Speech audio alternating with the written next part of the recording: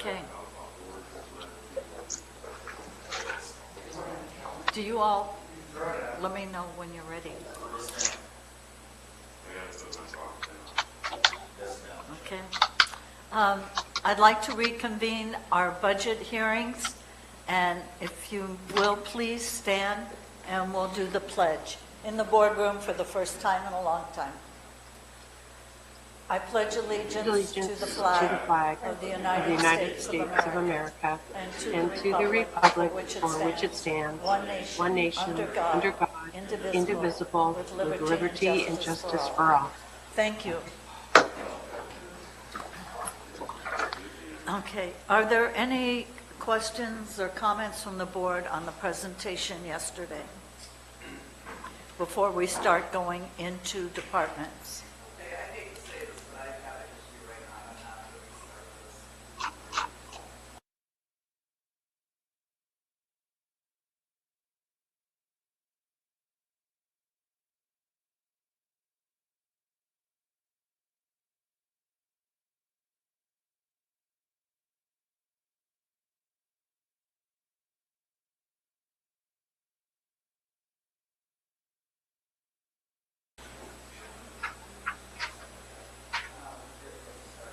What is that?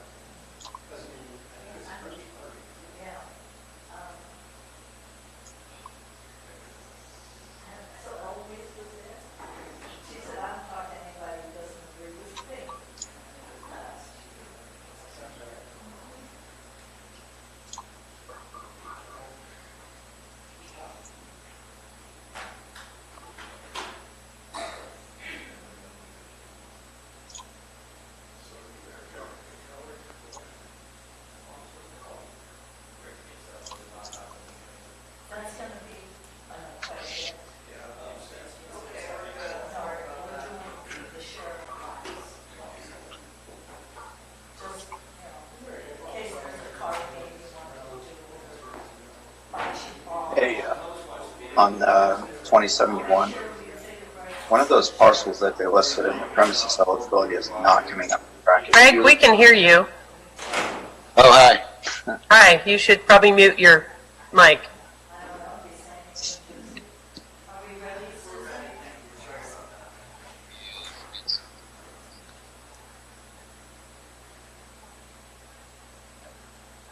Okay.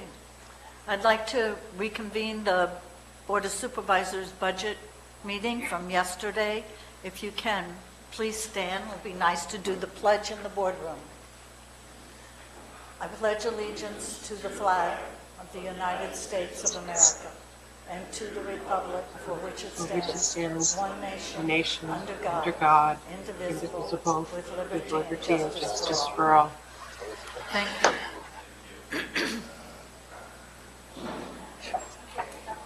Does the board have any questions or comments on issues that were covered yesterday before we go into the budget for each of the respective departments? Okay, the first department we're going to do, as I mentioned yesterday, is the planning department. CAA Alt or Mr. Maurer? Are you going to take this, please?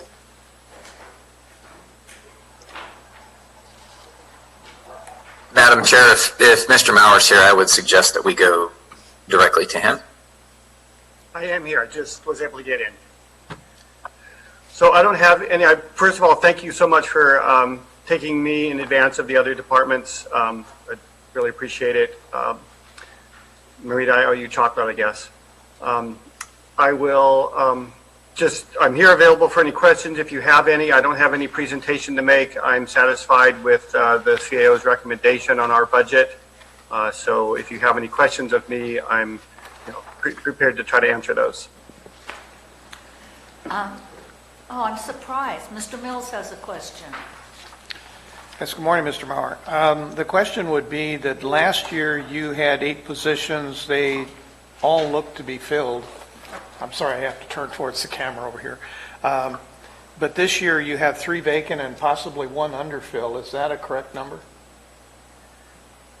No, I don't believe that's correct.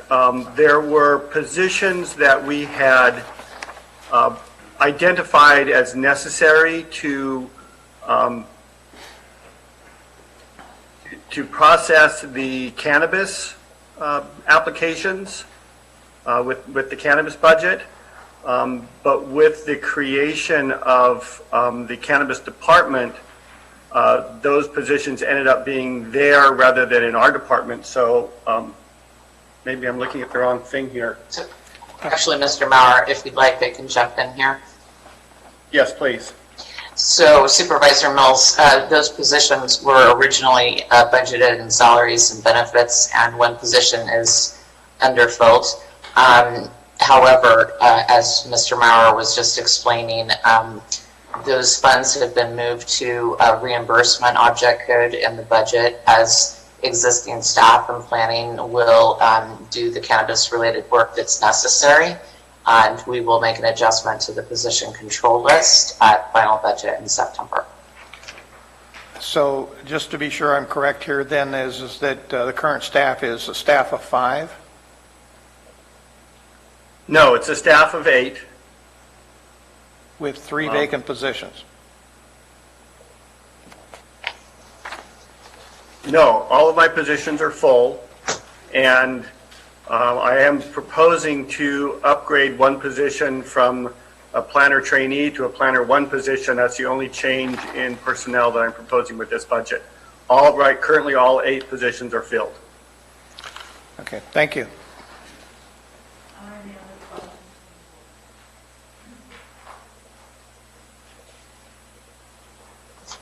Are there any Mr. other Mauer, questions? I have one. Yes. One of the goals of the board had been the updating of the zoning code. How it's not under, or at least I didn't read it, as goals and objectives for 2021. Is that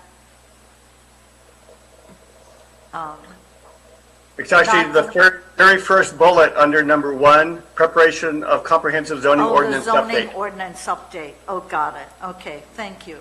And right now, we are out for RFP to get a consultant to assist us with that. And that will be paid with general fund dollars? Yes. Under the consultant contract line item. Okay.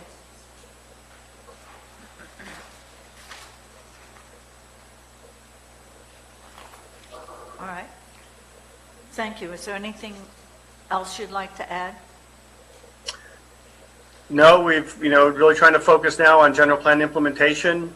So there's a number of programs. We've got some housing element programs we'll be working on over the next year, zoning map and zoning ordinance update. So that's will be our focus along with our other normal day-to-day responsibilities. Okay, thank you. Ms. Von Laden, you recommend that we accept the planning department budget as presented? Indeed, yes. Thank you. Thank you, Mr. Mauer. You're welcome. Thank you. Goodbye. Thank you, Mr. Mauer.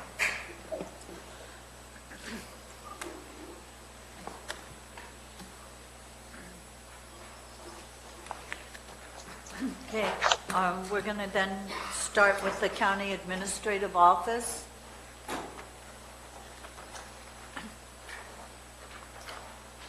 CAO Alt.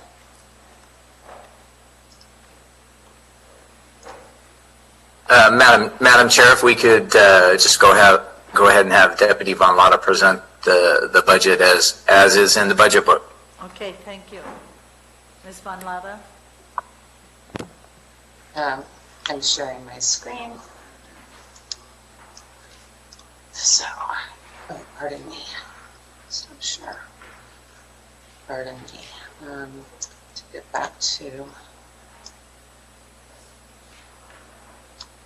So essentially, our budget, as I get to the administration budget page, is status quo. Although we had taken some pretty heavy reductions before making the 5.3% cut. Altogether, when taking into consideration where our budget would have been, were it truly status quo without the 5.3% cut, we're at approximately $92,000 less than last fiscal year. Does the board have any questions? Mr. Mills? I don't know. Mr. Garamendi? I just got one quick one, Dennis. Okay. Krista, this is a question. I don't have a question on your overall budget, but I have a question on restriction of funds. What are the restrictions on the funds for PATV and the franchise fee that we get? So there are two separate franchise fees that we receive. I believe it's our main PG&E franchise fee hits the general revenues budget unit, and that is general fund monies. To the extent that public access TV directly receives a fraction or a PG&E franchise fee, it's a Comcast franchise fee. It is separate and apart from the general fund franchise fee that we receive from Comcast. So that number fluctuates. I believe it's somewhere around $85,000 to $90,000 per year. And the reason why the ATV is eligible for that franchise fee is because they exist. Mr. Lark would be the better person to dive deep into that. But essentially, we would not receive those funds if PATV were not part of the county. So what is the total expense of PATV?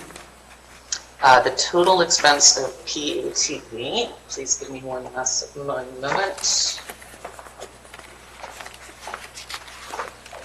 This year, I believe it's on the order of about, let's see, I should be able to tell you exactly.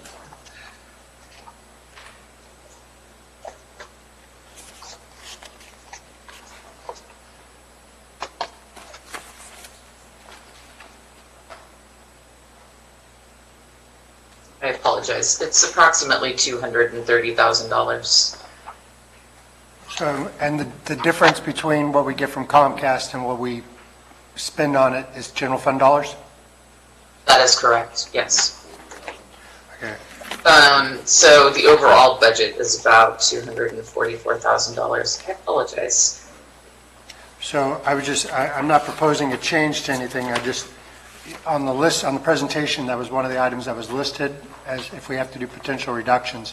So I wanted to unpack what it actually was. It's not a huge number. All told, the general fund contribution is usually somewhere on the order of $140,000+. The entire budget unit is rather small altogether. Thank you.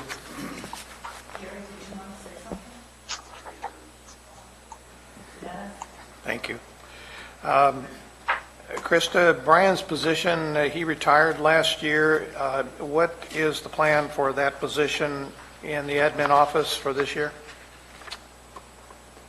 The position is budgeted as a 0.1, part of all our overall reductions. It's technically budgeted as a 0.1. The other 0.9 is an integrated waste. CAO Alt, did you wish to comment further on that? Well, I know that some of his duties were transferred over to a different department, so I kind of understand that. I just wanted to know what the plan was, whether we were going to refill that position or is it going to remain as an unfilled position? As Deputy Von Lotta mentioned, it was only 0.1 out of the general fund. So we've hired the IWM piece of that, and I don't intend to backfill the .10 that served the CAO's office at this time. Okay, thank you. On page 71, on East Side San Joaquin groundwater, the 4974 that's listed there, knowing what the number is that we're looking at right now, that's extremely low. Are you going to wait till the need for a budget adjustment on that, or can we modify that to what we know it is going to be in the budget for this year right now? I'm not certain that we know what it is that it will be this year. We're still waiting to see if there may be a stay on that particular item. So if, right now, the best information we have is what we've reflected. And just as by way of follow-up, Supervisor Garamendi, so the general fund contribution for this year to PATV is requested at $168,000. Last year, it was $182,000. Altogether, the budget unit has overall appropriations of $270,000 approximately. Thank you. On page 73, on the grand jury, there was an increase, it says an increase per diem of approximately $1,700. We go back to previous year, we had increased at $6,000 last year. What was the reason for the need to increase it by now a total of $7,700 over 2 years? So we have seen increases in the grand juries. From year to year, they fluctuate in terms of how active and how many investigations they have.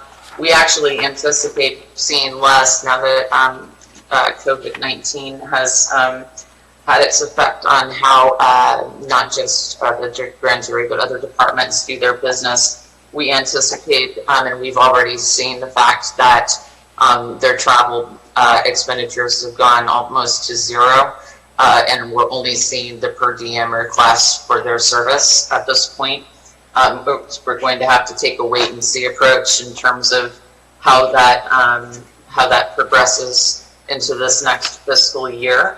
But they were cognizant to come in at a status quo budget, with the exception they basically absorbed their only request, which was to be able to improve their email system by working with our IT department, and they had basically absorbed all of it. So we took their budget and recommended it as presented. So your expectation is their actuals will probably be lower than what their budget is by a substantial amount due to COVID? I anticipate that if things continue on the same trajectory that they have as it relates to COVID concerns, that may be the case, yes. But I don't know. Okay. Page 77 on Parks and Recreation, I know we reformed or kept that commission going. There is Prop 68 funds, but I don't notice that there's been anything listed here as to whether or not we're going to go after any of the Prop 68 funds for this budget year. There's certainly nothing in this budget related to Prop 68 coming in as new revenue. I am not aware that we are actively seeking any Prop 68 funds at this time. I defer to my colleagues if they have better or additional information. We did, in fact, submit for non-competitive funds in Prop 68, but I don't believe that we've received the allocation at this point in time, and that's why the revenue and expenditures haven't been established in the budget at this point in time. Okay, and I'm sure that we'll probably hear more about that before September. I think Kathy Galino likely is added, and she can speak to that. She's the liaison for the Parks and Rec, but she's confirming to me that we have not yet received the Prop 68 funds that the non-competitive funds that we've applied for at this point.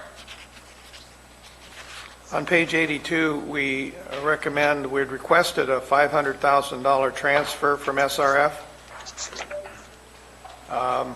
This is object code 4721. And that's where the $7,199,000 comes in? Is there any way that we could reduce that amount?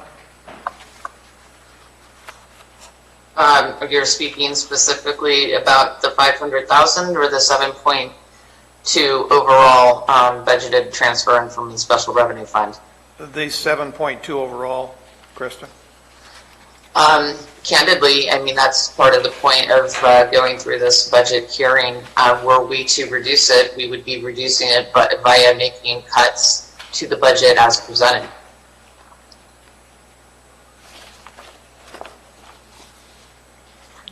Facilities is part of administrative. They've held a lot of open positions over the last few years. Is there any plans to either find a way to get those positions filled, or right now they almost become parking lot positions? How are we going to go about getting those filled?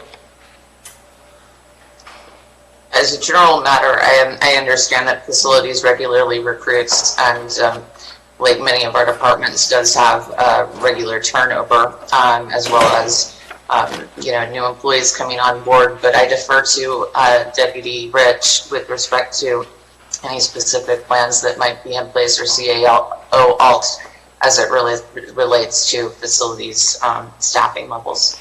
Well, if we're in kind of a hiring hold position right now with this budget, those positions most likely won't be looked at, and there are, I think, 4 of them in that list.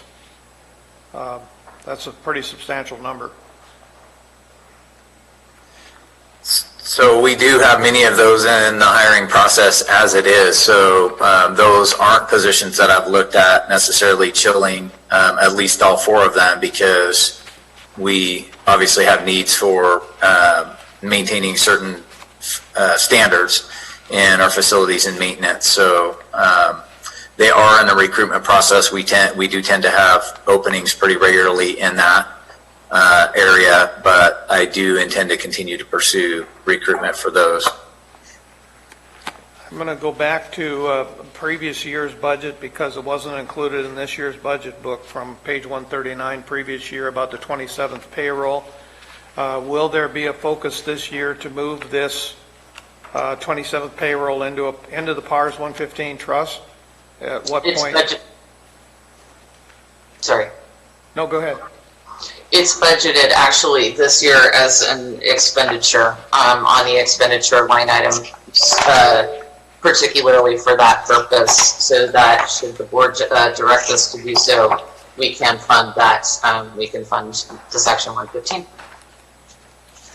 Is there any indication from the state as to what our allocations are going to be for, like, Prop 172 and AB 109, 443, and all of the other sub-accounts that they usually send to us? Have they given us any indication of what that's going to be, or are we going to be subject to some type of realignment? Various departments who are going to be affected by those types of adjustments have been looking at it carefully. Public Works, Health and Human Services, Probation, the Sheriff's Department, and they will be making adjustments as more information becomes known. We have, as it relates to Prop 172, for example, in our general revenues, and as we discussed yesterday, made adjustments there, and that adjustment, for example, that we made flows through to the tune of about $425,000 as a revenue decrease, ultimately to the Sheriff's Department. So we're looking at it from both directions. I invite you, as we get to particular departments' budgets, perhaps we can drill down a bit further with respect to speaking with individual department heads, but none of those changes, for the most part, have been reflected in the budget that we're bringing to you now. Thank you. I know that 2 supervisors here today were involved in the 09, 10, and 11 situation. Is there any way for us to use any of the historical of what the state did back then, or are we playing in a new field here? My personal perspective on this, CAO, by all means jump in whenever you wish, but is that it's of limited use. It can be in some ways, but what we have been experiencing is somewhat unprecedented. As it relates to the Great Recession, we saw year-over-year decreases for approximately 5 years. That was an incredibly long recovery. Then again, a significant portion of the causation for that, I think we know, had to do with real estate and decline in housing prices. So whether and to what extent we can actually look to the past as a guide in this case, I don't know. We hope, clearly, that we have a much quicker recovery than we did back in the Great Recession, but I certainly concur that it's always good to look to past history when we're making these kinds of recommendations and decisions. Okay, thank you, Krista. Gary, do you have something you want to? I just have one question, Kristen, that's on page 95 Okay. with county fire. Yes. And I don't mean to pick on Jack's district, but Central Fire is 65,856. What is, and it's continuing. What is that?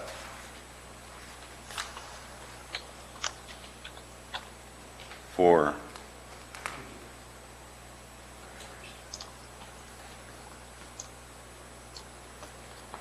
Do you know, Jack? Let me see. Okay. Deputy Rich, are you on the line?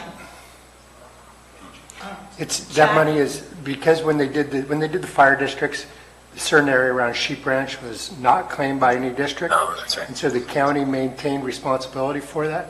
And so the county takes those taxes that would be used for fire protection and contracts Backfills with Central. Fire. So The that's the problem is- contract numbers. Right. The problem is that Central Fire has fees on other lots within their district, and so those float. So actually, it's an ongoing problem that it costs Central Fire more to do that Than what's in the. than what's in here. So, with all the PG&E stuff going on, we decided it wasn't a good time to take that on.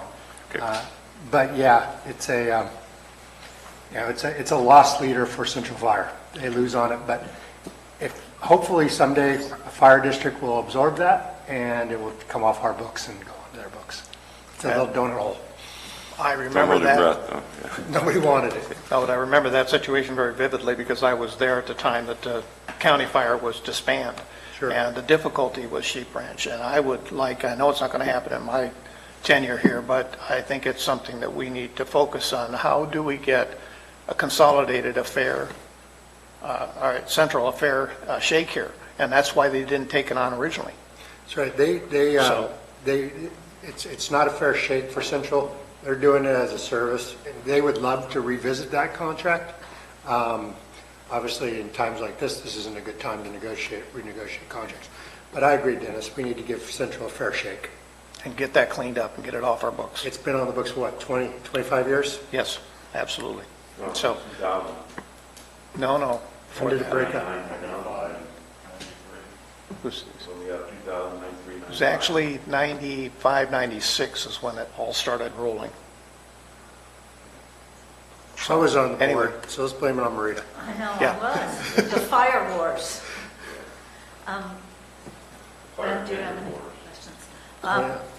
Krista, I just want to confirm, the 27th payroll, we are funding that for the 1.5? Consistent with prior board direction, it is budgeted that way. Okay, got it.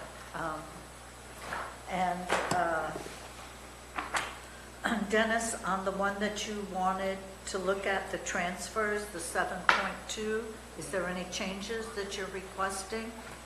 Or just questioning? I'm just questioning it, is that really going to be a solid move, considering that you're not going to be able to do that next year? And it's... We completely concur. I completely concur. We are definitely not expecting to make the teeter transfer that we used to balance of approximately 5.7 in order to close the books in this fiscal year. And what we hope is that that this transfer to balance will fall into the same category next fiscal year. That said, your point is very well taken. It would not be ideal should we be in a position to have to make that transfer. Okay, thank you. There's no other questions? The final question is, you're asking us to accept the budget as presented. We are. We do have one budget adjustment to present to the board, Did you but wanna do we that are now, otherwise or- asking that the board approve the budget as presented. Okay, and we're going to take whatever those adjustments are at the end of the day when we finish all, or did you want to discuss it now? CAOL, do you have a preference? Well, since you've introduced it, it's worth discussing now, so that the board's aware before they move forward. Okay. So one of the things that happened between the time that we finalized the budget book and now, as the board is well advised, is the HVAC financing closed. As such, we have budgeted for those funds to be paid in this coming fiscal year. The budget adjustment relates directly to that, and each of you has a hard copy of the budget adjustment in front of you, I do believe. They were handed out this morning. Yes. So in any event, as you can see, part of the funding would come from our deferred building maintenance fund, and another 175,000 or so from contingency. I'm not sure. Let me double check that number. And so the board and the public, 182,000 from contingency. Sorry. and so the board and the public is aware, we didn't build that into the budget because obviously it hadn't been approved at the point in time that we completed this. In fact, only this morning has the financing closed. So now, obviously, we need to make the transactions to fulfill the financing. Okay, thank you. My recommendation is that we wait to the end to see what other adjustments need to be made. Is that all right with the board? Madam Chair, I know, I think in the past, they've kind of kept a running tally. Right. Right. Yeah. And then we could sort of see at the end what we've committed to and what we haven't. That's what I meant to say. Thank you. Dennis? Yeah, that worked. Yes, ma'am. Thank you, Chair. I'm very concerned anytime that we drop below that 2% policy level. If there was a way that we could make an adjustment there, just make a note of it now so that when we get to that point that it's highlighted. Right. I think that's what Jack said. We're going to collect these. Hopefully, there'll not be many of them, and make whatever adjustments at the end. Yeah. Thank you. Krista, you got that? Yep. Okay, thank you. Airport. Are you or Kathy Z going to do the airport? Actually, Deputy CAO Rich would be in charge of the got it. airport. Okay.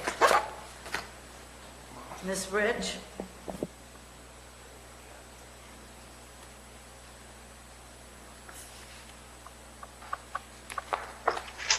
It's really a wash. What comes in goes out on that budget.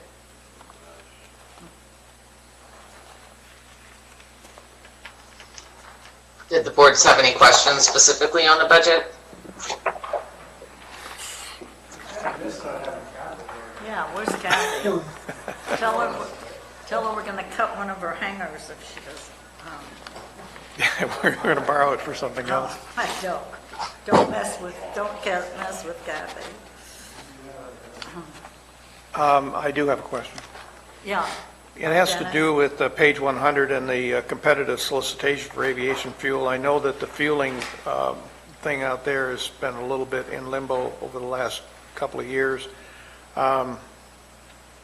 When will we have a better idea on the, because they were upgrading that fueling station as well? Well, Bonnie is, I thought they did I apologize, Supervisor Mills. I did not hear the entire question. I think you're inquiring as to the aviation planning and architect and engineer consulting services contract. Yes, but it's primarily about the fueling. I know that last year we had talked about an upgrade to the fueling station, et cetera, out at the airport. And I know that we've gone through some changes with the planning phase of the airport. They don't expect to have any substantial financial changes this year? We won't know until we apply for the grants later this calendar year. I'm going through the competitive solicitation right now to secure those consultants to prepare those grant application documents for the Federal Aviation Administration. So it will be January and February of next year, and we won't know until such time we know what the allocations under the grant funding are that will be available to us at that time. So I was not prepared to insert any or include any revenues for those grant agreements at this time. I'm just bringing the question up at this point. On page 101, talking about other sales and aviation fuel, in 1819 we were at 204,000. In 1920 it dropped to 12,000. We're budgeting 30,000 this year, where we had a budget last year of 200,000. Those are numbers that are kind of all over the board. Is there any realistic reason why we would fluctuate that much on that particular line item? Yes, sir. The fuel purchases, while the expenditures show on the Schedule 9 as being significantly reduced, the way that it works is that when the airport manager purchases fuel, the cost for that fuel is automatically reduced as pilots come in and fuel up at the fueling terminal. So much of those transactions do not hit our financial management system, but we do spend upwards of 200,000 on fuel.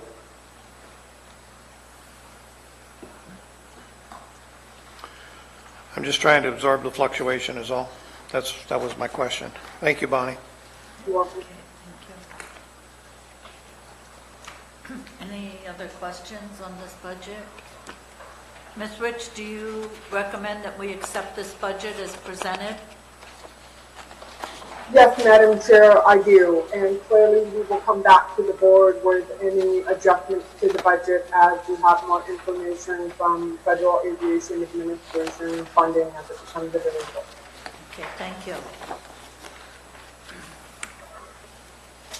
I'd like to move to assessor. Ms. Davis, are you with us? I am. In the room? Where? No. Oh, I'm. it sounds like you're right behind me. So for my first answer, it's no. That's a tradition between you and I. So would you like to present the budget or any key things you want us to notice, please? Well, Madam Chair and honorable members of the board, it had not been my plan to make a presentation. I do want to make a couple of comments based on what I've heard for the last couple of days and know that the CAO is presenting. The CAO has chosen to reduce my budget by about $100,000 from my proposal, 70,000 of that being on that line that Krista called salary savings, but could come from service and supplies. The comment I would really like to make, and at least two of you have heard me make this comment before, we are not awash in Post-it notes and paper clips. There is not enough room in services and supplies to take $70,000 out of it. It will cost me a person. I do want to comment that I have told administration over the last couple of years, I'm not going to sit across the desk and lay off another person. That's what the board wants to do. They can have someone else start talking to people who are going to lose jobs. And you really need to be aware of that. You also need to be aware of the downstream impact of my office losing a person. Yesterday, you heard from a school district individual who was talking about the costs of the schools, and the reality is 2/3 of every property tax dollar that we generate goes to schools. I know that your interest in property tax dollars is less than 20% on the 20 cents on the dollar, but it doesn't mean that the decisions you make are only having that impact. They're also impacting other special districts and the schools, all of whom are hurting every bit as much as the county is and every bit as much as all of our residents are. This will also impact our state grant. In our state grant, in our budget, we have $162,000 coming in revenue in the state grant. It requires a maintenance of effort. If we start losing people, we are not going to be able to justify the grant. And for me, it is such an unknown at this point that I have not reached out to the Department of Finance to talk to them about what admin is suggesting, about what you might approve, and how that might have even more of a domino effect downstream. We currently have 3 vacancies in the office. If we're going to be eliminating one of those positions, I really want to point to the fact that I have asked you repeatedly to talk about reorganizing my office. I asked for a reclassification this year. I have asked you to look at our salary schedules and to correct the compaction in the salary schedules, and still that is being ignored. And every year for the last 3 or 4 years, I've been told we'll look at it next year. The excuse this year is going to be, oh, wringing of hands, we're having such a rough time. There's got to be a point where you stop and draw the line and say, this is an issue in this county, let's get it fixed. And then finally, I want to express some concern that I'm hearing. The CAO intends to draw down the teeter fund. Part of our budget contemplates teeter dollars to help pay for our scanning project, which was again part of the state grant application. So it concerns me to hear that that entire fund is being used to balance the budget. I'm happy to answer any questions your board might have. And if I'm not able to answer those questions, I'll be happy to get answers and respond in writing. Okay, Mr. Mills, Dennis.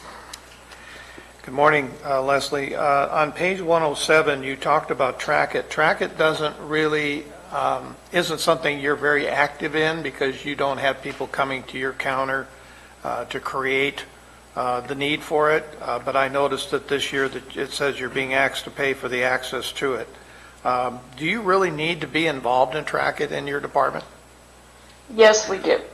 State law, which was expanded this year at my request, does require all permitting agencies to provide us with copies of permits and plans.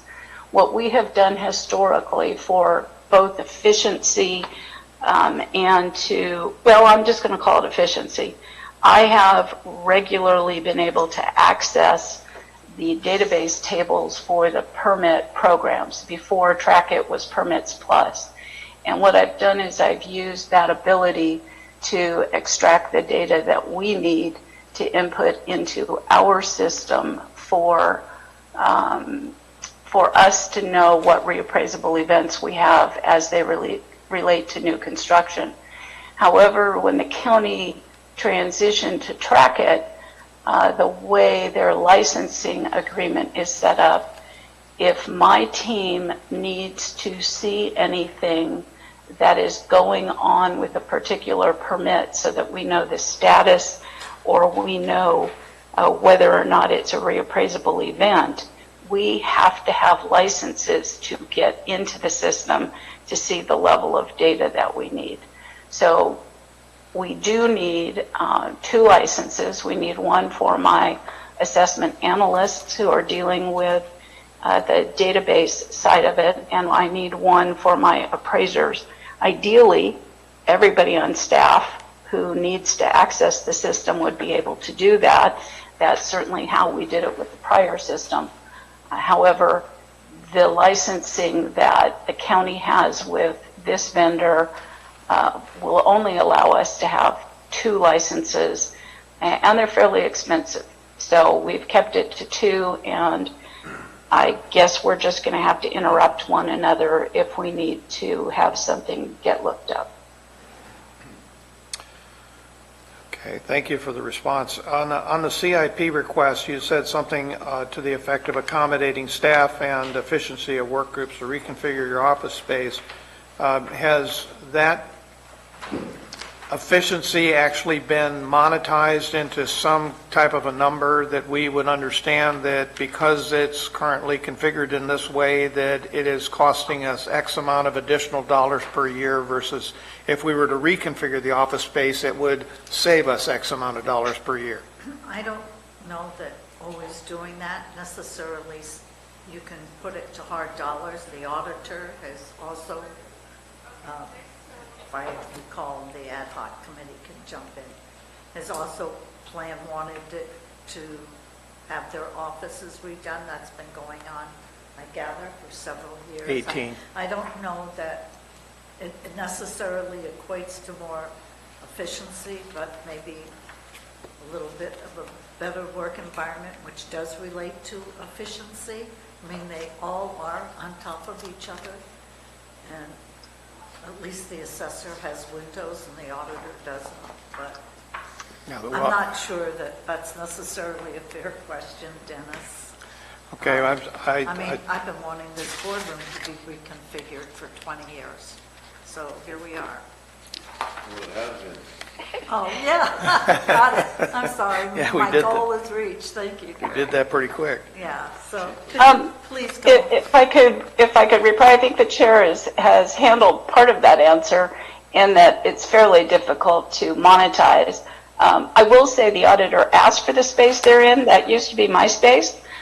We did put portholes in about 14 or 15 years ago, so they can at least see if it's raining or sunny outside. And before that, we just had a bunker. But the reality is, it's an attempt to get work groups together without separating people. I have 3 vacancies, and fortunately, or unfortunately, depending on how you want to look at it, I also have folks out on leave of absence. If and when they come back, if and when we fill those vacancies, we do not have workspace in terms of desk configurations and partitions for those folks to work. So in the midst of this COVID-19, I've had to split people out, move some down the hall. It has interfered with the collaborative nature of how we work, and I think it's had an adverse effect on staff. But in terms of monetizing that, Supervisor Mills, no, I haven't done that, and I'm not sure that I can. I do agree with the chair's point that it does make the work environment a little bit better when you fix it. Thank you. You said 3 vacancies, but the position control list as of June 3rd says 2. What additional vacancy are we missing here? I have a vacant senior appraiser, a vacant appraiser analyst that I am asking to reclassify, and I'm sorry, I guess I'm thinking of one of my staff who's on leave of absence is vacant because she's just been out long enough. Okay. So 2 vacancies, 2 leaves of absence. Okay. And you have 2 on leave of absence now? Yes. Okay. Thank you. That's all I have.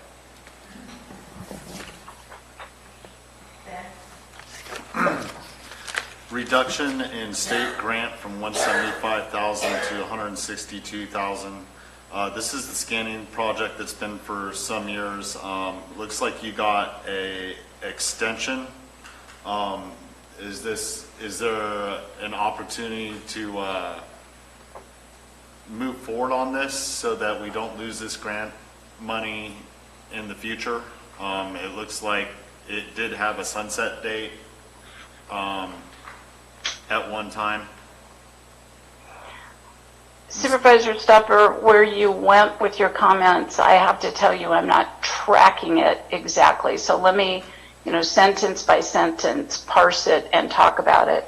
The reason the state grant went down from 175 to 162 this year is that I front-loaded the costs in the first year. So I front-loaded the cost to fund that office reconfiguration, that $33,000 in the first year. I also front-loaded the scanning project, most of which would be funded by TEETR as the county's match. So the reason it's going down every year is in the last 2 years, I wasn't going to have to provide workspace, desks, computers, et cetera, that we have not purchased.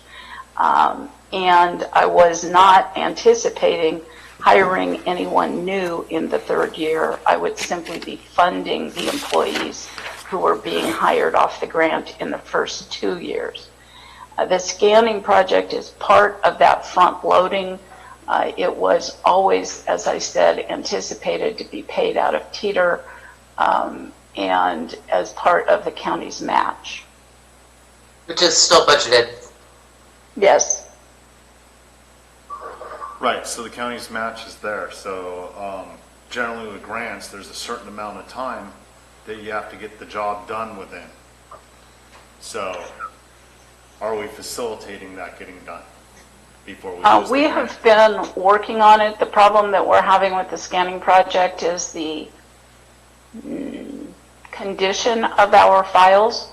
When you start scanning files that have individual Kodak photos, they have to be handled a certain way. And so what we've been trying to do, certainly during the PSPS events, is all hands were on deck trying to clean out those files.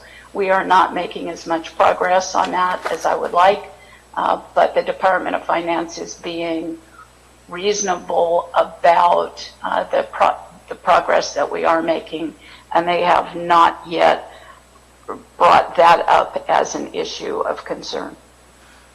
Thank you on that. You opened up with referring to the school board member that spoke up yesterday. This affects many different services within our county, the backlog. Where is our backlog right now with the assessor's office? Have we made any progress this year? Last year, I've heard a few different numbers, somewhere in between $8,000 and $9,000, but I can't tell you whether that's true or not. Leslie, can you give us an update on where we're at on the backlog for the assessor's office?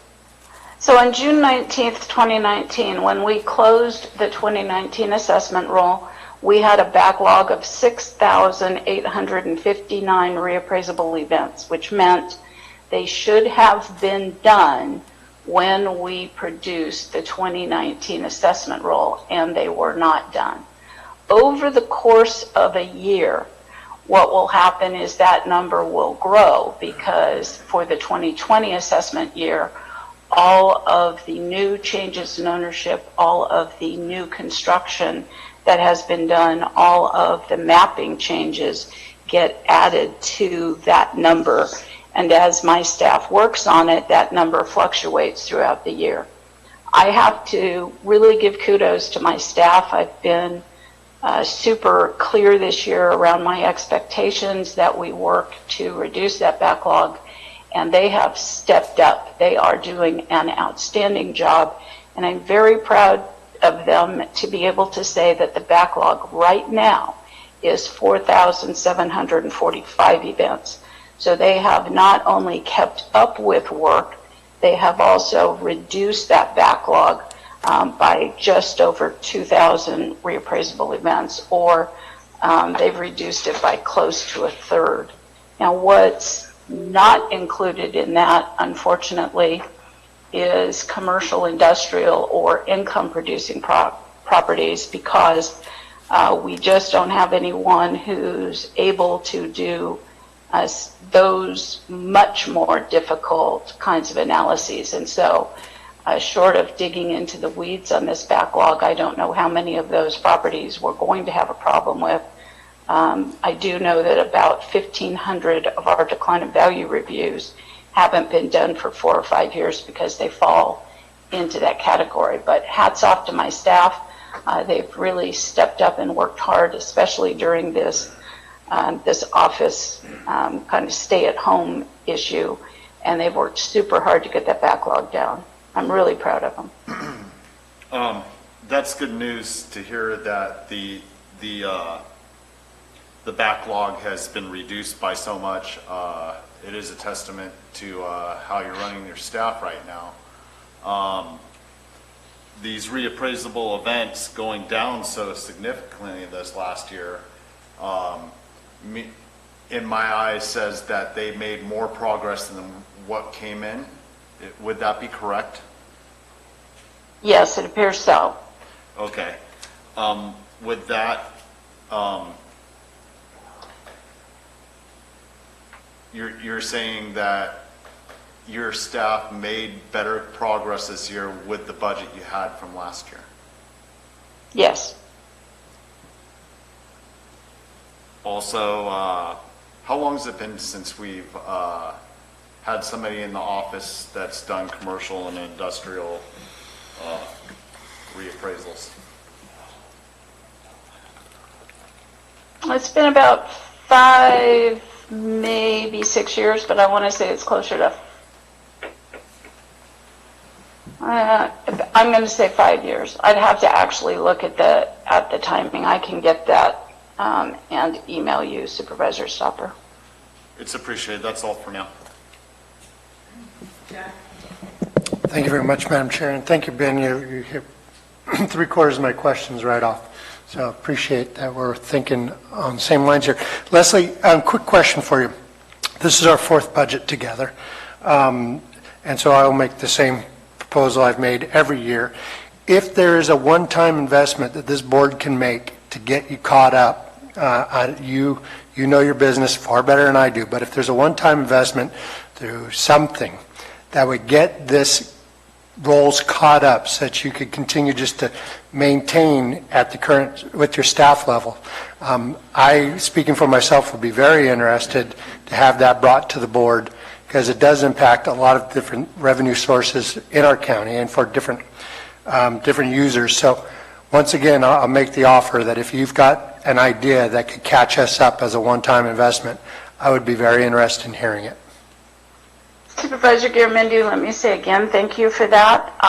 This last year, which was our 3rd budget year together, your board approved a reclassification to a senior appraiser, which was intended to be a person who could come in with the type of background and experience that would help us do exactly that. Since July 1st, we have been recruiting for that position. We have had 2 applicants. One took another job before we were able to interview them, and the other one turned down the job offer because, and I quote, it didn't make financial sense, which gets back to the concerns I've raised historically about the county's compensation levels. And I'm hearing you say if there's a one-time investment that you could make, you'd be interested in doing that. I'm asking for a long-term investment in the very people who are working so hard for you and for the residents and taxpayers of Calaveras County. It's not going to be a one-time investment. Having said that, I will tell you I also actively looked for retired annuitants with the qualifications to come in and be able to help us back up and catch up, and I was wholly unsuccessful. I probably connected with somewhere between 6 and 10 people who could have, or I don't want to say the word should have, because I think once you retire, you're really not looking forward to coming back into the mix. And they're simply not interested at what our pay is. So appreciate it. Want you to know that I did move forward and attempt to find a way to make that work as a one-time investment. Couldn't find a way to make that work, and also cannot find anyone interested in coming into the department with advanced qualifications because of the pay. Well, Leslie, I can clearly see that with the bodies that you've got, you are making progress against this wall of backlog. The numbers just show that. So I understand what you're saying about pay and equity, and that's a different thing. I'm not interested in headcount, but if there is a consulting firm or you're head of your state organization, you would know who can do this.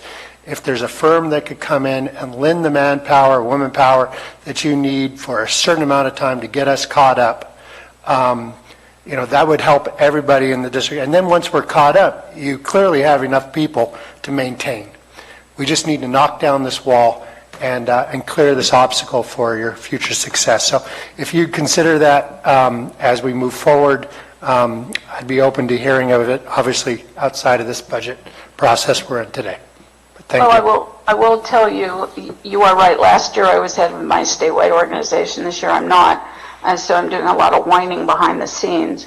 I do have a conversation going with a couple of assessors of larger counties to see if they would be willing to share staff, sort of like the mutual aid in an actual emergency.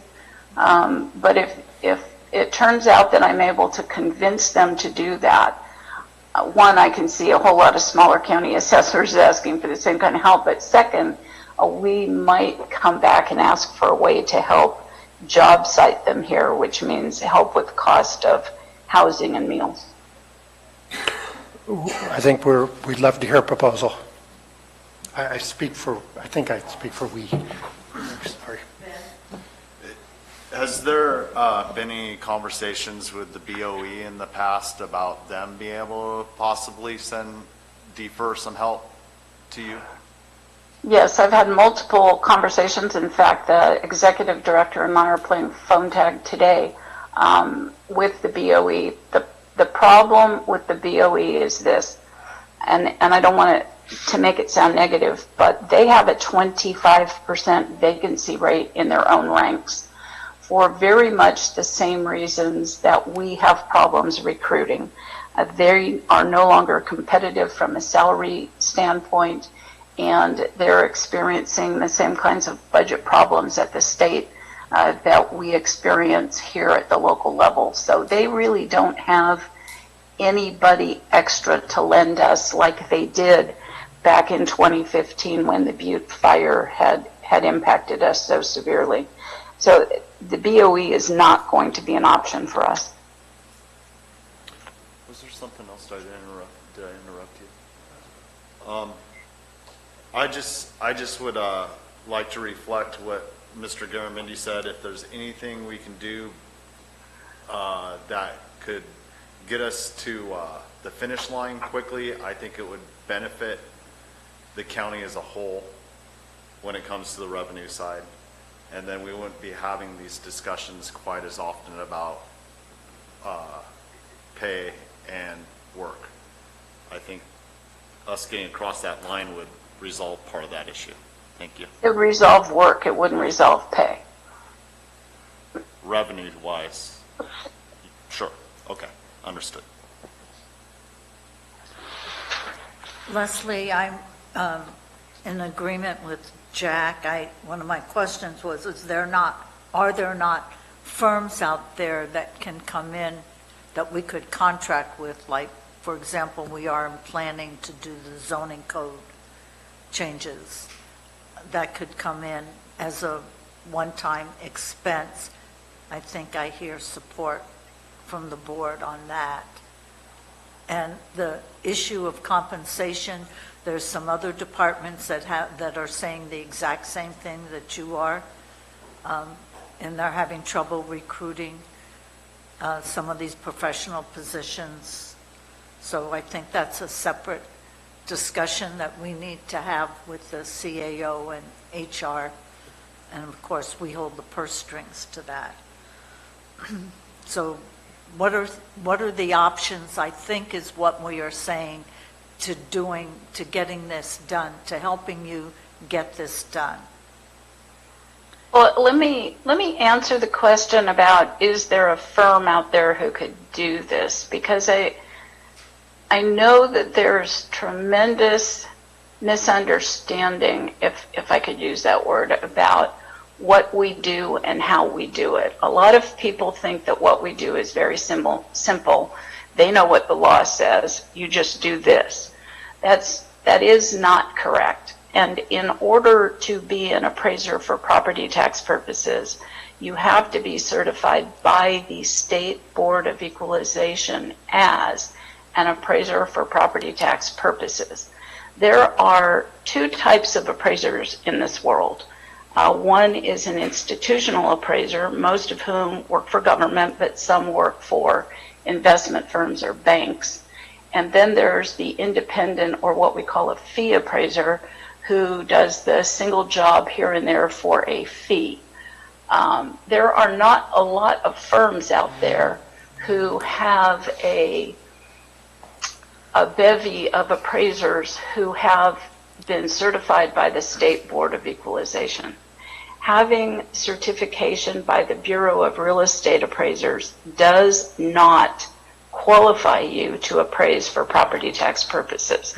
It qualifies you to appraise. So that's why I focused on retired annuitants. That's why I focused on looking for people who were already qualified in understanding the Revenue and Taxation Code. I can go out there and look, Madam Chair, but I will tell you that the firms I know who understand property tax law have a rocking good business model that deals with filing appeals against counties, and they're salivating at the thought that the split roll will pass because then they will have even more work coming in. I doubt they're inclined to be helping little counties, but I will reach out and see if I can do that. I think I've got a better shot of convincing some of my colleagues in the bigger counties that they ought to look at this as a mutual aid exercise. I think we'd appreciate it because excuse me, I think we've had this discussion many times over the years, and we understand what you're saying, and we see the need is critical. And I think we're saying, what can we do? What can you do to think differently than we have in the past? And we're willing to work as a partner with you on that, but we need you to probably do the grunt work to see what's out there and what the proposals are. So Marita, here I expected you to just say no. Well, I'm moving towards a maybe. We'll negotiate, but we'd appreciate it. Thank you. Gary, did you have a question or comment? Yes, good morning, Leslie. How are you? Good, Gary, and you? I'm doing well.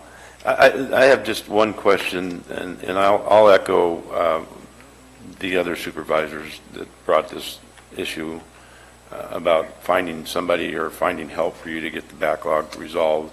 But my question is, of the 4,000 plus that you have left, do you have any idea how many are commercial and industrial properties? I do not. I did not look at the data that way, but based on I have about 25% of the properties in decline in value are commercial industrial, and now it's about 1,500 to 2,000. So I would bet we're probably looking at the same percentages. So I would probably say we're looking upwards of maybe 1,000 are those complex property types. And again, you were saying that there's nobody in your office qualified to do that for those 1,000 plus properties that you just told us were commercial industrial. At least the very minimum, then, do you think while you're searching, you could maybe find a firm that specializes in that particular area? And utilize them to get rid of that backlog? The same issue comes about, and I don't want to get in the weeds with you too much, but I'll give you an example. When you're appraising commercial, industrial, or income-producing property for property tax purposes, there are two things that you have to do. You cannot consider any encumbrances on the property, so you cannot look at any long-term leases that happen to be on the property. You have to appraise the property at market rent, the entire property at market rent on the valuation date. What fee appraisers have to consider is what those encumbrances are. And it's very hard for them to turn off that thought process and turn on another new thought process. You also cannot consider the impact of property taxes on the expense side. And again, it's a very difficult thing to kind of shift in your thought process. But let me kind of back up. I do not want to say there is no one on staff who is not qualified or competent. I've been a commercial appraiser for 35 years. I have the greatest hope and expectation that I will be able to sit down and work with my staff and train them to be able to do this. But one of my main complaints, and I'd sure like to see a whole lot of my fellow department heads give me a thumbs up on this one because it's got to impact them as well, is I can't get to my staff to train them and to remove those obstacles when I'm constantly having to do other things that aren't running the office for the purpose that I have to meet. I have to produce an assessment role, but we're working on reopening protocols, we're working on COOPs, we're working on all kinds of other things that are impacting that sort of day-to-day operation.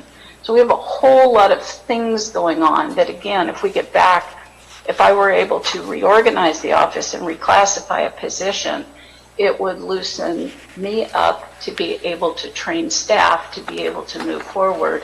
And then you could make an investment in the very people who are living here, working here, and putting in that kind of effort for you.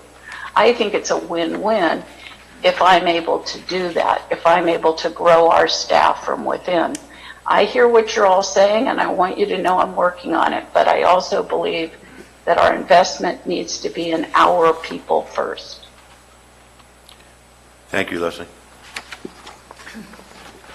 So your last comment, if I heard you correctly, if we agreed to reclassify a position, that person you could then train to do the commercial? It would not be that person, Madam Chair. What it would do is take work off of my desk. Then it would free me up so I would be able to train others to do that work. And what position is that? What I was hoping to do is reclass the appraiser analyst position to an assessment standards analyst. And what I would hope is the assessment standards analyst would then act as a resource for the staff on many of the kinds of questions that I get about what part of the law affects what we're doing. That person would also be able to run many of these database queries. So to Supervisor Mills' question about track it and running for permits, the person would be able to do that, would be able to produce state reports that we are required to push out to the Board of Equalization, Caltrans, and other departments on a regular basis. So there's a bunch of stuff behind the scenes we just don't talk about that's very time consuming, and it would be my expectation that that position would do that. An assessment what? Standards analyst. Okay. How do you see our property tax coming in? That's always a traditional question we ask you every year. And I always have a traditional answer, which is... I know you do, so surprise me. Okay, I'll surprise you. How's that? Admin asks this question every year as they're producing for all department heads what the baseline is for us to try and meet.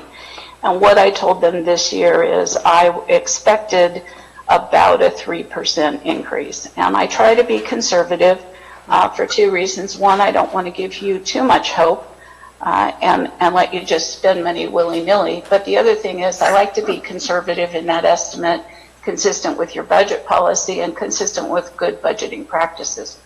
Right now, we're hitting that 3% mark. So I expect it to be another % or two, possibly 2, but I don't know if we'll get that much higher. But at least another % higher as a result of what I'm seeing my team do. And again, I'm going to give them kudos again. They're doing a great job producing for us this year. Okay, thank you. Any other questions, Ben? just would like a couple of questions about the reclassification.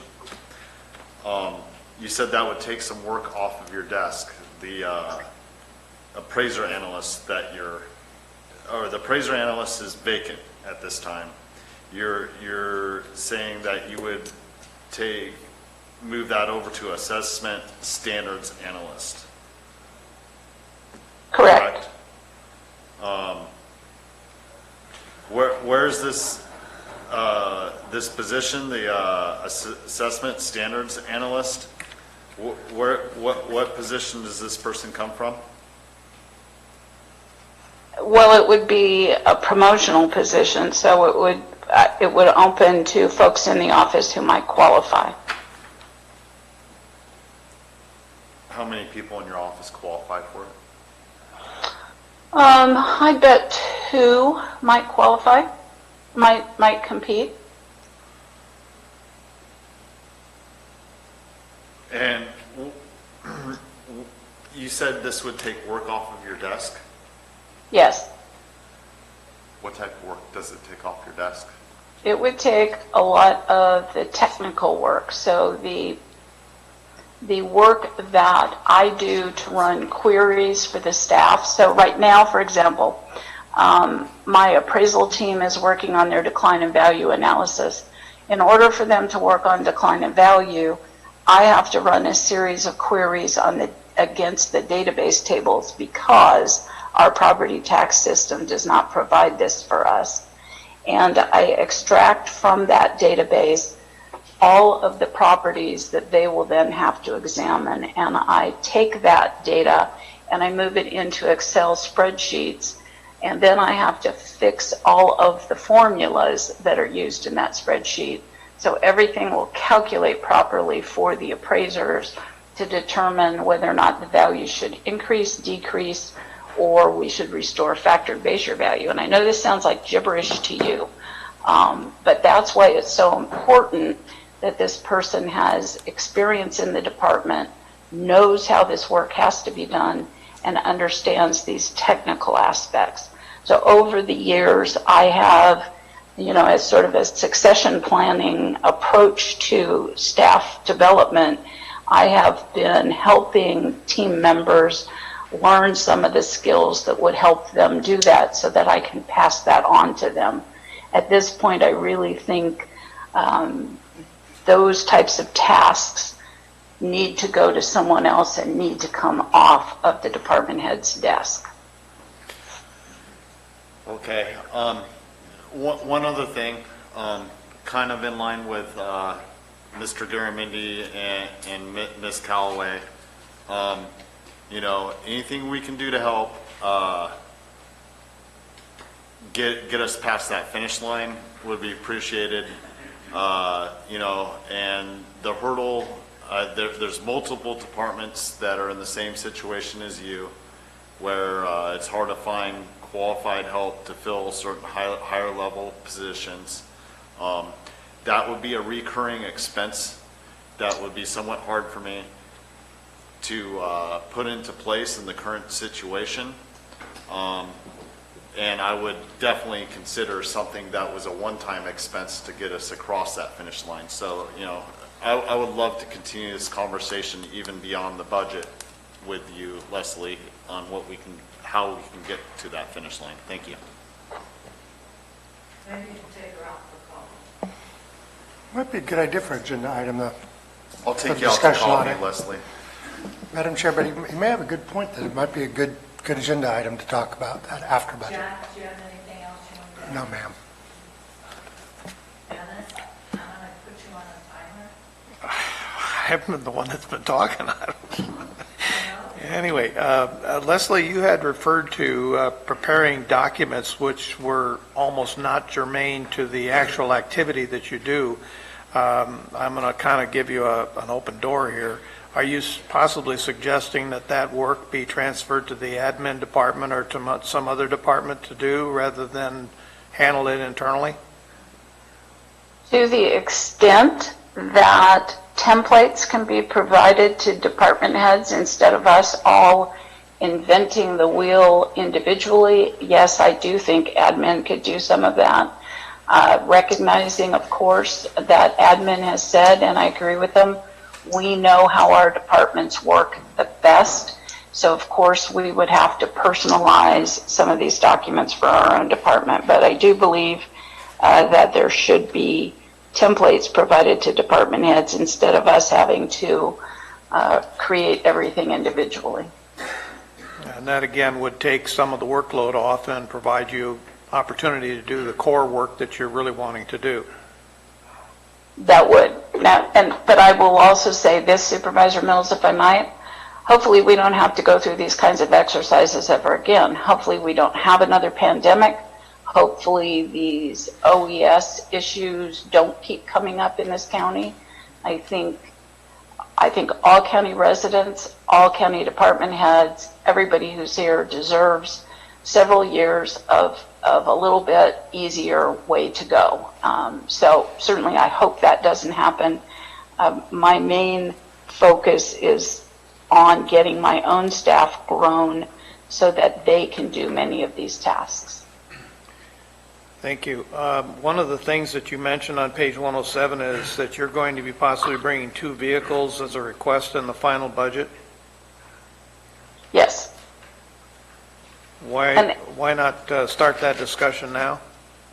Well, we were asked to maintain status quo, and I will tell you, I think it's more important to be asking you for salary cost and comp studies, looking at our staffing, looking at our reorganization and remodeling before I worry about cars. And the reason for that is cars are easy for me.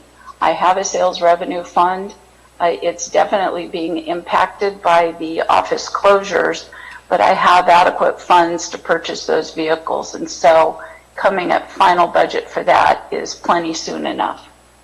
Okay, so it's not going to create a budgetary problem for you. No, it's not. Okay. Thank you for your time.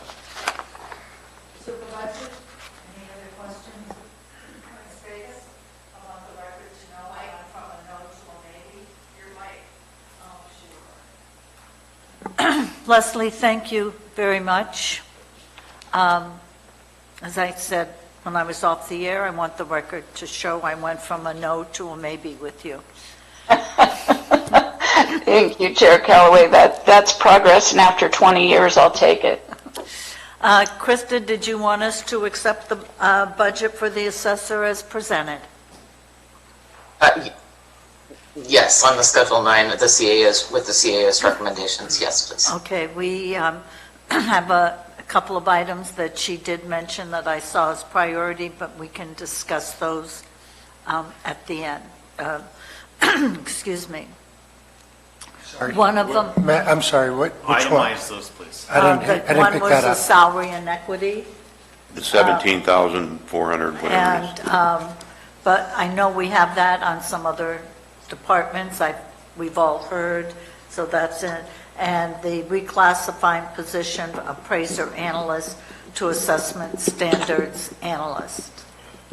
Well, do we want to discuss that No. before we pass it on to take it up on the end? No. Because there's no, Take it up at the end. And what I'm doing. but then we're just got everybody's budget request, and we're just going to do that at the end, or we're going to do it one by one? No. What I'm doing is, what I was doing is taking things that are beyond, that seem to be their high priority, like the requested draw for the HVAC.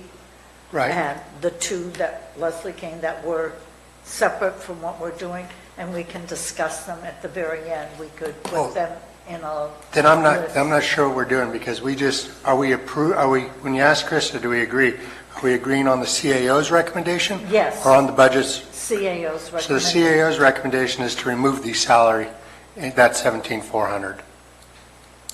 Yeah, accept this as is. Right, so we don't discuss that then, we're taking it as is, we're writing We're up the taking this as it is. So we don't but- talk about 17,400 at the end? I'm sorry. No. Okay. But I just listened and tried to discern what it was that I heard were Leslie's key things, and just put them on the list, and that we could possibly consider or make an adjustment at the end if we choose. Otherwise, we're accepting the budget, we're accepting the budget as presented. That's correct. Yes. So if we don't accept the budget as, then we would take that. If we want to consider additional expenses like this, we'd consider that at the end. But we haven't decided whether we want to consider that or not. Correct. So do you want to poll the board? No. So. What I'm doing is putting a shopping list of things together, because we could get things from other departments. Right, but, okay, I'm just confused. Are we going with the CAO's budget, or are we not? We are going with the CAO's recommended budget. Okay. Well, Period. wait. That would be a vote at the end.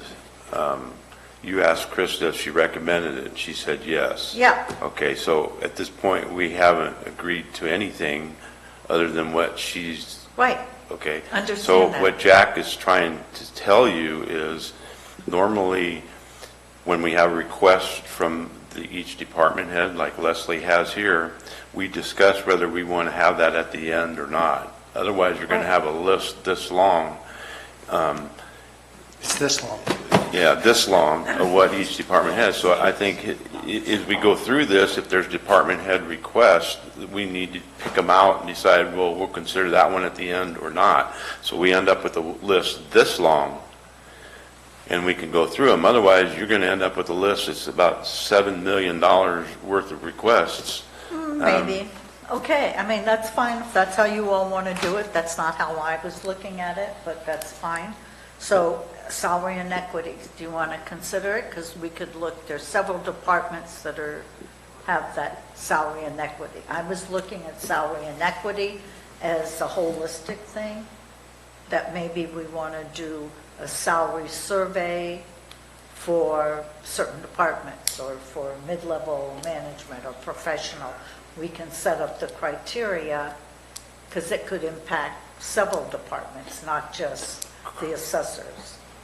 Madam Chair, I can only speak for myself, but this is a flat budget. Right. And so increasing salaries and equity thing is not contemplated in this.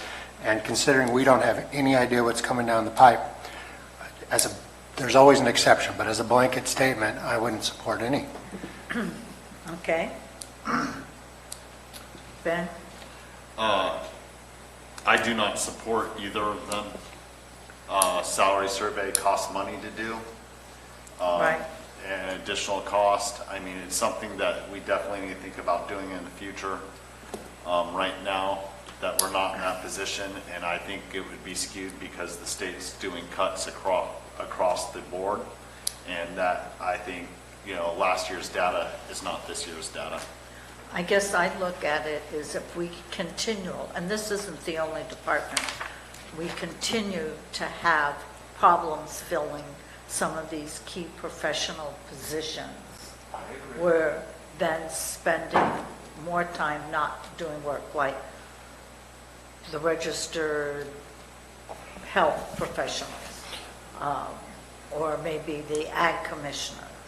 And at some point, we need to look at some of the professional positions. And so I just put that on the shopping list of things we might want to consider.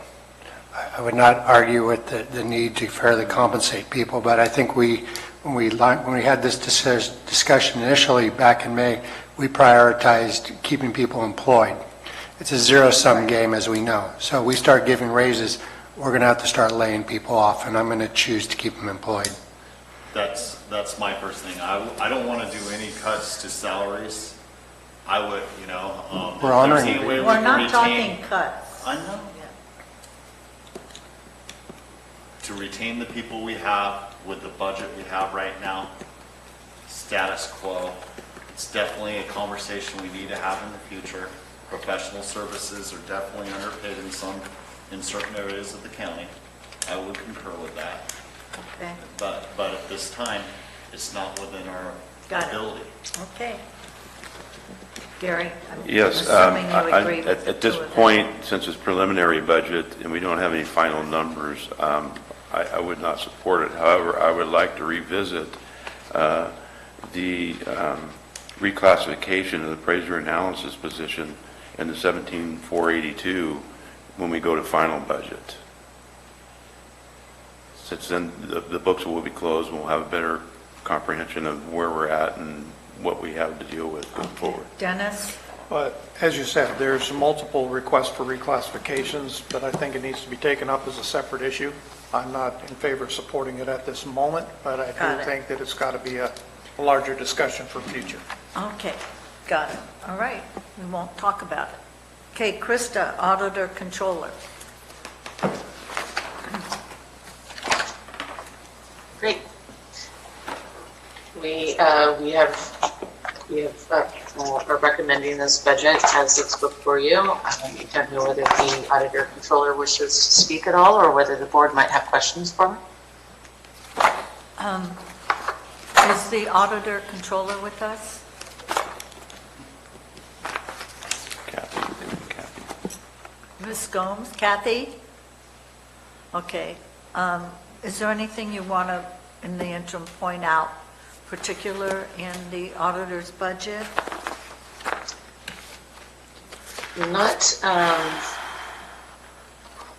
Not really.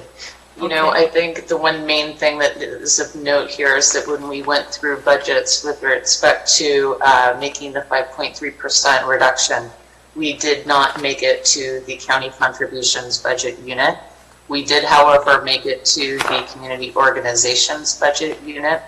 And so we will need to revisit that community organizations at final budget or at our study session in August. With respect to county contributions, the reason why we did not is because so many of those had already, expenses had already been adjusted. For example, with respect to Prop 172, TOT distributions, and the like. So it didn't make, and for our things like the maintenance of effort for public works and for health and human services, where we really don't have the flexibility to make a 5.3% reduction. With that, I see that Auditor Controller Gomes is on the line. Did I misspeak? I am here. Kathy? I really don't have any big asks. I do have a reclass request, and I do have the remodel in there again. However, recognizing the very uncertain budget that we are experiencing at this point, I'm not including either of those in this preliminary budget. Okay. Oh my gosh. I'm sorry, Kathy, I just happened to look at something that brought back a host of memories on the Central Sierra Planning Council. We are still working on that. In fact, this week I received an email. The communication is open again with CalPERS themselves to determine an actual payment schedule, and hopefully County Council will be able to help finalize that. So within county contribution, the amount that's included in there, part of line item 5411 is our full payoff, but it may be a 5-year payment plan. So what we actually spend in that line item may be reduced. But that would just be, it would just go forward for 3 or 4 or 5 years, correct? That's correct. This is the same that the other counties are paying? Yep, it is. Oh my gosh. Okay, are there any questions of Kathy? Dennis? Yes, Kathy, I understood that the VLF is going to have an offset where they're taking money from schools to backfill some of that. Are you aware of what that might be? I am not familiar with that. I haven't actually heard any of that yet. Our BLF is based on property tax estimates, and that's how it's reflected in the general revenue fund, the 1010-0040. I would say just to monitor it, because I had heard that there was going to be a substantial movement of funds so that the counties weren't left short. So just a point. Other than that, I have no questions for you on your budget.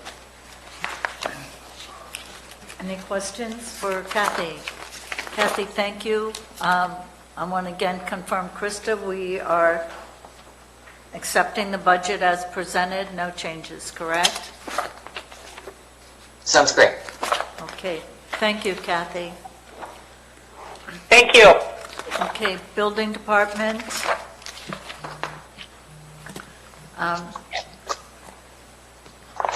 Krista, is there anything you want to highlight on this for us? And if Doug's on the line, he can chime in.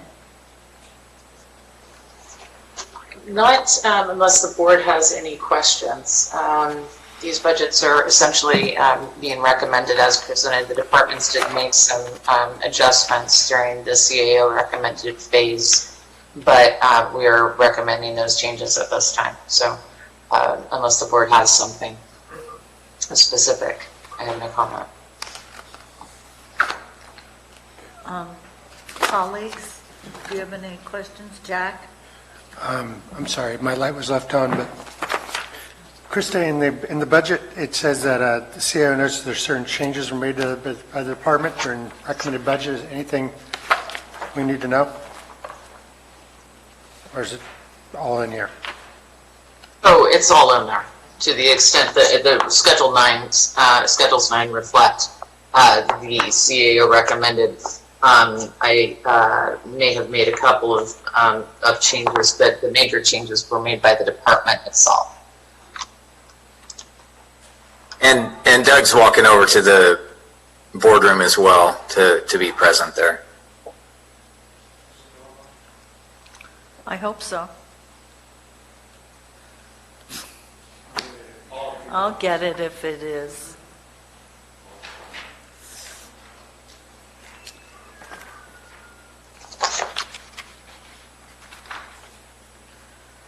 Krista, just a sidebar. I'm noticing the A87s have gone up a lot.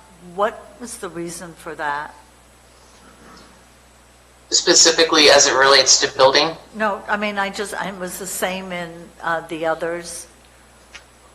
So, the auditor controller is also welcome to chime in here, but so the A87 cost plan is a look back that's for a 2-year period, and then it gets trued up over the past year. There are many factors that go into what the allocation is year over year. For example, administration is receiving less A87 or will receive less per the cost plan in 2021 than we are currently receiving. Some of that is just ordinary kind of fluctuation of what services are being provided to which departments. Sometimes we can see larger swings. And so an example of that might be when County Council spent some significant time a few years ago developing the urgency ordinance, and those charges affected that time spent rather affected their ability to serve other departments where they would have obtained A87 reimbursement in the following years. So that's actually bounced back in this current year, which and it started to bounce back, I believe, last year. I would have to double check that, but in general, that's an example of how we see them swing. Thank you. Kathy, did you have any, Ms. Gomes, did you have anything that you wish to add to that? No, Krista, sorry. Krista provided a really good explanation of it. Okay, thank you. Doug? Come show us that nice beard of yours. My beard is becoming an annoyance. It may disappear soon. Thank you, Board, Madam Chair. I essentially am here to answer any questions regarding our budget and basically to make one comment regarding it. Currently, as it stands, we're doing well. Construction overall is a train without brakes in this county. It did not stop for the COVID crisis, and my job, part of my job recently has been to try and remove any obstacles so that it can roll where it needs to go. We are above our current budget projections for this year's budget moving into the next year's, which is why I felt that that extra $100,000 that we're asking for is appropriate, or we're expecting is appropriate. However, moving forward, as you can see, we don't have the contingencies that we had last year or the year before, which means that our reserves will be used if there's any shortages this year, and that means that if we don't make adjustments to our fee structure this year, the next fiscal year, we're going to see some significant deficits that will eliminate that reserve fund. As your board is probably aware, a healthy goal for a building department is to have enough reserves to pay for approximately 6 months of employee costs in order to smooth out any dips in the normal cycle of permitting versus construction. We want to make sure that we're paying for the inspectors to be there when the permit application phase is on its end and the inspection phase is ramping up. So, having at least 600, 500, 600,000 usually is a good place to be for reserves. But if that is wiped out, the only thing left to do is make some significant changes to our staffing, which I want to avoid. As a reaction, we are making adjustments to our staffing now and our procedures now in order to streamline, in order to make it easier to get permits. And the reserves, the revenue next year as we move forward means that we're going to have to revise our fee structure, not just to plan for the future, but also to streamline our system, make the fee structure easier to understand, easier to implement, eliminate errors, and make up for the changes over time, the general cost to do business. It conservatively goes up 2% to 3% a year. We have not adjusted the fees since 2008. So it is just now coming back as an issue that I will be bringing back to your board, hopefully within the next 6 months.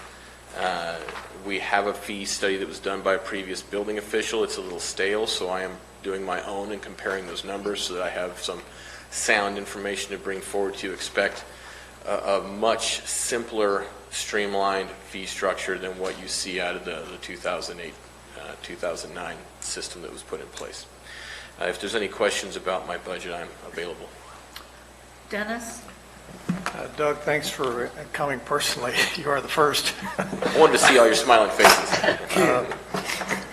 You recall the amount of machinations that we've gone through with the concept of a fire marshal, talking with the fire districts, now going to a fire inspector, now that's being eliminated. Where are we going to be going with this? Well, it hasn't been eliminated. The point of creating the supervising building inspector was to include in his job description that he acts as the fire code official in my absence. That means that he is not only training the inspection staff, he's also training fire inspection staff and maintaining that staffing and doing those inspections if need be. I've already put him to work helping me tie together communication with the fire districts and also learning the fire inspections that are being done in some of those districts, such as Ebbets Pass, Murphy's, and Calco. He's working with those fire marshals and learning the ropes, and we're also drafting the fire standards. Just in the last couple of weeks, we started forward on the district MOU process. I have a PowerPoint I wish to present to the JPA in the next month that includes a roadmap to unifying the required permitting inspections from the fire departments into a standard county format with some flexibility for the fire marshals. And the MOU process, I'm working forward with Greg Whalen from County Counsel's office right now so that I can give them everything they need, maybe hopefully commit to some dates, and then bring forward to your board that finalized roadmap of how we get there.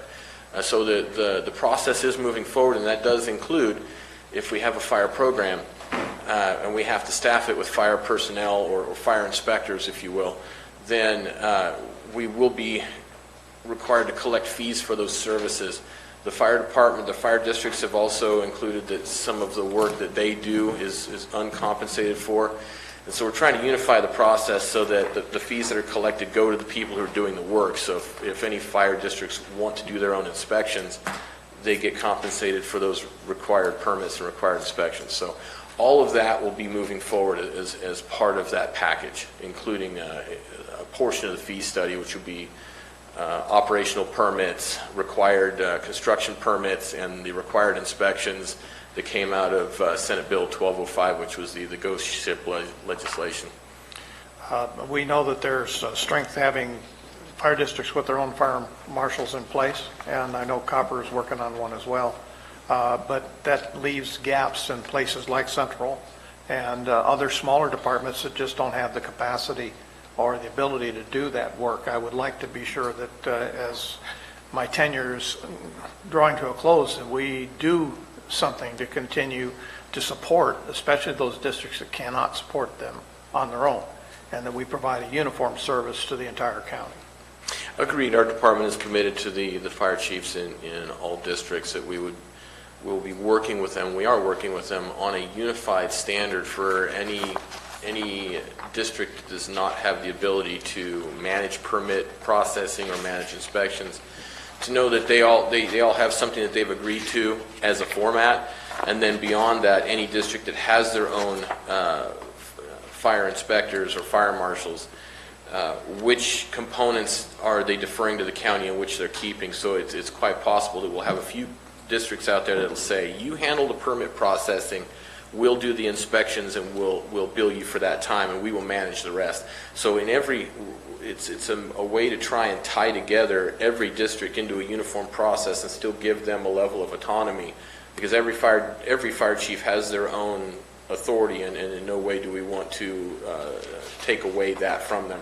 We want them to have that flexibility, and we want to be able to support them like we should. We should be a hub for that permitting, not necessarily an authority over them. The reverse really is true. So you're going to have a person in place to be able to do that? Agreed. Okay.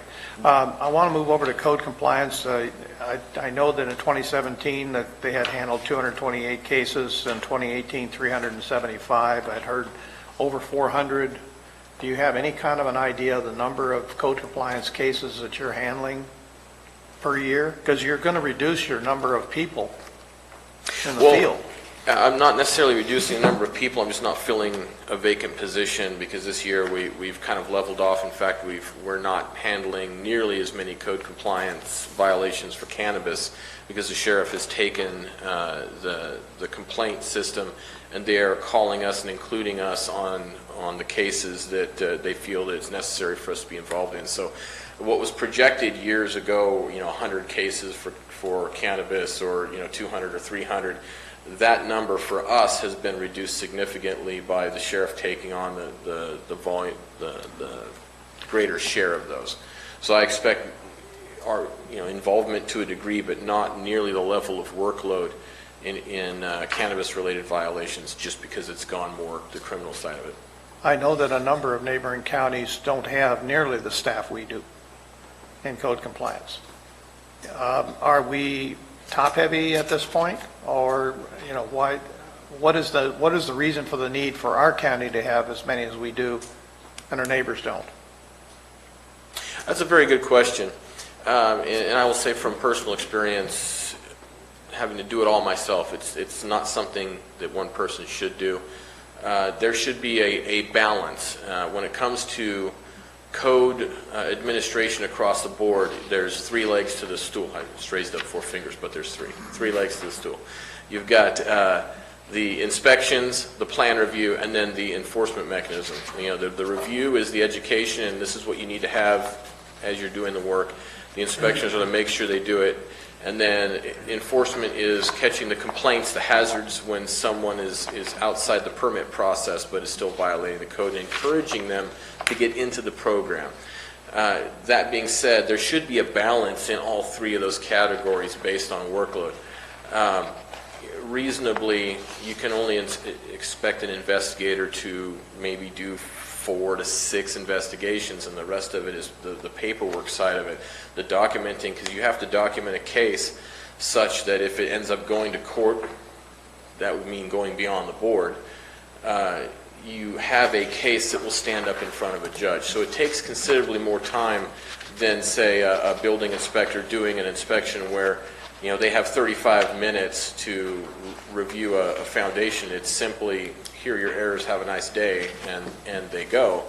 A code compliance officer takes that information and every time he communicates with the complainant or, a person in the field that is suspected of violating an ordinance, there's a lot of detail that goes into what we did and how we did it so that if the case has to stick, it will. So based on the workload and the staffing that I have right now, I feel that we've met that balance. We don't necessarily need that unfilled position, primarily because we don't have as much workload from cannabis.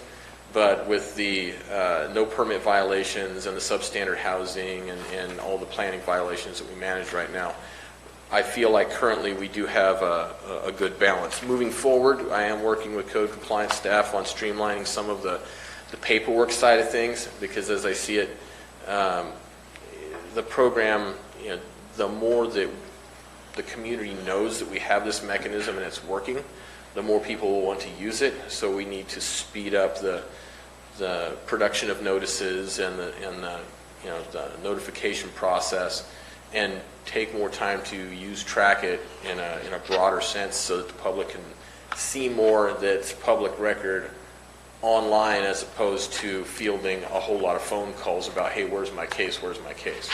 So there's a lot we can still do, but right now I think we're good where we're at. Do you feel that you're doing adequate cost recovery? Well, no, but I don't believe it's possible. I don't know a code compliance department or division that is fully funded. There's no, as much as I'd like to, the only way to be fully funded is to remove any possibility of flexibility with those folks that may have not understood or known that are willing to comply. We don't want to brand ourselves as the folks that, lean an old lady's house because she didn't know she needed a permit for her re-roof and her sons did it. About the old man? Okay, old man, old lady, old person. How about that? Old person. That being said, there's a certain amount of flexibility we need to give, and education. And the education we can't charge for. So showing up and saying, hey, you need a permit for that. Why don't you come in the next 10 days and get that for us? Usually gets more compliance than coming out and saying, you messed up, here's your fine, and if you don't come in, we're fining you again. The message we want to sell is come in and work with us, we're good to work with, as opposed to it's your fault, you messed up. With that being said, though, we're not going to get full cost recovery, which kind of leads me to the next part of this. Moving forward in our next budget, I want to incorporate code compliance back into building, because we have the three legs of the stool. The budget should reflect all three legs, and the fee structure should reflect all three legs. And then there should be an understanding that because we're not going to get full cost recovery from code compliance, what's a good balance versus general fund versus our permit revenue? Counties across California, there was a survey done a couple of years ago that I was part of, and we found that either it's full cost recovery in the larger jurisdictions, or it's an 80-20 split, where it's 80% revenue generated by permits and business licenses, and then the 20% is general fund to cover those things which we know we're not going to get the money back on, the public education, the customer service, the polite warnings, and things like that. That I would like to negotiate out with your board over time. What I don't like is seeing a code compliance section broken out so that you can see the loss in that side, because it makes you want to focus on that element and try and get cost recovered by reducing staff and potentially injuring the grander program. I want to include everything in one program, and then if cuts need to be made, we balance that against the entire department. That way, no one section of the department suffers something that's catastrophic to the rest, because if we know that code compliance is weak, no one comes in and gets building permits, and then we have we end up with a budget issue that affects inspections or plan review. So, all part of the package I plan to bring forward, and like I said, my goal is the next 6 months to see a fee study and a greater understanding of where we want to go. Okay, thank you, Doug. You're welcome. Ben? Generally, I agree with the budget. That's why I haven't really called you on this one. I'm happy with the work you've done. Something you keep bringing up, and you opened up with the fee structure, and need to go back over that. Which brings up some questions from me. We all understand the cost to do business goes up with time generally, but you've done tremendous work in implementing Track It. A lot of streamlining has been implemented to the process. From what I understand, talking to you in the past, that resubmittals have gone down in number. Is that true? Resubmittals regarding?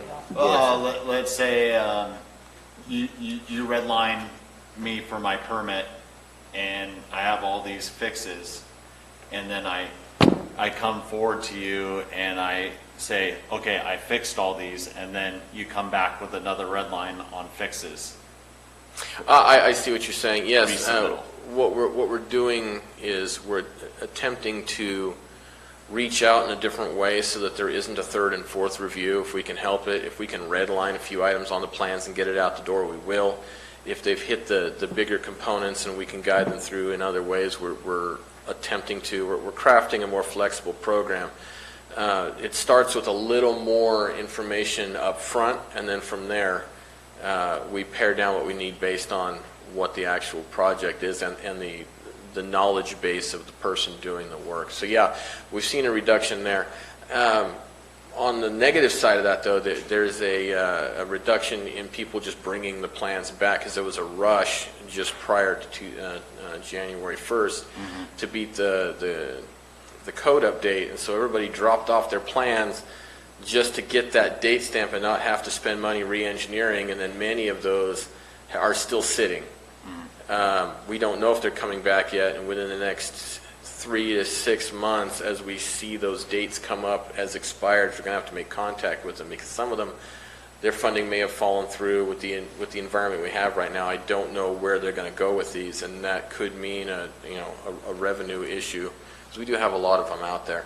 But I don't think it's going to be significant to our budget. It's something that we can absorb in our reserve fund easily.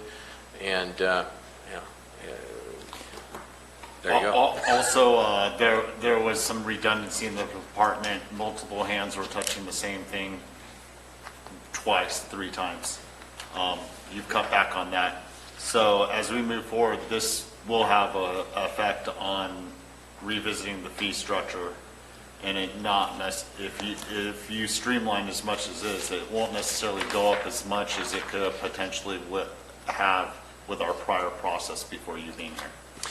Correct. The message I want to provide to the public is that I'm not going to bring a fee structure to the board that does not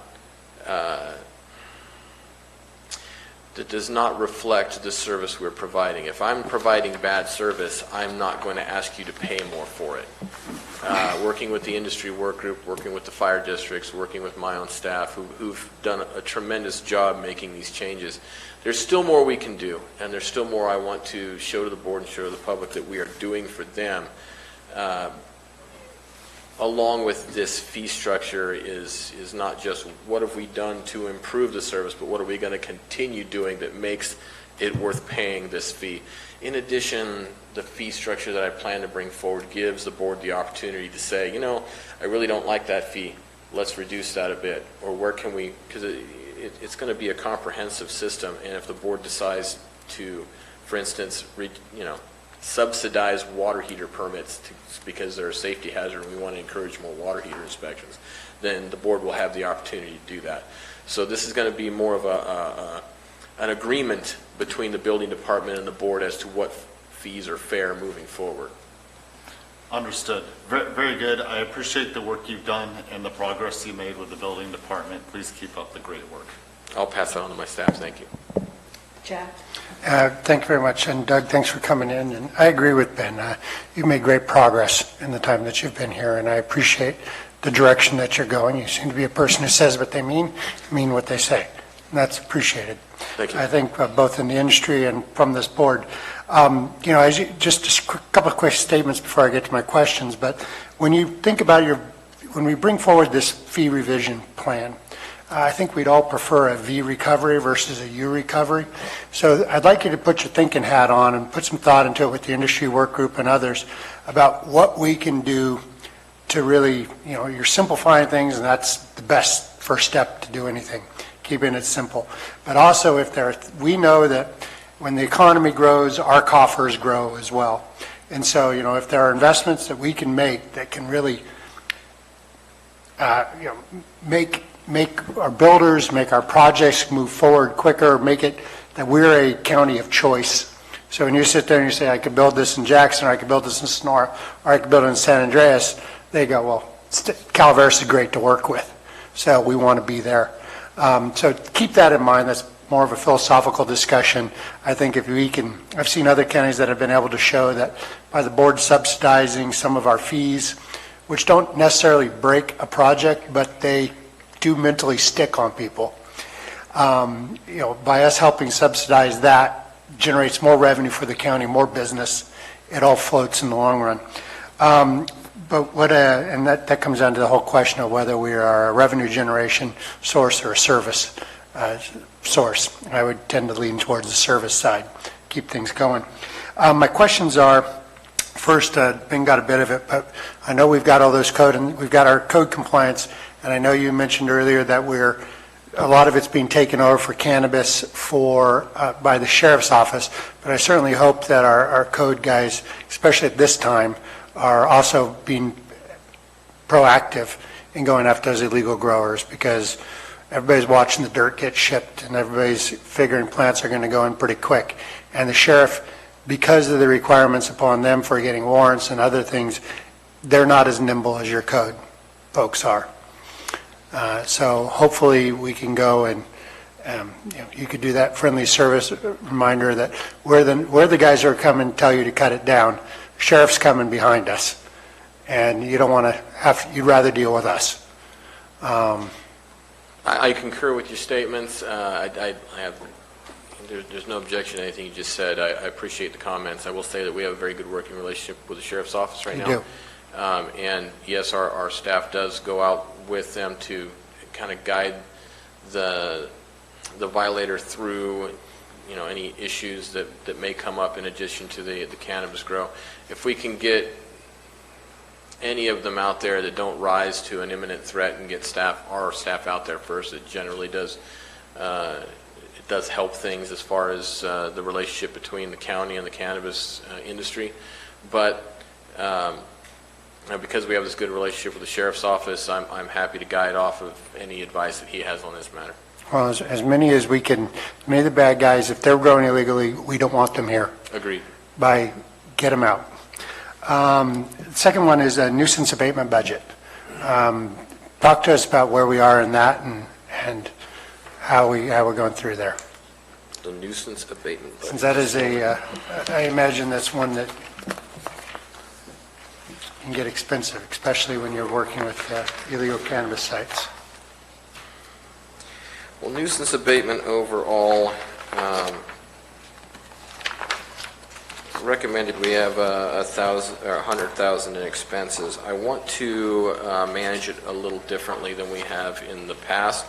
In the past, it has been staff related, whereas we have time, we get to it and we save it for the most egregious. But we have had in the past a lot of work being thrown towards the cannabis violations.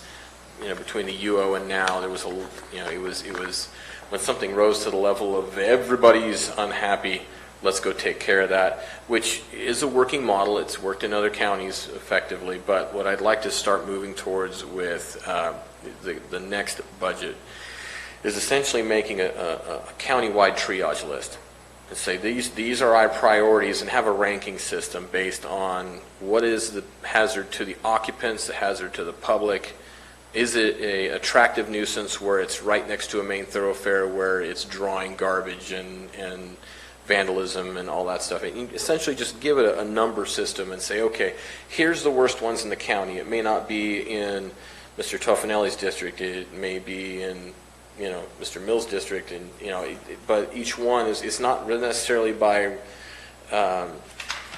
district, but by county-wide, we're going to hit these based on the worst ones. And that way, when someone calls in and says, hey, what's happening on this case? I know it's dangerous. We can say, okay, you are officially, this case is officially this level on the list. We have this much funding, and we are going to hit these in order. And when we run out of funding for the year, that's it. And if one becomes an emergency and we have emergency funding available, we can take that next one to your board and say, okay, this was next on the list. It is now an emergency. We would like to use these funds to remove it. And you will know that it's been appropriately prioritized. So that's one of the things that, moving forward with code compliance, I'd like to establish. Good. How about the abandoned vehicle fund? How are we doing with getting a contractor and roll those cars out here? We have a contract. Okay. We have an inspector whose primary duty is out there managing that system. It's working. We've got Courtney out there right now, going out there and writing the citations, and we've had a few get towed already. We have a different threshold now for what we can tow under that program, and we're making sure that we're setting up a secondary program for the things that don't fit under there. So your RVs, your boats, your trailers, those can't be under the AVA program, so we have to treat that as nuisance abatement. So it may be one of those under the triage list with our 100,000, what are we going to spend it on first? If we got all the big things off the list, then those become next, unless, of course, here comes the garbage and the liquid waste dumping and the flammable hazards that build up around that. Now it becomes something that we can go take care of under the nuisance abatement program. Cool. And finally, I've got $2.51 that Gary committed from me to you. So before you leave, I need to write a receipt for that and have it counted. So okay. By the end of the day, come on Gary back. We'll take care of it. Since he billed me for it. Thank you. Thank you very much. Doug, in District 3, you really do have a good reputation, so I appreciate that, and I really like having the vehicle abatement program back. I think I've taken some pictures and sent in to Thomas, because he's my contact, but should I send them to Courtney? I say first and foremost, we get them into Sabrina, and she'll delegate it as she needs to. got Yeah, it. that we want to be as Okay. efficient as possible for you. Well, it's nice having the program back. I'm sure I could keep them busy all the time. So, Thank you. Thank you. Are there any other questions you'd like to ask Doug? Krista? Yo. When I'll be getting you a receipt for this Are we immediately, going sir. to, is there any changes? Are we accepting the building department's budget as presented? Please do. Presented, okay, thank you. We're going Thank to you. take a, thank you, Doug, we're going to take a 10-minute recess. Okay. So we will be returning, Madam Chair, at 11:20. Yes, thank you. Unless you want longer, Diane? 10 minutes, okay? Yeah. All right. Okay, 11:20. What's that? We're doing what we can. They haven't applied for the permit, so I'm going to put this in the petty cash with a note.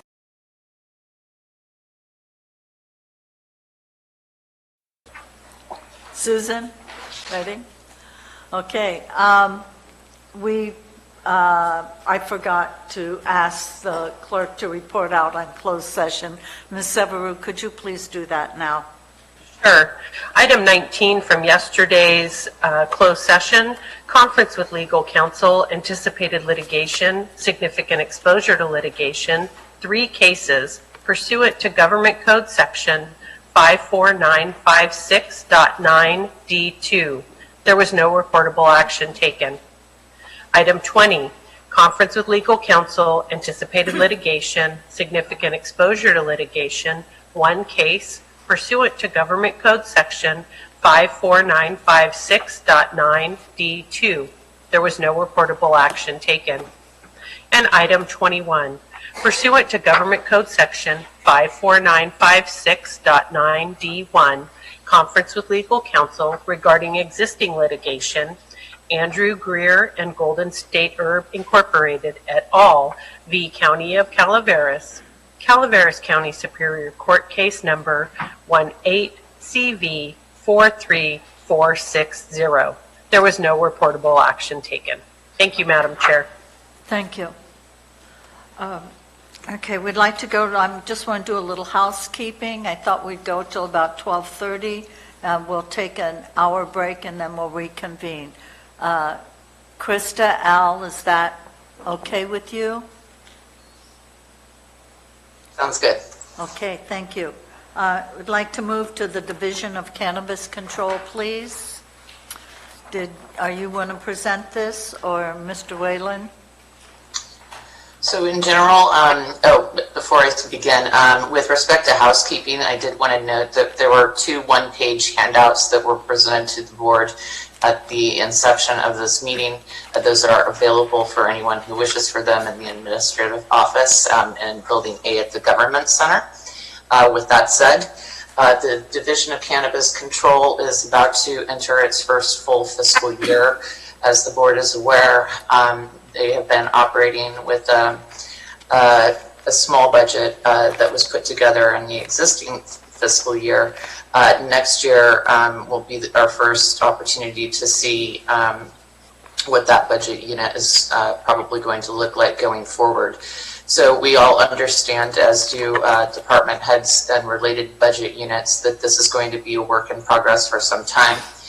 Director Whalen is very cognizant of the fact that we will be revisiting this budget unit as we have more information, but it was diligently put together along with revenue projections, and we at the administrative office recommend it as presented. Did the board have any specific questions? Are there any questions? Comments? Excuse me. Page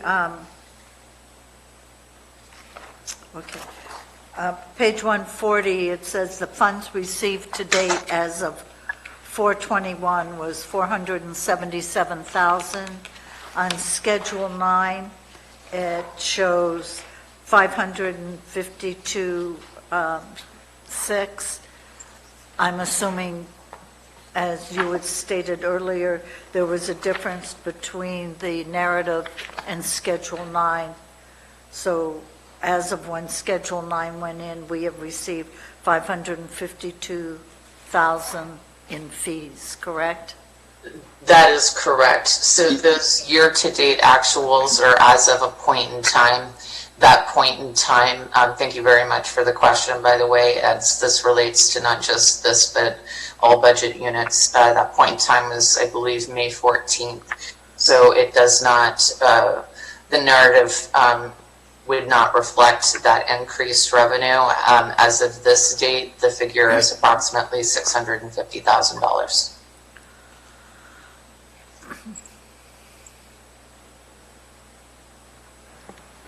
Is the 552 inclusive of the 1.6 million for department request? Yes, so the 552 is included in that $1.6 million number. So the delta there would be the additional revenues that are anticipated to come in this coming fiscal year. And the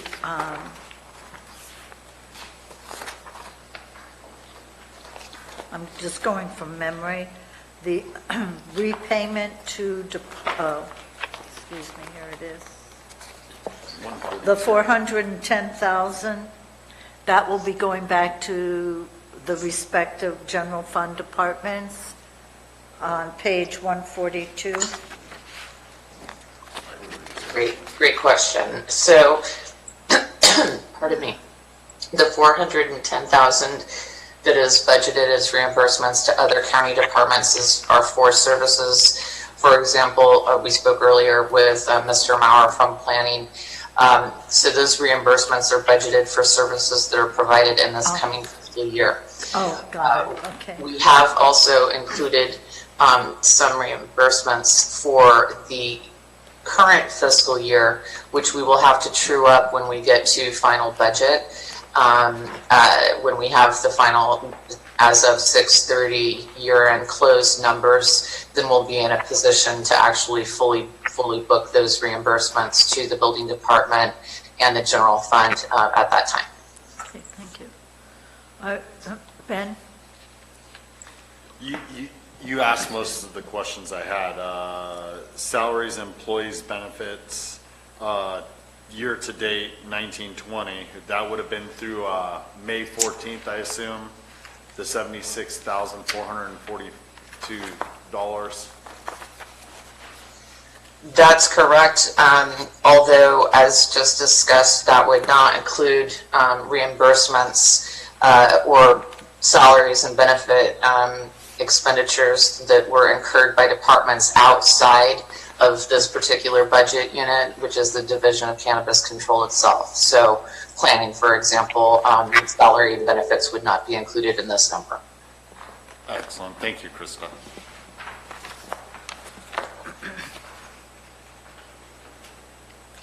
Are there any other, Gary?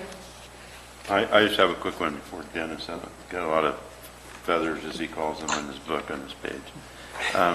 On page 140, Krista, I guess it would be the fourth bullet point. It says services and supplies, $634,950, of which $560,000 is to outside vendors for background checks and badges under object codes 5271 and 5272.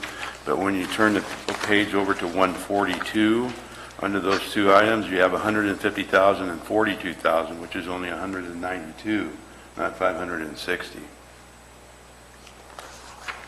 I'm sorry, I'm trying to track your comment. So we're looking at 5271 and 5272, but where are you looking next to that? I'm reading your narrative saying it says $560,000 for background checks and badges, and it lists object code for that 560. It says object codes 5271 and 5272. But when you turn to page 142, under those object codes, it's only 150 and 42. I see. Actually, I did not prepare this narrative, but I see your concern. I can either circle back, or perhaps if Director Whalen has a response, he'd like to chime in. But otherwise, I can look into that and get back to you. Hi, yeah, this is the Interim Director of Cannabis Control, Greg Whalen. So that's something that I'm going to have to examine in detail. It could be that there is a discrepancy, that the numbers are accurate, but they're inaccurately described in that statement. So that's something that I can have a closer look at. Yeah, because it's going to change. If you're actually going to spend that much, you don't have it budgeted, it's going to change the bottom line of the appropriations. Yeah, and if that were true, you're quite correct, Supervisor Tofinelli. If that were to be the case, we would be able to make that adjustment at final budget, as we're anticipating to have quite a hefty fund balance at the end of next fiscal year. Right now, it's budgeted at $500,000 or $550,000. I'd also, if you'll forgive me, just like to make a correction. Supervisor Callaway, with respect to your question, those are the new revenues budgeted for this coming fiscal year fully, that 1.6. The 550 approximately that has been received year to date would be included in the appropriations and or contingency in that special revenue fund. Thank you.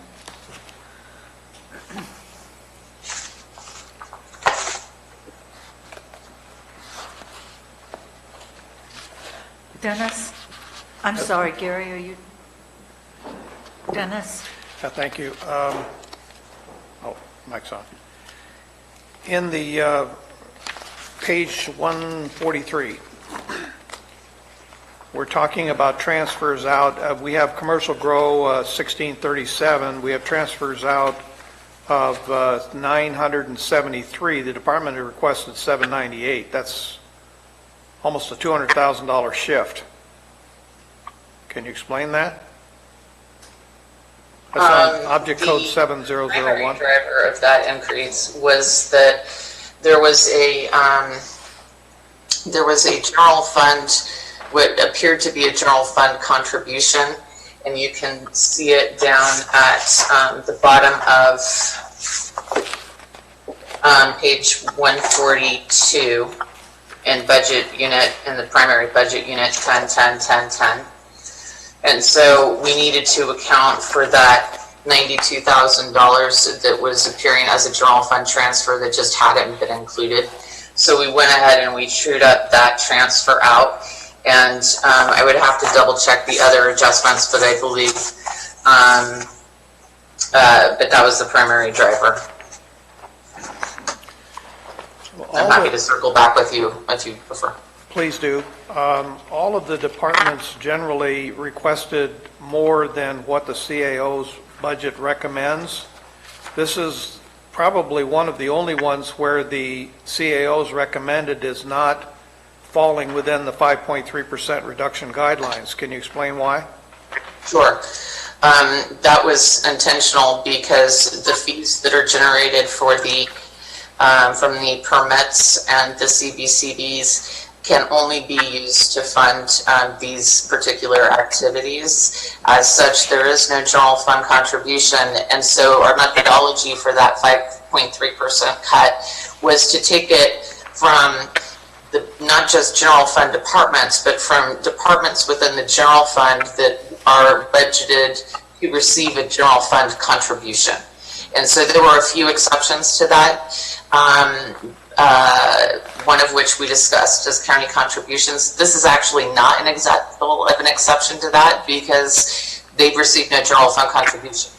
Other budget units, for example, that were slated to receive general fund contribution but were not reduced were two of the district attorney's budgets for victim witness and XC victim services. And the rationale there was that those are county matches to grant funds. So we would, by definition, be reducing the amount of grant, I believe, that we would be eligible to receive were we to reduce those general fund contributions. But does that answer your question?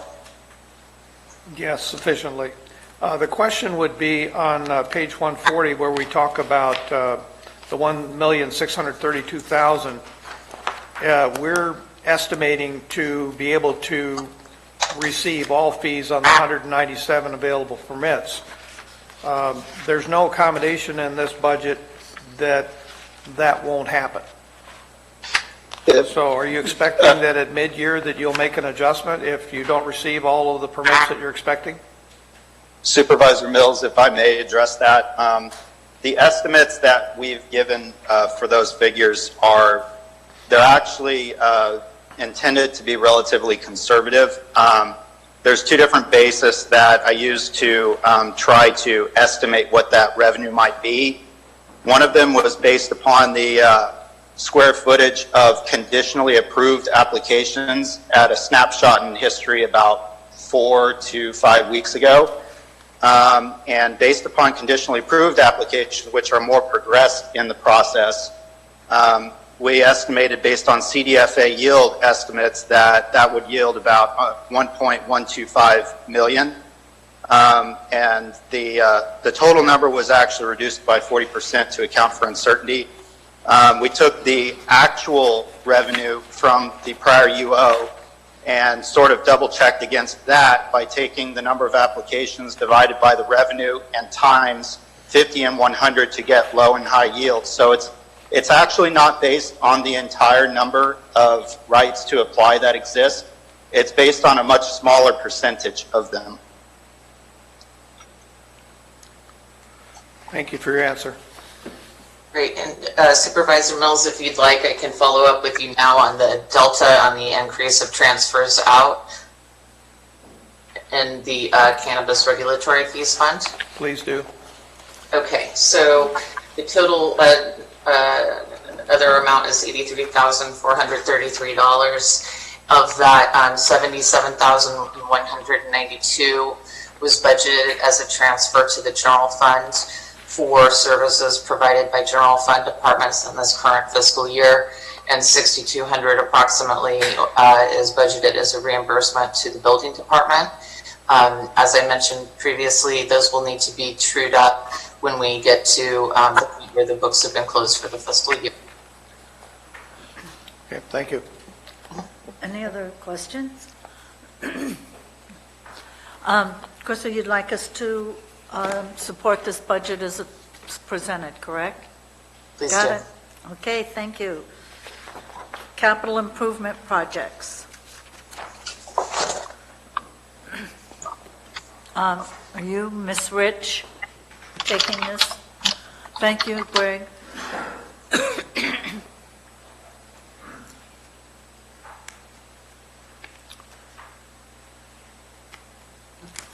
Okay, if I don't hear from anybody, then we won't have any capital improvement projects. Oh, I'm so sorry. I believe my colleague is trying to get on at this moment.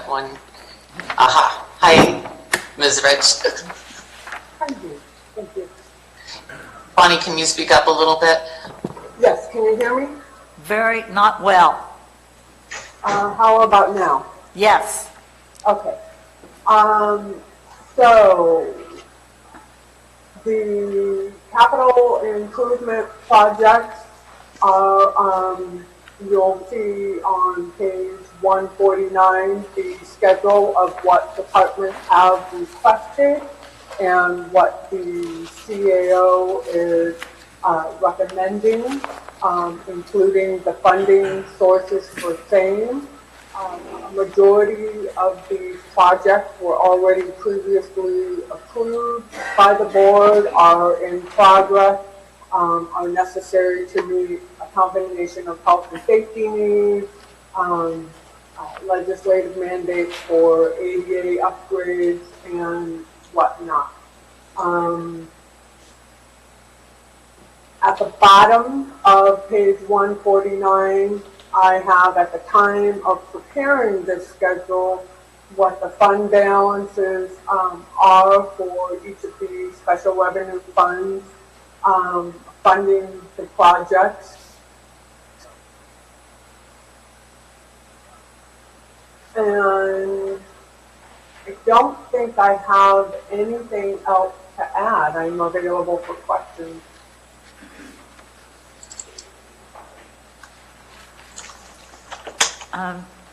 Does anybody have any comments on this?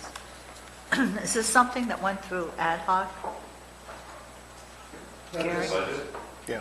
Yeah, these projects?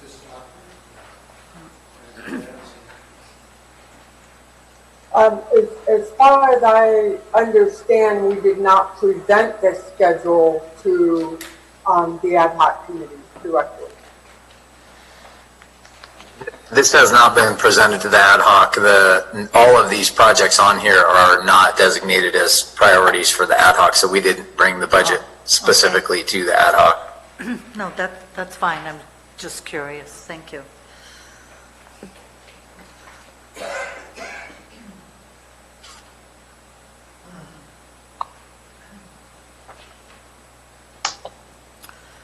I know the one for the auditor's office has been talked about for several years. Is that something we should consider or consider at the end? This project was previously identified by the board as a priority, and there is funding available for it, and it would be a perfect opportunity to use job order contracting to get this job done if the board so chooses to approve this project. So I might comment on that. It is in fact a priority that's gone to the ad hoc and continues to remain a priority from the board and ad hoc. The reason why I recommended deferral of that particular project in our criteria that was put forward in the beginning of the budget book, I identify part of the criteria is that project money, in this case being certificates of participation, be focused on organizational-wide improvement, not just specific departments. While it certainly is a priority, and I don't want to discount that, the COP money, while there is money from the certificates of participation, those funds also compete with all of the other projects that are noted on this list. For example, ADA accessibility is also a priority, and that particular project is organization-wide and is a pretty important need and is, at least on our last report, been identified as a significant cost item. So in my recommendation, I've recommended deferral, but of course it is something that the board has considered and identified as a priority.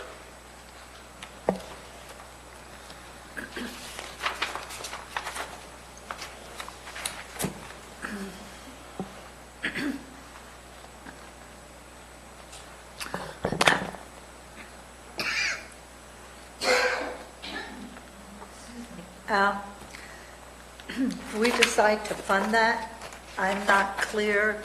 I mean, we'll get the money from the COP, but when you say defer till after, maybe till final budget, or? Well, COP isn't a revolving fund. It's something that we issued that has a balance that's declining. And so, at least at this point in time, if the board chooses to keep it as a priority, I certainly wouldn't refute that. It's been a longstanding priority identified by the board. However, it does compete for monies and certificates of participation. The $2.1 million in the COP is not significant to take care of all of the projects that we've identified as priorities, much less the ones that could come up as priorities as well. On the DA facility using the Judicial Construction Fund, is that the one that we're in constant back and forth with on the courts, on whose money that is? I do not believe so, Madam Chair. I believe... That's ours? Pardon me? That is our money, the county's, not the courts? That is correct. Oh, there's the court. I mean, I'm just going, Gary, you want to help me out? There was a special fund that had been going on and funding, a courthouse funding that the county contributed to, and the courts are saying it's their money, we're saying it's our money, and it's been sitting for years. Help me out here, Tuffanelli. Some of that, There is another special revenue fund, and I don't have the name committed to memory. I'm looking it up right now. the money that you're discussing had to do with Jeff Tuttle Drive and Mountain Ranch Road improvements. That was held separately for the required environmental impact for those two projects. This one, I'm not sure where this came from and why it has the title Judicial. But the other money funds that they're trying to say is theirs because they're trying to say that Jeff Tuttle Drive is done. But we're saying part of that project also included the improvements to Mountain Ranch Road. That's that fund that. Because it's a real old fund. Yeah, it's a real old fund from the construction of the court and jail. Before Going that, back, before yeah, that, yeah. they put it in before that, so. But this one, I do not know, I don't recognize this, it's the first time I've seen it. Maybe Kathy, if she's here, can chime in. Yeah. I just want to make sure that for the moment anyway, that that's our money, that's not money that we're having to fight the courts on. Excuse me. Are there any, Jack? No, more of just a statement. I think Al, to Al's point, I think he's correct. We're making investments in things that are, you have to do. I mean, there's have to and nice to. And some of the stuff that's left off would be nice to do. But I think that we need to continue our conservative approach and not just what we're going to do, we have to do. We don't have really a choice on things like electrical upgrades. We don't want this place to burn to the ground. But we can choose not to do paint. The one question I do have for the CAO alt, the Hubbardie building and museum roofing, and the Hubbardie building was on phase 1 for the HVAC project. Hopefully we don't get the HVACs in before we do the roofing. We do the roofing at the same time, so we don't have to come back and try and patch a roof that was damaged or whatever. Hopefully we collate those two projects together. You're absolutely correct, sir. We have informed Compass of that, and they're aware of the roofing projects we have, and they're adjusting their schedule accordingly. I think the museum roof or the HVAC units are last on the list in stage 2 now that the financing's been approved. But they're aware of it, and we're aware of it, and you're absolutely correct. We'll make sure not to put any new units on roofs that need to be replaced and then turn around and take them back off. Thank you. Dennis? Yes, thank you, Chair. The two at the bottom, the jail laundry upgrade and the mechanical system upgrade, those were not on the list for last year because I have last year's right in front of me here.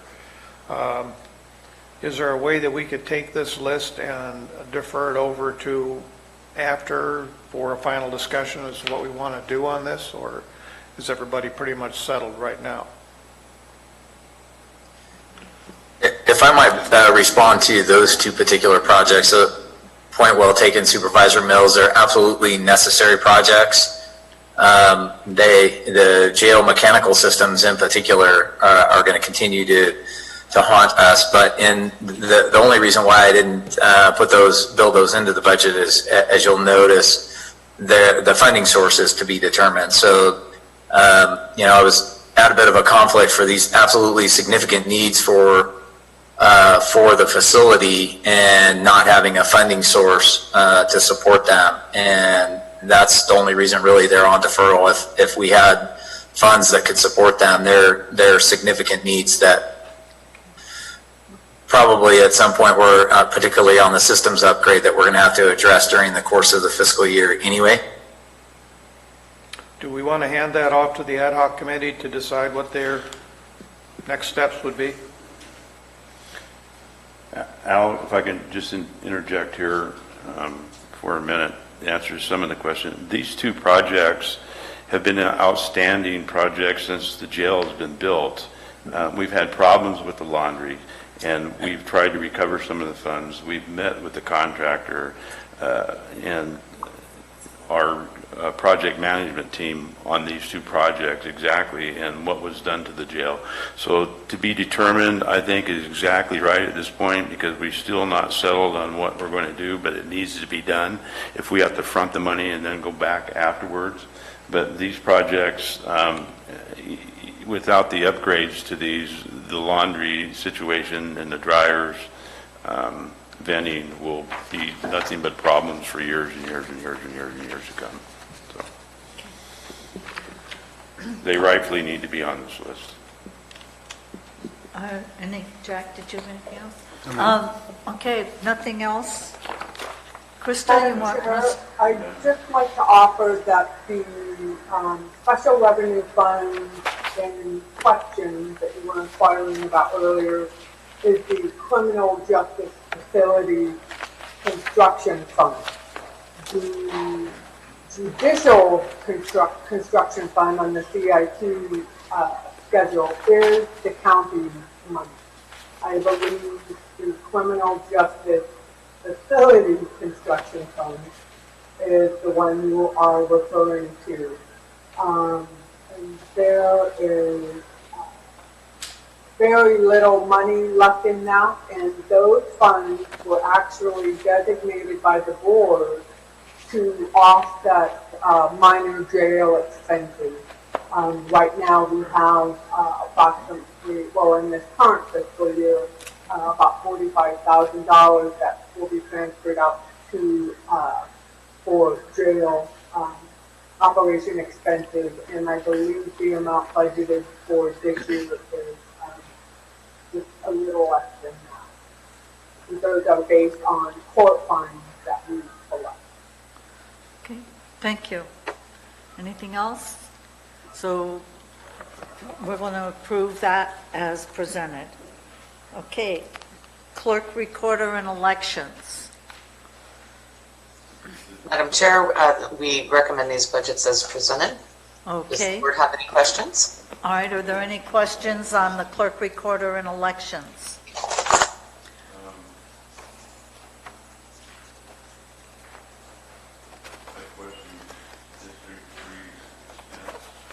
God, that's not in here.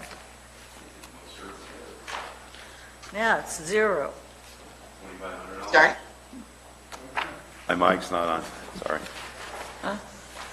I have no questions on this budget. Dennis? Okay, that's it. Jack? Yeah. We can do that. Okay. That item is approved as presented. The coroner, public administrator, are there any? Sorry, Would you want to talk, Ms. I have a Turner? couple comments. One, I wanted to point out, I'm not sure how the board is going to manage their cuts to salaries. So that might be something that you guys should discuss. And then the other is archives. It seems like a very small cut to archives, but archives is just a salary essentially. So any cut will be cutting that archivist's salary. So I would request that we don't make a cut to archives.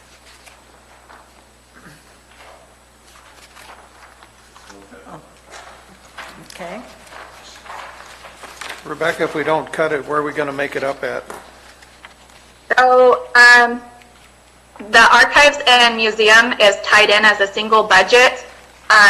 So at this point, professional and specialized services is what our agreement to the Historical Society for them to run the museum. And our rents and leases is what they pay us for renting the museum space. So she has $525 of movable money that is supporting her actual running besides the salary. So as a position that's already less than part-time, I think that would be a big hit to her. I don't have a recommendation of where you get the money in that budget because that budget is extremely tight. Go to Schedule 9, the last page. Yeah. Under museum, they're combined with that. Right. Page 167. She's asking for a net cost of $37,000 versus the CA's recommendation of $35,000. Correct.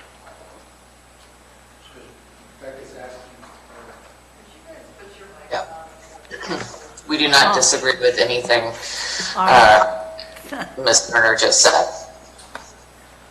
Okay, Gary, did you want to? I was answering Jack's question. Okay. Can we do this? I'm willing to add this to the end list. Okay. It's If we're all in 1900. agreement, and then we discuss at the end. Rebecca, so you're seeking $1,900 back to the archivist? 1,974? Yep. I think we could consider that. Yeah.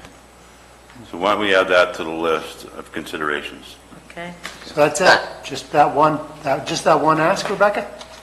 That's the one ask. The other ask I have is how you guys are going to figure out the $18,000 salary cut to your salaries.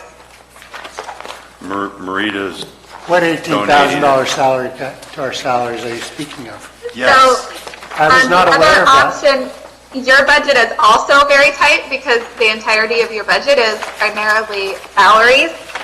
So if there was an $18,000 cut to the board, you've got the option of cutting memberships, which I would not recommend.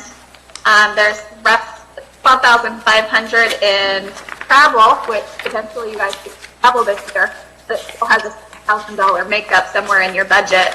That is also a very tight budget. The memberships is for CSAC and RCRC? Primarily, that makes up the majority of the memberships, yes. Well, that's a countywide membership. That's not a membership for the supervisor. It's a countywide membership that's paid out of the supervisor's budget. Always has. However, that's why I would not recommend cutting that because there's a lot of benefits we get for Did those you take into memberships. account the reduced cost of RCRC membership this year? I'm not aware of the reduced cost. I carried it forward as whatever invoice they sent us for the cost, so I'm assuming that's in there. Mr. Alt? Have we found, did we take that into account? Sorry, I did not spend too much time digging into this budget. I think CSAC is the larger portion of memberships anyway, so. Which line are the memberships? 5221. 221. 5221. Page 164, maybe, of your packet? 166.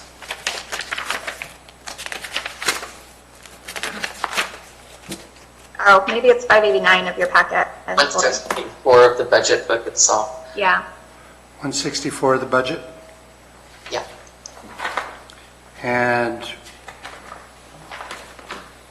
it's not broken out, so which I'm line? trying to pull it up here, see if I can get That's it. a combined total, so Oh. it's not going to show individually. RCRC is 4,500 roughly, and that's what we put in there. And CSAC is the majority of it at almost 16,000. No.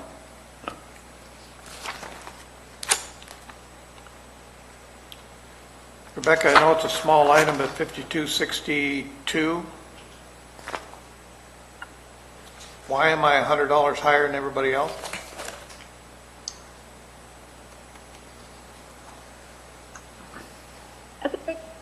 I mean, I can reduce that $100. Doesn't get us very far, but Please certainly. do, because it balances, and as far as travel and training, I haven't turned anything in quite a while, and I don't know as D1 has either, so the 2,500 is a very exorbitant number. I haven't turned anything in over the course of the last 3 years. 4 years. 3.5. The only thing I've turned in is when I've gone to the CSAC conference, and that's just the conference cost and the hotel, not any, no mileage, no parking, no nada. Well, considering it's only going to be a half year for me, 5475 could be reduced to half of that, from 2,500 down to 1,250. Except we're going to have to keep money in there for CSAC. for CSAC training supervisor. But that would be for next year. But Next- that the will half be the year. in, That won't be next year. it'll be in January, February. I happened But for it's not an November, election year. Beginning of December. No, she has to go to training. She goes to the CSAC New Supervisor Institute, like Ben did. She does. Of course, I'm gonna have to send them again, That's correct. but- That's correct. I'm willing to forego my $2,500. I haven't turned in anything in years, like I said, so it doesn't matter. I pay for it. And if I go to LAFCO usually pays for it. If I go to COG usually pays for it, so. I could go forego my 2,500. Anything I do, I can take care of myself. Well, I'm not, because I I'm just, not asking you to. Are we- I know, I'm giving I don't think you should. Madam Chair, I just Yes. want to be clear what we're trying to do. We're trying to save $24,000 on the fund, was it 0010? Is that correct? Or whatever that budget unit? Yes. For the Board of The Board of Supervisors. Supervisors. 18,000 is what we're looking. 18,000 now because of, I'm trying to, Because of, 1,000 was the 5.3% reduction. Ms. Turner, is the CSAC training included in this budget? That would be the only other. It would have been included as the portion of the travel for D4. Okay. I think it's pretty short-sighted to keep us from interacting with other organizations. I find great value in it. I understand that, you're right, we don't have a whole lot of budget to work with, other than our salaries. We don't have salary savings because these chairs are always occupied. well, I'm looking at line 5121, communications. And year to date, we've spent 2,000 out of 3,000. The communications line item, Rebecca, what's that entail? That's your cell phone bills, significantly your cell phone bills, and then a portion of the line 6370 that Diane answers for you is also in there. That what you were breaking up? 6370, that phone number that Diane answers when people call the board, that is also included in there, Okay, and your cell phone bills. Okay. And then I want to know who's been getting the food for $250. It doesn't look like, Anybody so far this year? yeah, anyone this year. The last time the food budget looks like it got into was 18-19. So, Well, you know, we're just nickel diming for Mm-hmm. for a small amount. But we're trying to make up the 18,000. No, I guess what I'm saying is taking 100 off of office expense, and I agree with Jack. I don't think we should be just sort of cutting Ben's 2,500 or yours, because I think part of what we do is interacting with other organizations or conferences we go to. I would recommend that we find the money elsewhere. Can I ask, what is that? And I'm sorry. that we find the 18,000 elsewhere, taking 100 here or 250 there. Well, why don't you add this to the list that we discuss at the end of the meeting?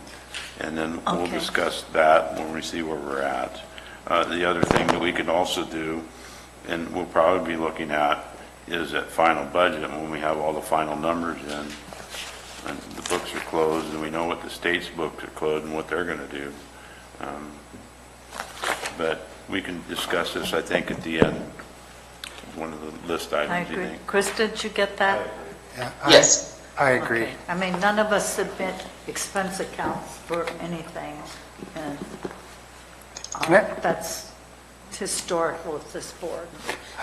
Madam Chair? Yes. I agree that we ought to see it, but I would like to know exactly, since the clerk runs our budget, where she thinks we should give up, where we can pull $18,000 out of this beach. Since she did this budget, I'm sure she's done more thought than we have. So the budget was created prior to knowing we were going to have a 5% cut. Again, we just carried over travel from the previous year. Some travel budgets could be reduced. I wouldn't recommending reducing ones where the board is actually traveling. I don't know that it is good budgeting if you, for the next year, if there's different supervisors in the seat, it's unfair of you to cut the budget and then say year over year, every supervisor has to pay for their own travel, is my personal thought. However, with that being said, there are some unknowns in salaries as well, as we don't know what type of insurance new supervisors or anything are going to get. is a good idea to push this one forward. I just wanted to bring it to your attention. We have an $18,000 cut in there, and I don't know how you can accommodate it without cutting salaries, because again, you're one of those budget units that is primarily salaries. You don't have a lot of extra bulk in your budget. So I would recommend, as I did for the archivist, that you do add it in at the end, or figure out where that money is coming from, because I wouldn't recommend cutting salaries, as I think was Jack will give up his advocated. office. It's all of our office. So what's in 5498 and 5499 on page 164? Last year was, we budgeted 5,000, we only spent 1,500 to date. This year, we're budgeting another 5,000.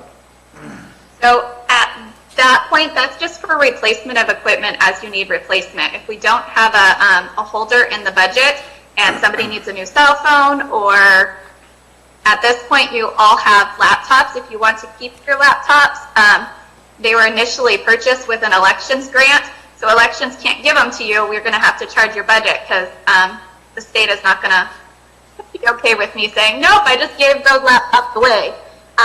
So it does have to come out of somewhere if anyone chooses to keep the laptop, which, again, I recommend that each of you has a county computer to conduct business as a county employee.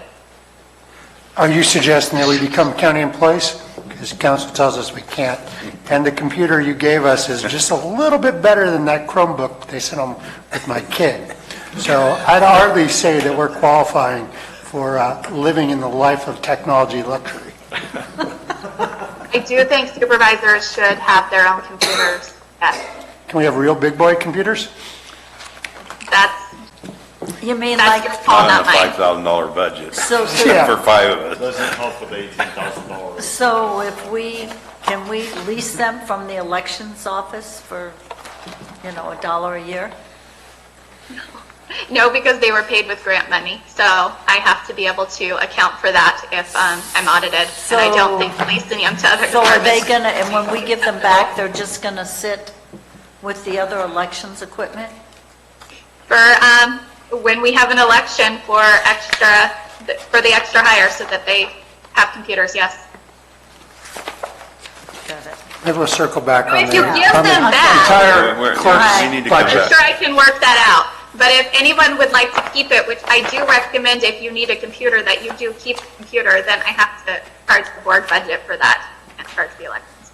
How much, so it's 1,000 each, I gather, for 5,000. Okay, we're gonna circle back for the 18,000 at the end. Thank you. Maybe we could find it in our Is there budget somewhere anything else. else? Nope, that's all I've got. I'll take it out of the sheriff's budget. Okay.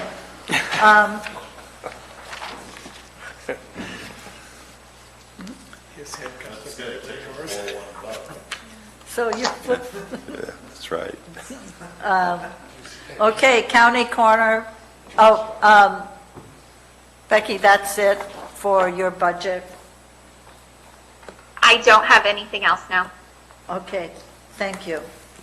Krista, do you have that? We're going to look at the archivist and the board. Thank you. All right, the county coroner and public administrator. So these budgets include an increase to services or predominant, the coroner budget rather, includes an increase to professional and specialized services.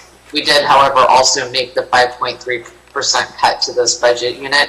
And as Ms. Turner just did, I wish to inform the board that this is a budget unit that may not be able to sustain that. And while it's not salaries and benefits, it is they are contracts for services that we are mandated to provide. Those contracts do not include any increase in costs. It's merely a reflection of what has been needed and directed by the coroner in the course of this current fiscal year. Are there any questions? Dennis, go ahead. Krista, do you expect then that the coroner's contract will come back to us during this budget year and request some modifications? It seems like every year we're getting getting that contract back for an adjustment? We just brought it back, so I believe the expiration date on that is now 3 years from now, so we should not see the mortuary contract. You will be seeing in 2 weeks, or on the 23rd rather, the forensic consultants contract, and that contract is an extension that would need to be renewed at the end of this coming fiscal year. But in terms of budget, the budget is what we don't anticipate any modifications to those contracts in this coming year. Okay, thank you. Gary? Krista, on the salaries, is that for the administrator who is a county employee? Are you talking about for the public administrator? Yeah. Okay, yeah. So that's a pass-through, and that would be the coroner who actually would fill that role if those services were used, and then they would be reimbursed. We have to budget separately for vision for the few minor charges that you see here, but as you can tell from the year-to-date historicals, there isn't typically a lot of activity in this budget unit. So how can we have a salary savings of 18,000? I'm sorry, so the coroner's budget, that is for the coroner. For the coroner? Yes. So the coroner is an elected official? So whose salary are we saving? The corners. Right, so kind of just to take a step back in terms of the 5801 salary savings is an object code that we use not because we expect departments necessarily to cut in that class, but because we're recommending, in fact, that departments try to find other places where they can make reductions.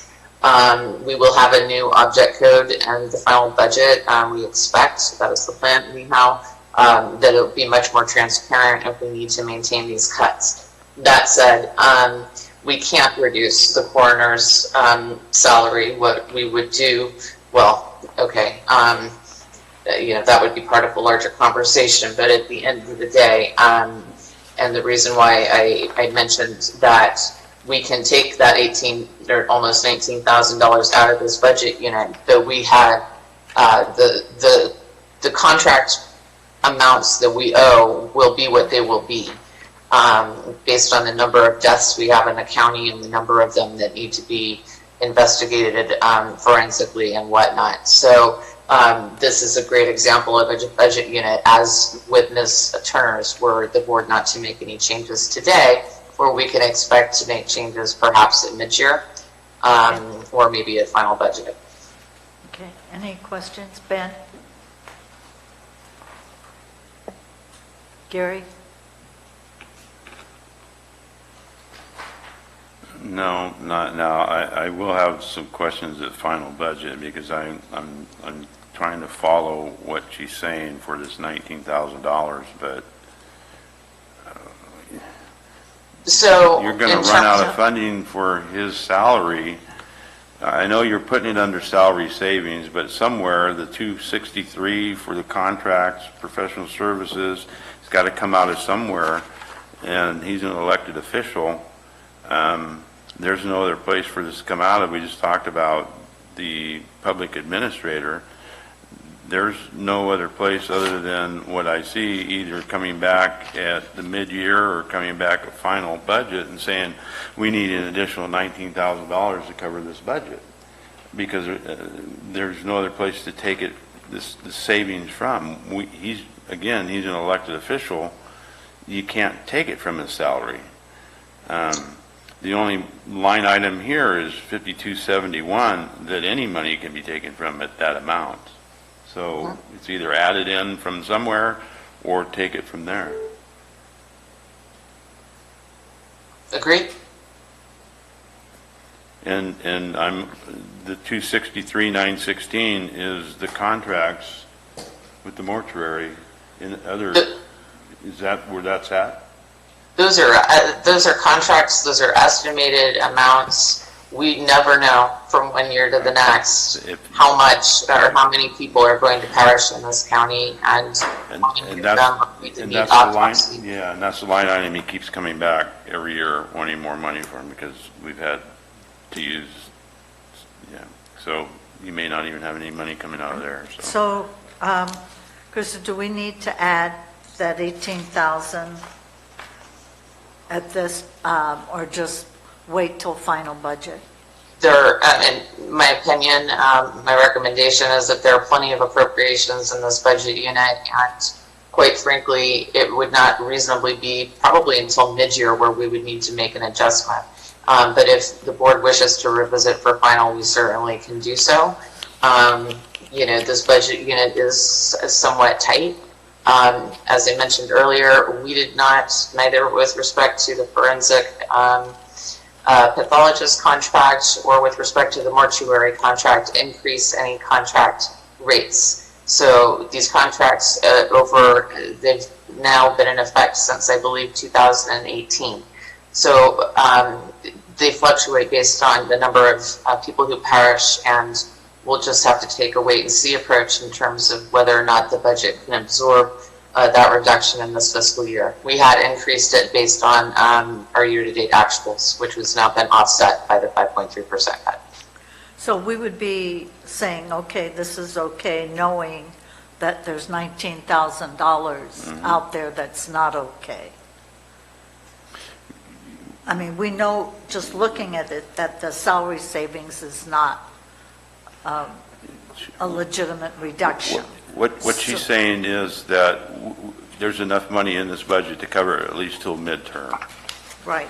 Then we can revisit it then, or we can revisit this at, when the books are all closed at final budget and see if there's money to put back in here to cover it, that portion of it. Yeah, but there's money, even though she's listed under salary savings, which was part of the narrative at the beginning of the book, all of the 263,916 won't come out. I mean, there's money in the budget that we can get to midterm on, so.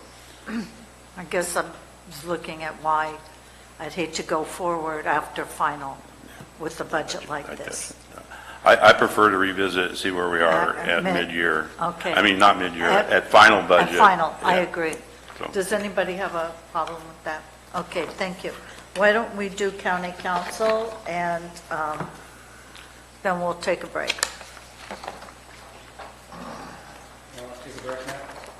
Well, county council shouldn't be long, should it?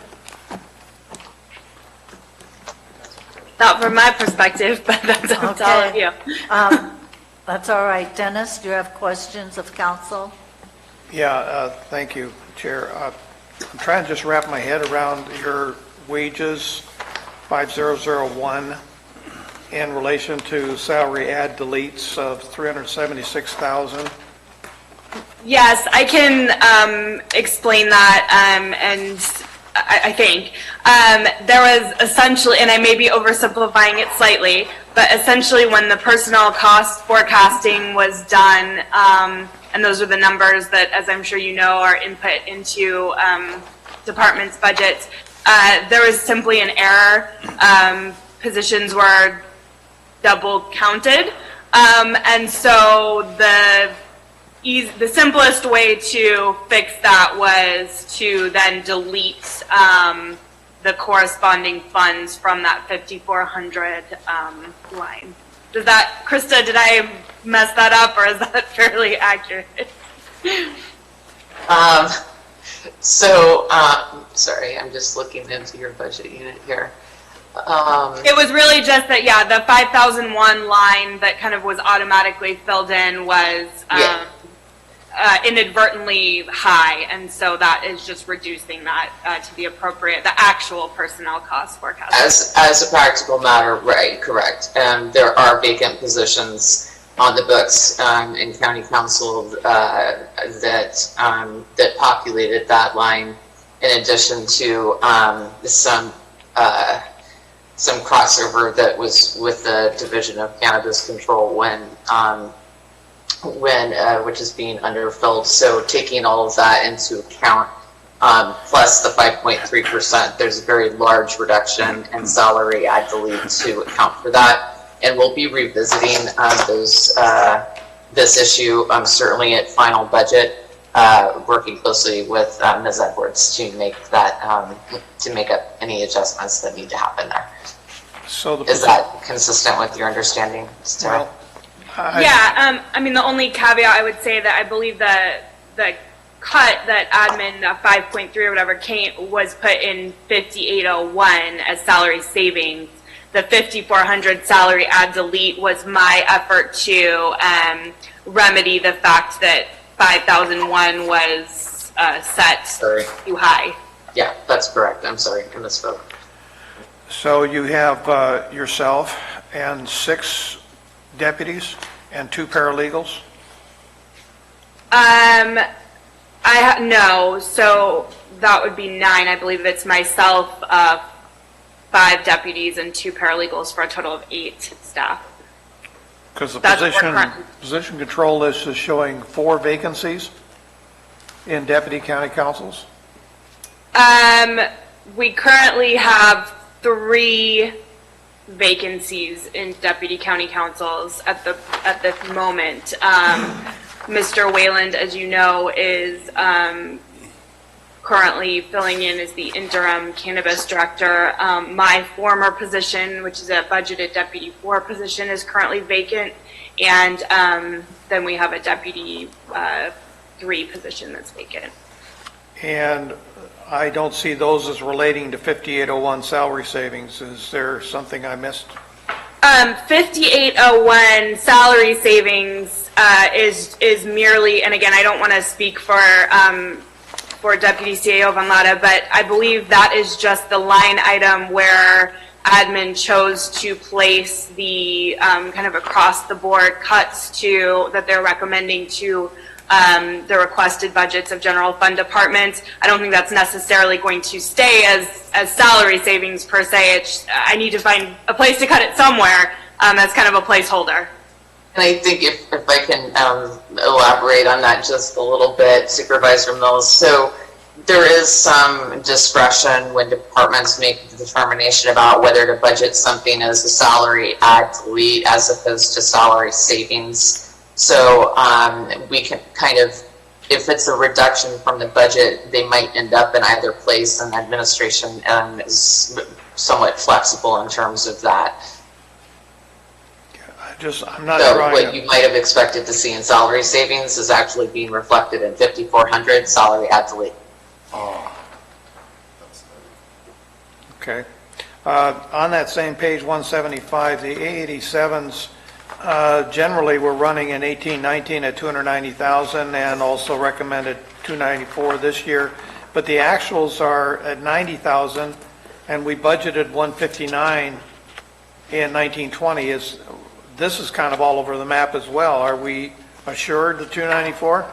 So I believe that we are, Supervisor Mills. That's a good question. There was an error in my department's budget last year with respect to A87 revenues, and so those were much higher than they actually were, and it was just an inputting error a year ago, and so that's a correction that the board made at mid-year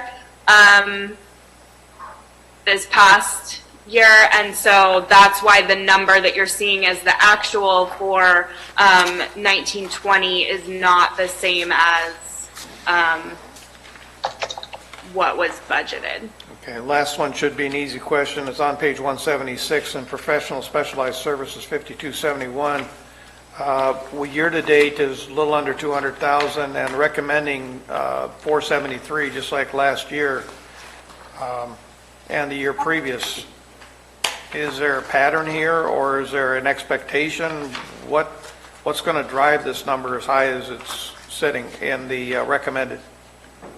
So you're right. We carried that over from last year, and you're right that where we are right now, or at least as of approximately a month ago when the actuals were run, is coming in lower. I think that that's the result of a couple of things.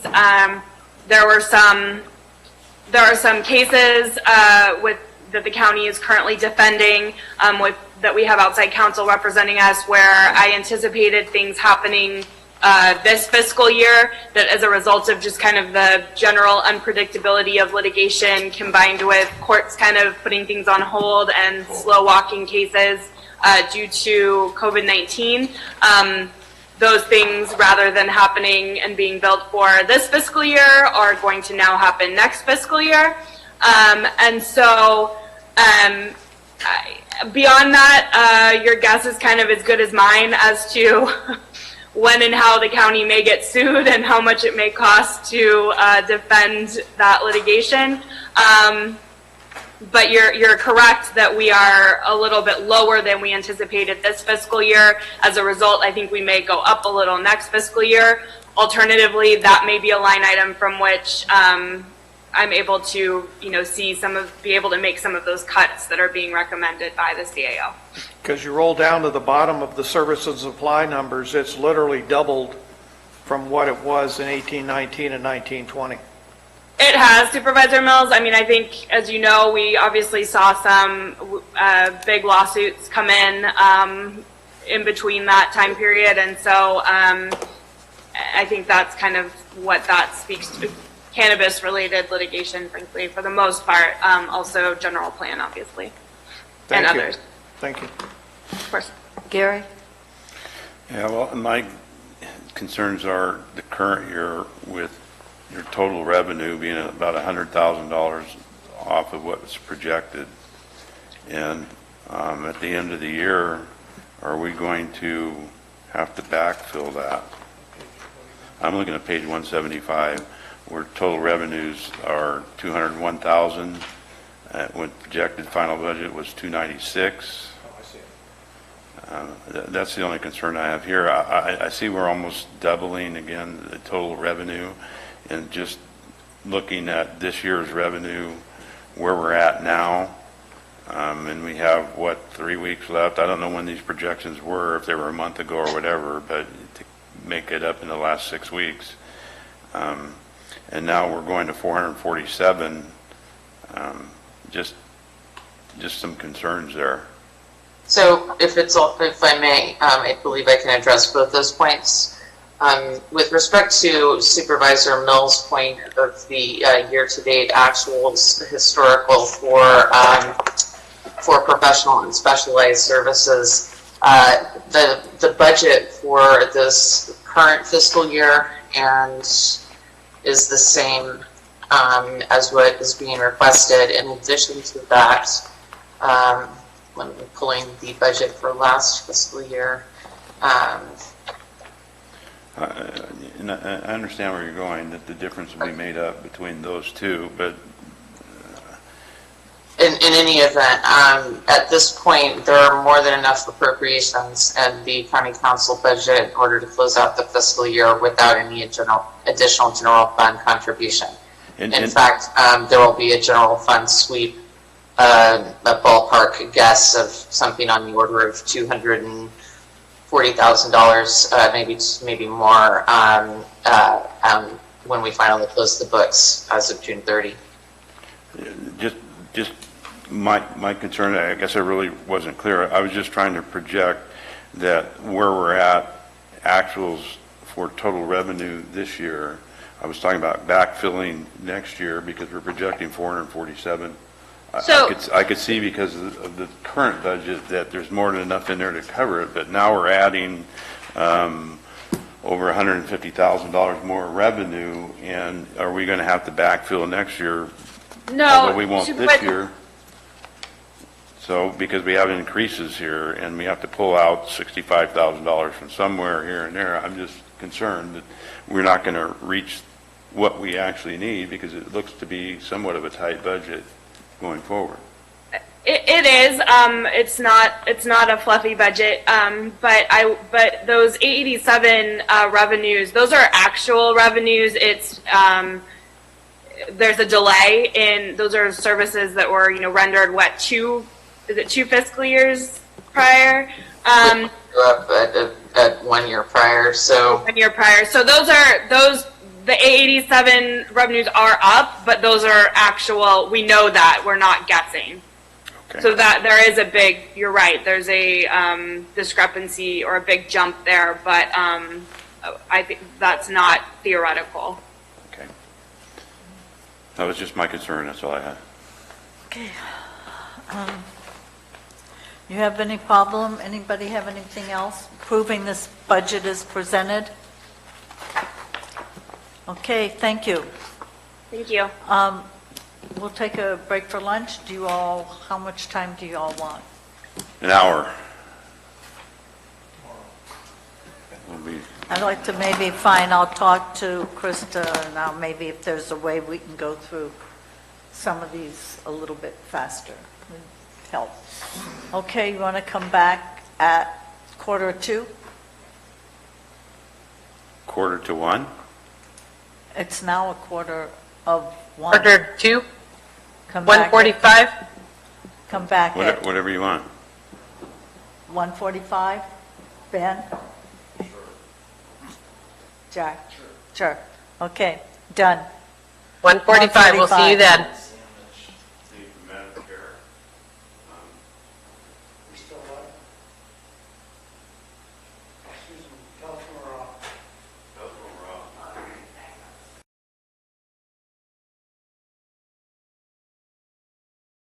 Within the next couple of months? So I need to do it again? I lowered my voice. Okay, so we're ready? Hello? Hi. Okay, yeah, somebody can hear me. Okay, we're ready. Okay, good deal. I'd like to reconvene. Doesn't look like Marita can. No, we're not ready?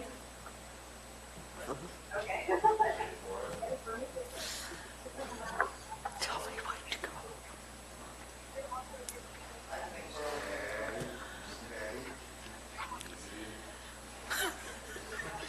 You can make me laugh.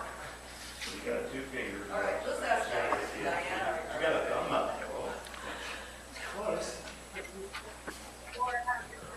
Ms. Severu, just tell me.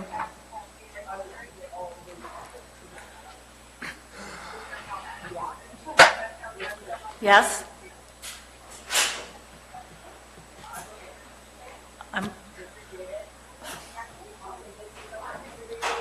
Okay, well, let's get started. I'm reconvening the meeting and proposing a couple of changes. I hope I'll have board support on that. This is preliminary budget.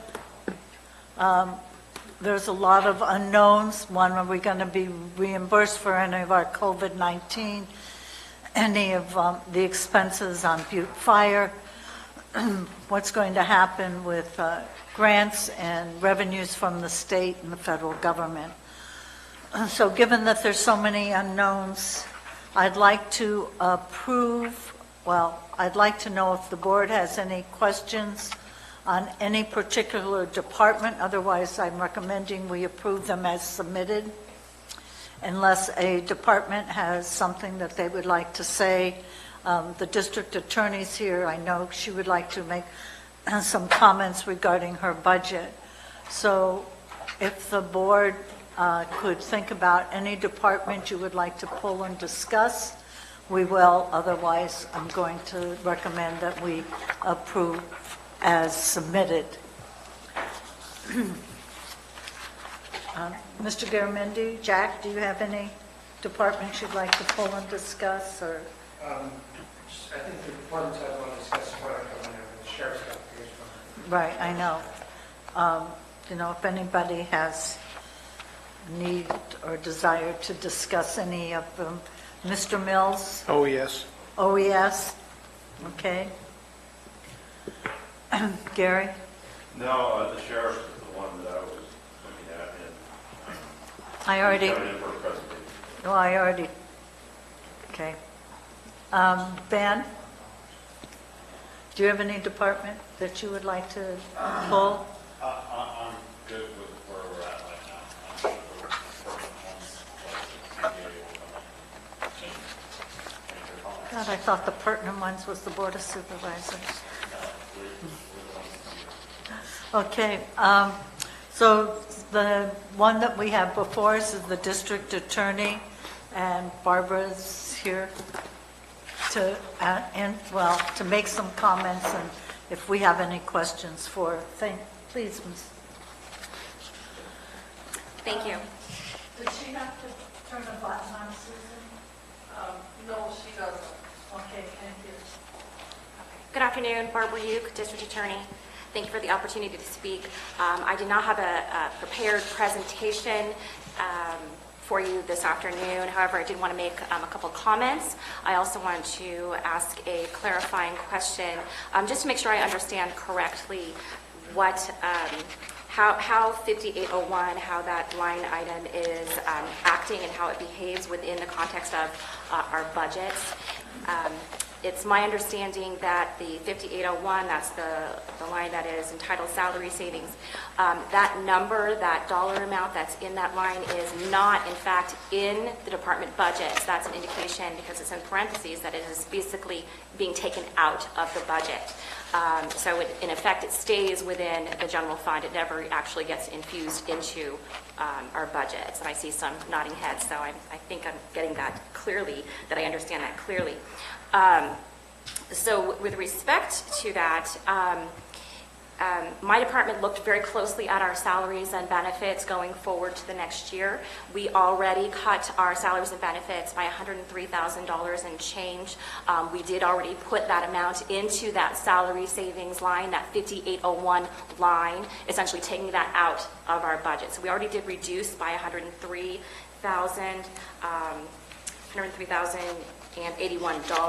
So when the 5.3% cut was applied to my budget, that is an additional $132,178 in cuts that we are looking at. And we've been looking at how to absorb that amount of cut above the $100,000 that we already cut out of our budget. Certainly, the first place we're going to look at is our services and supplies, so that we do not have to make that decision to lay off any employees. I know that's not what anyone wants, and I heard the board say earlier that that is not the board's preference. We are not advocating to lay off any employees, but looking very closely at all of our line items in our services and supplies and in our actuals over the last couple of years, we cannot cut $132,178 out of our services and supplies. And I know that is a theme you've heard a little bit today, I think, and Marita, I am going to agree with Leslie on this one. That is not, her cut is also not something that can be taken out of the services and supplies either. So we are going to do what we're going to hope for the best. We know that there are so many unknowns, and I realize that you're all in the same position. Supervisor Callaway, you expressed that to me earlier.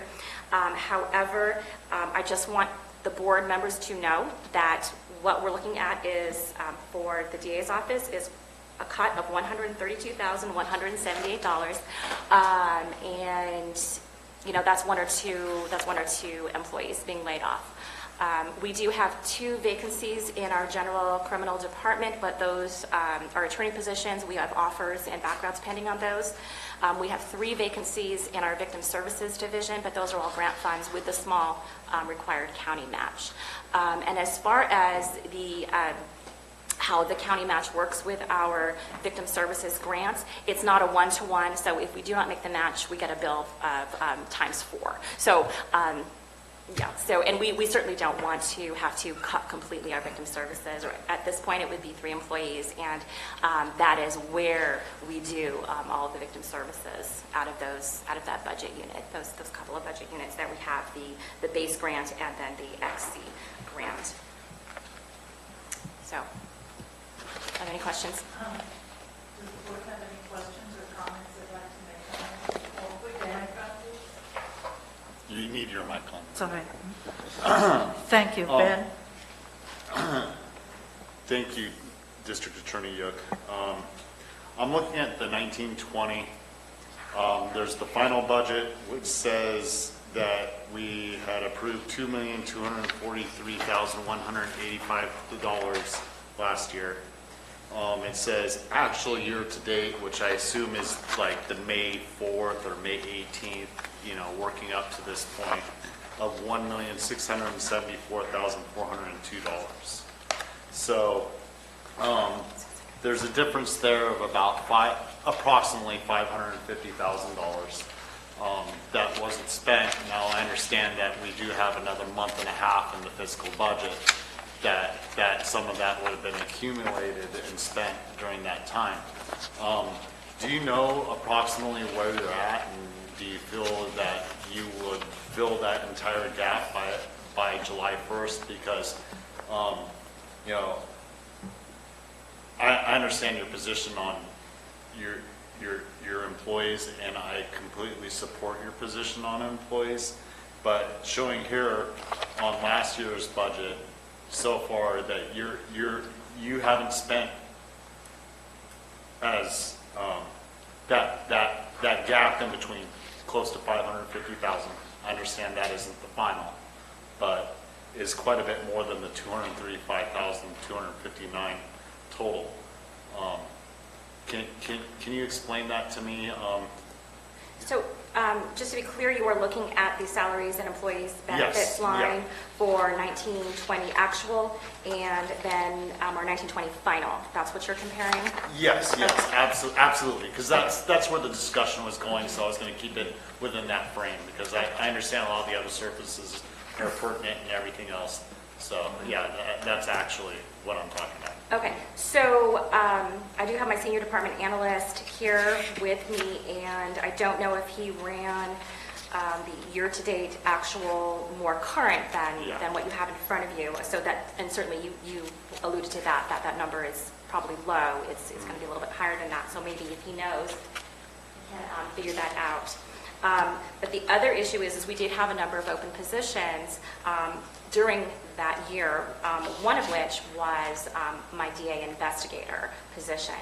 Some of you may recall that we had that position open for a very long time. It was very difficult to fill. DAIs, they don't grow on trees. They're kind of the unicorns of the law enforcement world. And it's a peace officer position, so it's more expensive than some of the other positions in my office. We were finally able to fill that position. We initially filled it extra higher, and then, but it's been a full employee, I think for maybe a month and a half, possibly 2 months. Okay. I've also had 2 attorney positions open. One's been open for quite a while. And then the other has been open for at least a couple of months. We also had some attrition with support staff due to maternity leave. And backfilling those positions, they came in at a lower level. So without piecing out each of those dollars, hopefully that's enough of a broad picture for you, but we can certainly piece it out to figure out where we're going to come in. But that's the other reason that we did already reduce our salaries and benefits line by $103,081, in recognition that when you budget for open positions, you do that assuming a certain level, you do it with prudence, you do it full family benefits, so you do not end up short, and you do not end up having to come in mid-year or some other point asking for a draw on contingencies. It's the best planning, and that's how we've done things. But looking really closely at what we expected, maybe some attrition, things of that nature is where we came up with the $103,081 that we felt safe in not budgeting. Right, and putting it into that line. So that's what I wanted to highlight to you, is that we already did that work, looking closely at the people in our department, looking closely at what we expected, really drilling down on each individual person that we have funded in our department, and that's why we were very surprised to see the additional 132 on top of that, the $132,178 on top of that. And so we're scrambling right now, frankly, to figure out where we're going to make that up.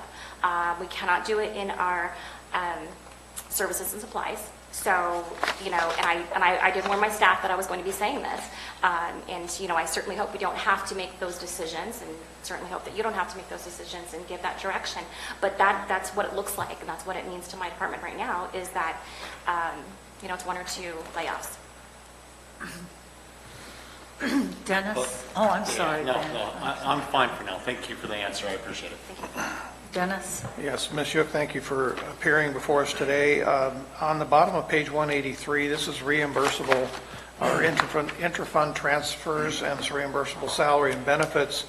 You had requested $378,000, yet the CEO is recommending $55,000. Why such a big discrepancy? Okay, so what happened is, when we first prepared our budget pages and our original budget memo, we consolidated our 3 budget units, and it was an accounting change to make it simpler for my office staff. As you may recall, I do have a new budget person in my office, senior department analyst position, and when he came on board, he took a look at everything we had and felt that restructuring and putting all the budget units together was the best way for us to see what we had, see what we could utilize, do some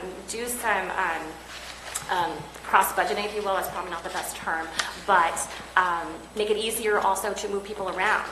So having the ability to fund someone 0.25 with grant funds, or 0.5, and move the positions around and move the budget unit and the funding sources around was easier. It was going to be easier, and it was going to help us kind of maximize what we already had in place. And so that's how that was prepared. Unfortunately, that was not a welcome change to admit. It made things more difficult on their end, and they requested that we move that back out and maintain the monies in those separate budget units. So that's what that is reflective of. So it should It was that balance, move. but it should balance when you look at all of the budget units combined. Yes. Thank you. Yes. Yeah. That's all I have. Jack? Thank you. Thank you very much, Madam District Attorney. You said layoffs would come out of this. Are these layoffs, or are these not hires? You're not terminating, you wouldn't be terminating anybody who's currently in the position, you just would not be filling position? I have 2 open positions. There are offers pending. One's in background. So certainly when layoffs come, it's the extra hires that go first, and then kind of last in, first out. But those would be my decisions to make as far as how best we would function as a whole. It's a group approach. It's not one specific division that I would pick on. And I did warn my staff that this subject could come up. So hopefully they're not listening and being too concerned right now, because I'm hopeful that won't happen. But right now, that amount of money, that is what it would mean to my department. So it would mean either, and I can't say if it would be, hey, I got to revoke this offer, or it would be a layoff. I can't say, because it's a whole approach, and our job is to service the courts. Right? I would support you being able to run your department as you choose. I'm sensitive to coming in and saying we're laying people off. Not really. We're cutting your budget. We're reducing your budget. How you implement it, we have 2 vacancies that are impending in recruitment, so I get that. But, we're cutting your budget. We're not laying off people. So if you want to lay off people because you want to hire this attorney and you've got a zero-sum game you're playing, that's not a zero-sum budget you're running, that would be your call. So I'm sensitive that we're not laying anybody off, which is my point. And I appreciate that, and I'm not saying that we are prepared to do that today or make those decisions today. I think that there are a lot of unknowns, and I think we're all kind of trying to hope for the best. And that's definitely kind of the tone I'm seeing from what's gone on so far this morning. I just think it's very important for me to have clarity on what 5801 means and why that number was increased. We did already cut $100,000 out, and just The 132,000 is not something that's going to be able to come out of services and supplies. There are a lot of operational costs in there that, I don't know that the board is completely aware of. And, I know we're going to be discussing this more in August. I know that you wanted to move things along, so I don't want to drill down into the weeds completely.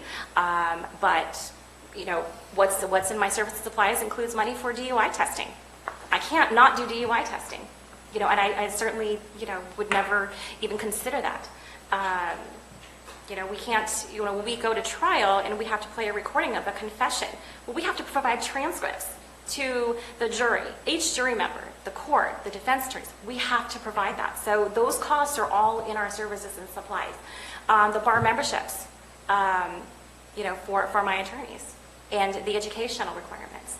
Those are all things that are in there. So when I say that we really can't make that cut up out of the services and supplies, that's why. So I just wanted to let you know what's happening in my department and what we're looking at. Thank you. Are there any other questions? Ben?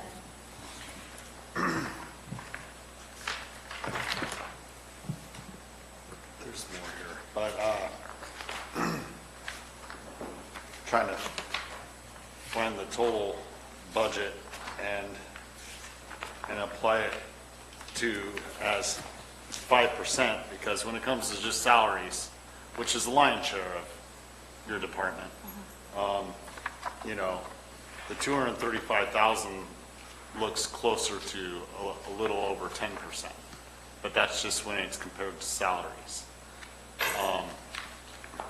as opposed to 5%. So I was just going through, trying to go through your services and supplies. And I think this is something you've been through already prior. When it comes to services and supplies, it's one of the hardest things to find places to cut from, because you use what's pertinent to be able to facilitate getting your job done, correct? You wouldn't extravagantly go overboard and buy another 300 tons of paper per se.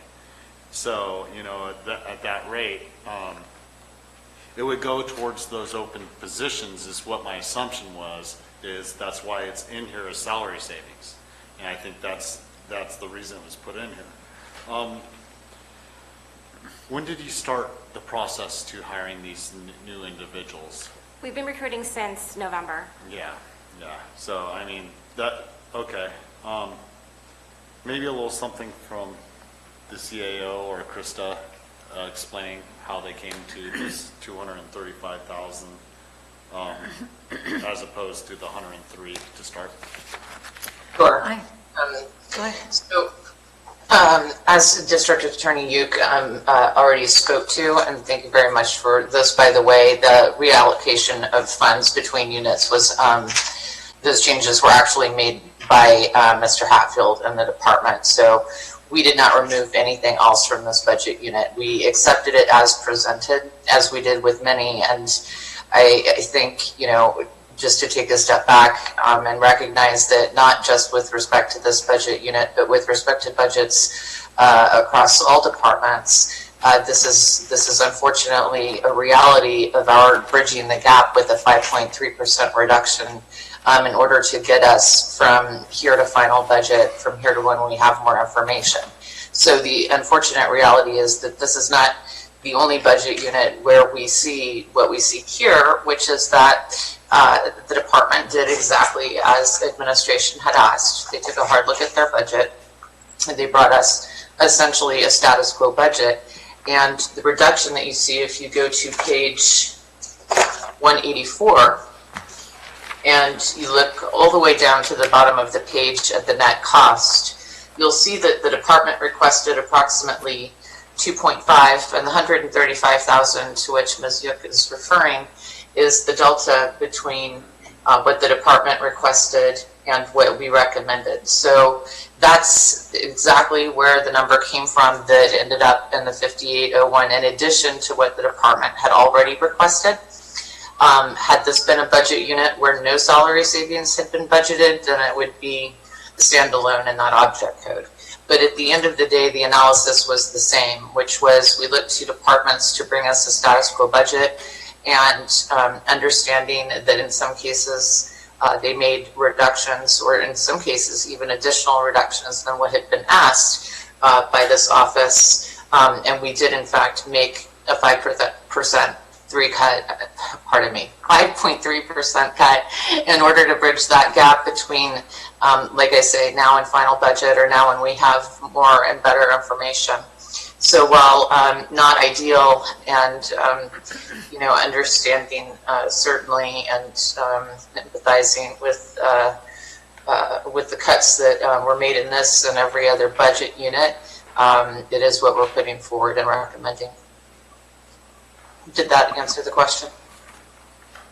Madam Chair, if I might add to that momentarily. Yeah, please. So the district attorney's artful explanation of the reductions, and I appreciate the position that she's in, and understand how troubling it is for all of our departments. But we're seeing the nuance now of what we're trying to work through in the CAO's office. And on one line of questioning of the assessor, she mentioned her concern with about a $7 million teeter transfer, and she's eloquent about that point as well, and the board's made that concern as well. So if we don't make that teeter transfer or book that teeter transfer, then we have to make deeper reductions in the budget to make it balance. We have a lot of open positions, and so one of the things that I considered was that we do a hiring freeze. Frankly, if we just froze all of our positions, it would more than cover the reduction that we need to cover the 5.3% reduction. However, we all know that just a simple hiring freeze is a very inarticulate solution to the problem that we have, because we have positions that, whether or not we fill them, we're going to be paying for overtime and other necessary costs related to providing services. So what we've tried to create with this budget, with what I described as just riding the brake, is the opportunity for departments to look at where they can make reductions, give us an opportunity to see if our revenue may come through the first quarter of the year, and our projections will not come true because they're based on our current circumstance, which is influenced by COVID. We all know that the economy is beginning to open back up, and we hope that that will positively affect the unemployment rate in the county, the sales tax, the TOT, and all those other revenue streams that we count on to make our budget flush. But at this point, we can't necessarily predict that. So the whole discussion really from all the department heads now has been based on how do we balance between that big teeter transfer, which we'd like not to do and hope it doesn't come true, and implementing and directing cuts across all the departments that are deeper than 5%. And so I hate to reiterate that. I know that the board understands this, and I know our department heads do as well, but for our public, I wanted to help them understand why we put together the budget the way that we did, and gave latitude for the department heads to try and navigate within the reduction that we need. Okay, any further comments from the board? Ms. Yook, did you want to make any further comments? I do. I want to reiterate, in case it got lost, that we did already cut 103,000 out, and then the 132 is on top of that. Right. So my bad for doing it ahead of time, I guess. I don't know what else to say. But, we are definitely going to be hopeful over the summer that things change and then we can accommodate it.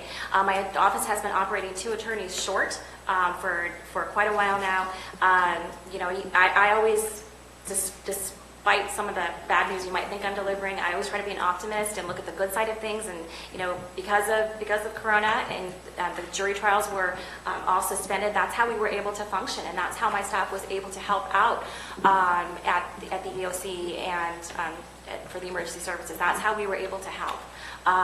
Because of the jury trials being suspended. Our court was extremely busy otherwise, but the jury trials takes off the large burden. They are anticipated and set to resume on January 24th. So my office is going to have a huge, major shift. I do not know how we are going to accomplish social distancing in the courtroom on June 24th, but jury trials are set to resume, and we have a number of them stacked up because they have been on hold for months now.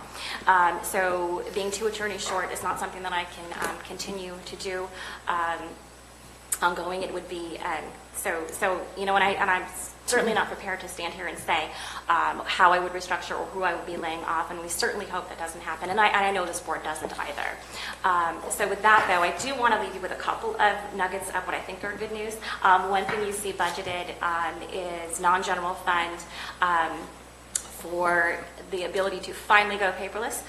It would be a very long transition, but hopefully next year you would be able to see some cuts to our line items like paper and file folders and some of the office supplies. Plus, without having to spend maybe a full-time position pulling away files and doing paper filing, we can really streamline some of our operations, and that would be a benefit to us. The other thing is that the program we are looking at does interface with RIMS, and so we are hopeful that we will be able to share some of the cost savings with the sheriff's office because of the paper that they generate as well for my office. So, I just want to throw that out there. It's something that's not now, but in the future that hopefully it'll be a good change for many purposes, including cost cutting. The other thing is we are working on, hopefully in August, we'll have together is bringing forth a fee schedule so we can start charging for discovery. Now, certainly we're not trying to pass costs off onto indigent defense, but the indigent defense is not the only defense attorneys in town. There are plenty of private attorneys, and so we're looking at putting that together to generate some revenue. It won't be a lot, but it's better than nothing. So I want to leave you with those couple of good nuggets. Also, we have good news too. But you're going with before I give my that- budget, not the... No, I think as Jack mentioned, we're not using the word layoff. And because a lot of the departments are in the same position you are.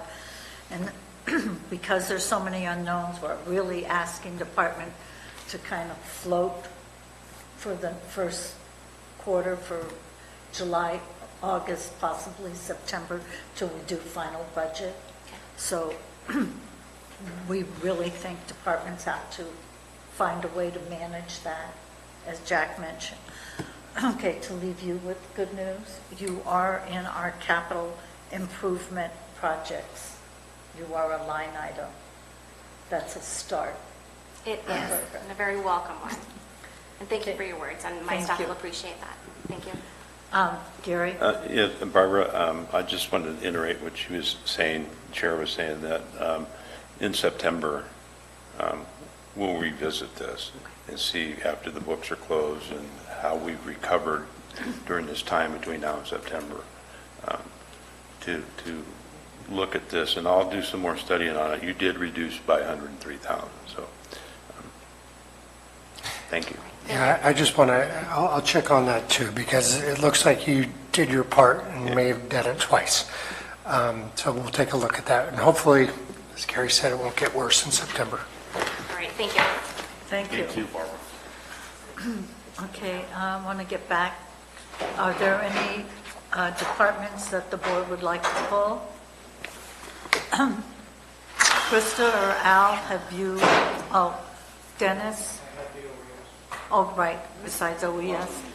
Have any of the departments contacted you that, besides the sheriff, that they'd like to address the board? No. Okay, so my recommendation, board, if you have no problem, that we will approve as submitted what's in the budget book. And unless there's one that you would like to pull and discuss besides OES. Ben, did you have one?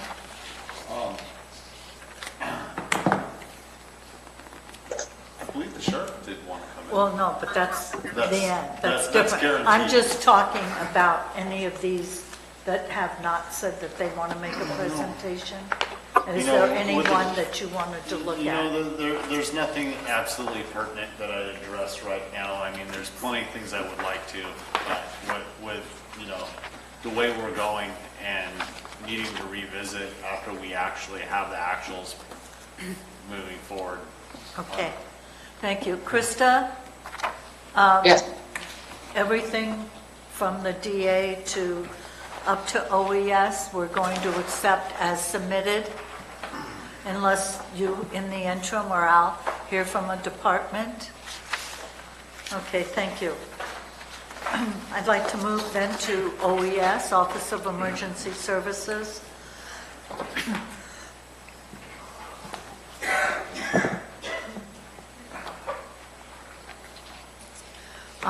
Is Mr. Osborne available, or Al, if you'd like to take the lead if there's anything on this that I think sort of a department in transition. Go ahead. John's on the call as well. All right. Madam Chair, would it be better simply to ask what is I need addressing rather than take the time to go through all of it? Sure, that's fine. Thank you. Thank you. John, Al, Dennis has some questions. It's simply that we had, thank you, we had removed roughly $9 million from our budget last year in the OES, and I noticed that we're coming back with revenues of $1,971,000 this year. I'm trying to understand how much money is still out there due and owing, how much money have we paid, and from what accounts have we paid it, with an expectation of whether or not it will come back into our accounts this budget year or whether it will come back in future years. I'm more interested in what will come back this budget year. And I know I talked to Josh about the spring storms, and he told me where he had got the money to pay those out. But I would be wanting to know where did we get the money to pay out on the other categories that we have listed here, not so much the budget itself, but because it will affect the budgets. Okay, thank you for your question, Supervisor Mills. So the two primary budget items, specifically the 1.9 million that you spoke of, is for the Butte fire, which is line item. Let's scroll down. It comes through several different budget line items that are outlined in the narrative. There's, I don't know, about 10 or 11 of them. And that is primarily where some of that 9 million that you speak of was removed last year. And if you go to the budget narrative on page 336, you'll see that I bolded the various line items where we have or are ready to close budget items. That's the top of page 336. As I spoke yesterday in Deputy CAO Von Latten's opening comments, we have received an interim final inspection report on the Butte fire. We submitted for a total of $1.97 million in reimbursements, and in the interim report, they have found that approved funding for the projects in the amount of $1.71 million, and that's specifically for projects 39, 40, and 100. So on that would be 1010 0900. I'll touch on 1010 0905 here in just a moment. 1010 0906, which is 40, and 100, which I believe was 1010 0911. And there hasn't been any revenues, or there hasn't been any expenditures in those, sir. Most of that work is, or all of that work is completed. That's why we closed those projects. So we never had any expenditures on those items? Those expenditures were in years, multiple years past. I understand. That's why I was trying to get the question across is we expended funds even in previous years. Where did we get the money to pay for it? And if we're getting it back, when will we be getting it back to bring it back into those accounts? So by way of... I wouldn't, John, it's okay. I wouldn't be asking for exact answers and details today. If you could provide me with that information over the course of the next few days, I would appreciate it. Okay, we can certainly work toward that the best that we can. I can tell you that some of the funds were advanced to us, and so that was one of the payment methods. I guess the best answer here would be is if I could sit down with you privately or personally, we could kind of go over what I'm looking for instead of taking up board time on it. Sure. Okay. All right. Thank you. Okay, is that all? I have a question. Yeah. Gary? Question is for the CAO. Given that we projected, given that we projected $2 million and we used that $2 million of this money coming back to us in this budget, and we're only going to see 1.7 million coming back instead of the 2 million. That's going to affect this budget by $300,000, is it not? So John's referring to one particular reimbursement, but we have others that we've submitted as well for the total of 2 million. That the 1.7 is a particular reimbursement that he's referring to. Supervisor Toffanelli, there is another reimbursement. Project 66, which is, sorry, that's just how I have to turn it over in my mind, which is 0905. We had closed that project. OES and FEMA had de-obligated about $50,000 in it. I appealed that reduction, and early this morning, CAO Alt delivered a letter to me that Cal OES had agreed with the appeal and now recommends that that project closeout be at $103,819.28. So that's another project that is likely to come in during this next budget cycle. And another project that is still outstanding that we have requested closure on is in the Butte fire for the amount of $344,331.55. Why is that not in the narrative? And primarily that's not in the narrative because there are a lot of moving pieces in that. And I'm not confident in the process, especially considering the pandemic and the extra load placed on Cal OES and FEMA right now, that we'll be able to process it in a timely manner.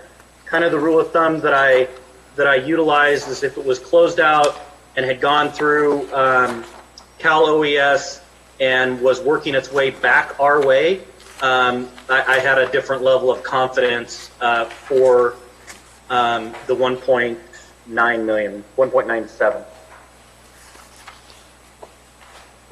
Okay, thank you. You're welcome. Dennis? Could you put your speaker on? Thank you. Thank you.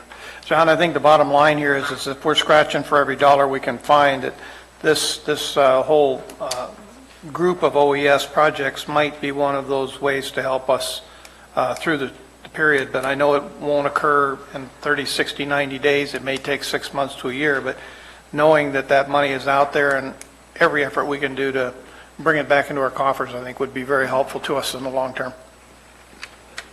Not only, sir, in the long term and in the short term, we've been very focused on trying to close these projects out, especially with the Butte fire.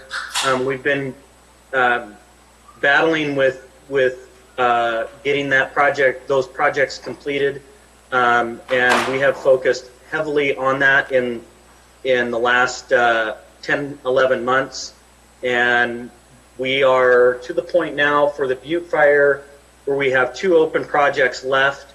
One of them, the phase 2 of Butte fire trees, and the second, a roads project, which Public Works staff has submitted a alternative project for in concert with Cal OES.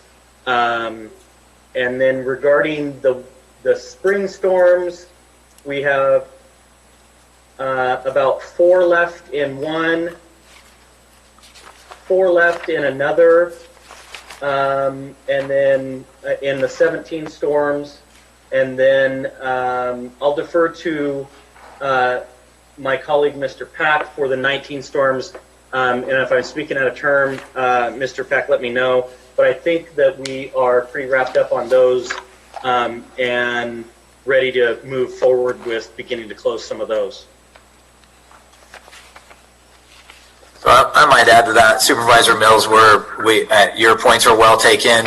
We know last year taking out the FEMA monies, especially to the extent that we had, was a big change to the budget. But we didn't see the distinct effort that's been shown over the past year, really with OES and in concert with Public Works, working together now in the auditor's office as well to recoup these monies. So we had been booking year over year what I'll call receivables that had amassed to the point where they exceeded our contingencies or reserves, and the problem had just gotten too big for us to continue to carry those receivables over. So now you see us taking a very distinct approach to it, that if we anticipate getting the money, we plug it into the budget, but we're not going to plug it into the budget until we feel reasonably certain we're going to get it in the coming year, so that we don't continue back to that pattern that we had of just showing it on the books without ever having intention of pursuing it or receiving it for that matter. So we're very actively going after it on all fronts, and it's a concerted effort, and we'll get as much as we can back dependent upon the work we can actually accomplish in the year to submit for the reimbursement.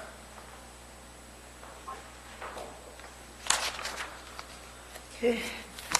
Do you all have any questions? We're just waiting for it all to roll back in.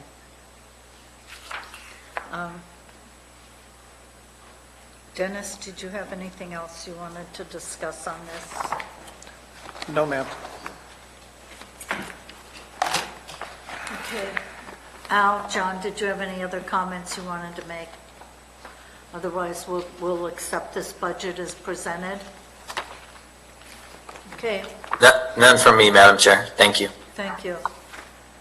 Thank you, Madam Chair. Thank you. Okay, if no questions on the others, then we will go to the sheriff. We'll take a 10-minute recess till he can get over here. So we'll return at 2:45, Madam Chair? That's right. Thank you. Okay, thank you. Gary, good idea. Thank you. I don't hear that very often from you. We're still on YouTube?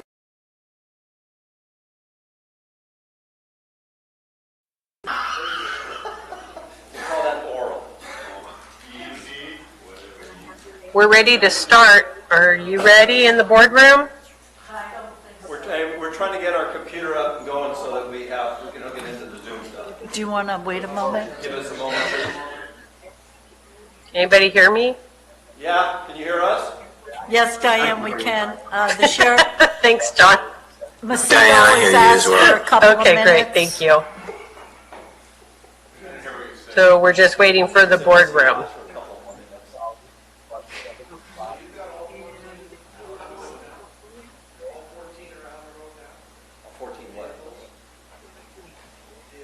All the new ones? Well, we're still waiting for the 2 jail vans to show up because of COVID, they got shut down. But the patrol stuff, yes. Yeah. No, actually, no, I have 2 F-150s and. Unless somebody else pops up back up the hill, I don't know. No, the Traverses, we've got 2 but that was all because of COVID, everything was shut down. And our 2 jail vans. All the new trucks. Absolutely love them. They have more room in them. They're just more fitted for being out there.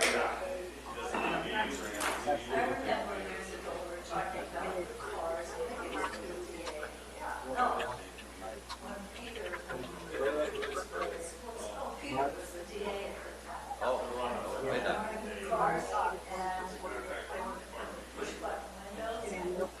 Paul Stein said, "Oh, I think that's just preservation. You can roll with them." Okay, Paul. I think someone in the board chambers might need to go to the computer with the PowerPoint and turn the video back on. I don't know if Susan can hear me. I don't know either.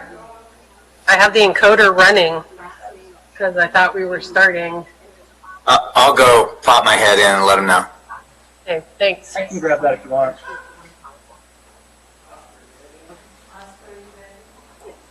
He's having a hard time connecting to the Wi-Fi for some reason.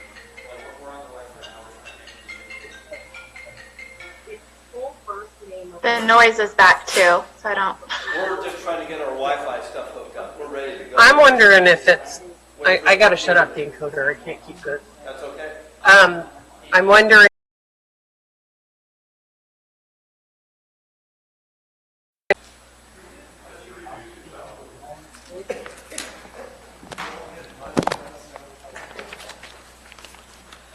Okay, is everyone ready? Oscar, are you ready? Okay, let's go. Want to bring us back to the preliminary budget hearing, and the sheriff's office budget is on the agenda, and the sheriff would like to make a presentation. Sheriff Basilio? Or Well, actually, it's Jim Macedo to start. Good afternoon, Jim Macedo, Sheriff's Office. We have a very short PowerPoint for all of you. This is going to be a joint presentation between myself, the sheriff, and our senior financial analyst, Oscar Flamenco. The first page of the slide is just kind of an overview of the presentation, 2 simple bullet points. The first is going to be housekeeping. These are known fiscal impacts to the Sheriff's Office departmental budget that we located that were not accounted for in the CAO's recommended budget. Some of these items we had a discussion with the CAO's office about. Some of these we did not. They were located later on. So normally these would have been handled in meetings with the CAO's office, but unfortunately they were not. And so we're going to address some of those today. When you guys can get to the next slide, we'll go over those.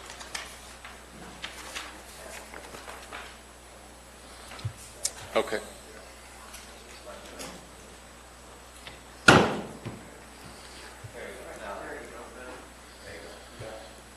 Okay. So shift differential, there were negotiated MOU agreements that were established with both the Calaveras County Sheriff's Department, the Deputy Sheriff's Association, and both the Calaveras County Public Safety Employees Association. In the CAO's recommended budget, the shift differential for the DSA was reflected. However, it was not for the 2 departmental divisions referred to as communications and the jail. Our estimate shows that the budget was shorted to account for those shift differentials for those 2 divisions to the tune of $122,488. So that will need to be addressed under housekeeping. new vehicles, and when I use the term new vehicles, those are last year's vehicles. Last year's vehicles were approved and they were purchased. However, the upfitting, the equipping of those vehicles has carried over from the previous fiscal year. Per direction from the auditor, we are not allowed to encumber those funds. Those funds were swept from our budget back into the general fund, and they were not carried forward, so we need to address that. There's still a significant amount of money. Our estimate for the upfitting of all of the vehicles is $545,000. How many vehicles? Oscar? So it's all the vehicles because of timelines. Yeah, I'm sorry, if you want to go through your presentation. No, that's all right. We'll take it as part of this is related to COVID.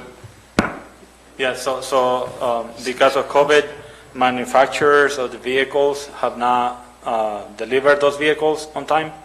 We only got the 4 F-150s, 6 of the 7, and we have gotten the Chevy Traverse. So we're missing the 2 vans that he mentioned earlier, the sheriff mentioned earlier. We're missing the 2 AB443 4 Interceptors and 1 of the F-150s, the last one that got approved early March when we were doing mid-year. The other, yeah. The AB443 vehicles, though, are not part of the general fund. No, but they were budgeted last year, and they need to be carried over. On the 443, Correct. but there was only 6 total general fund that. We also need approval to expend that because it needs to be carried over. So it's a mixed match of funding, but we wanted to make the board aware that there is a significant amount of general fund dollars. Yeah, the way the CAO recommended budget is, it's as presented, is not including rebudgeting for outfitting of the vehicles or paying for the vehicles that we're missing still.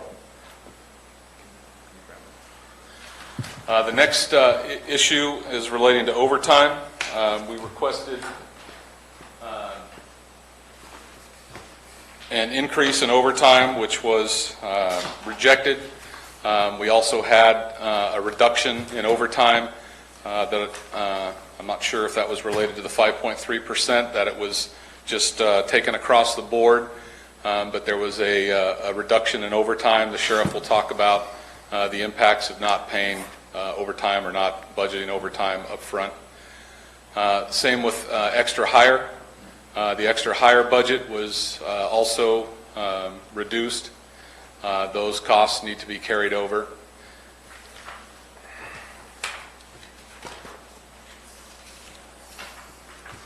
The overtime is actually broken down between patrol, MET, and dispatch, and those were all additional increases that were basically removed from our status quo budget.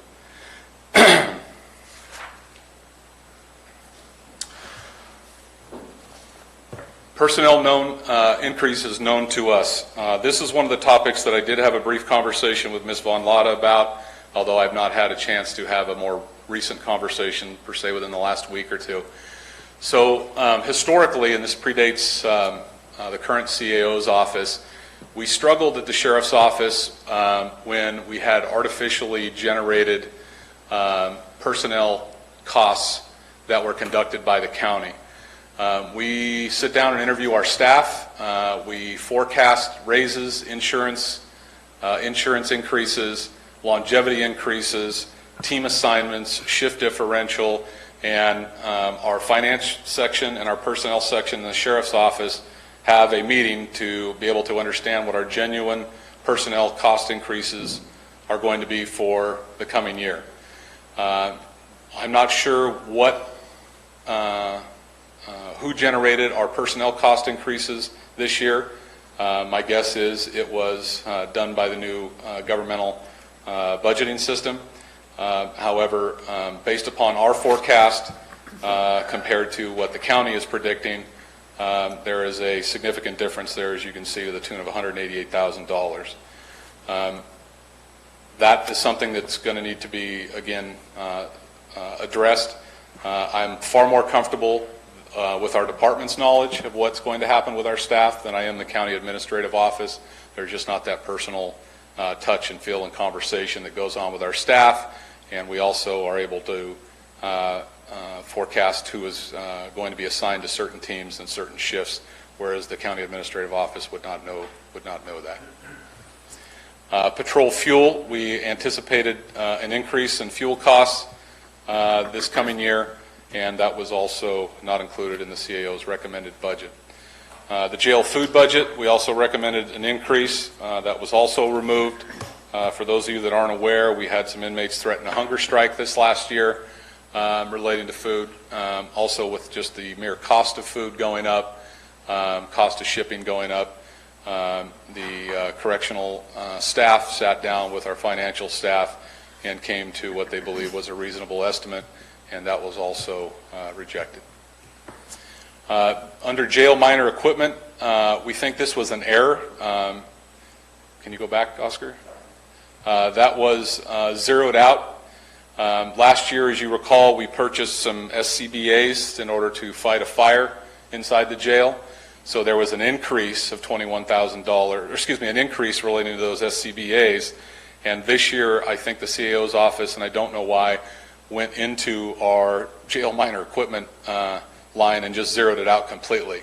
Now, we have to make minor equipment purchases in the jail. Historically, there has always been funding for minor equipment purchases in the jail, albeit it was a little higher last year because we made the SCBA purchases, but I think this was a mechanical adjustment done by the CAO, again, not really understanding entirely what they were removing, and looking back historically that you don't zero out a minor equipment budget in a jail, especially when we have the issues we have, the large issues that some of you are aware of, let alone the everyday small issues that we address. The bottom bullet point is trial court security. Scratching my head on this one, there was a very minor reduction in that, but that is not a general fund contribution. That is entirely funded by state trial court security funds.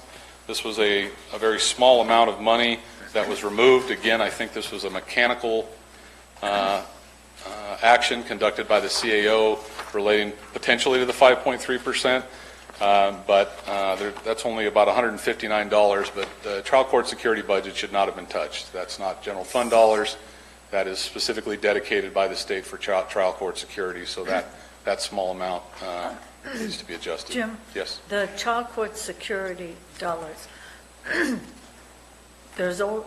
thought there was always a problem receiving enough funding from the state Correct. for the expenses that the sheriff's office You are correct. expenses. So without looking, are you saying that the money that was in there for us to supplement trial court security was removed?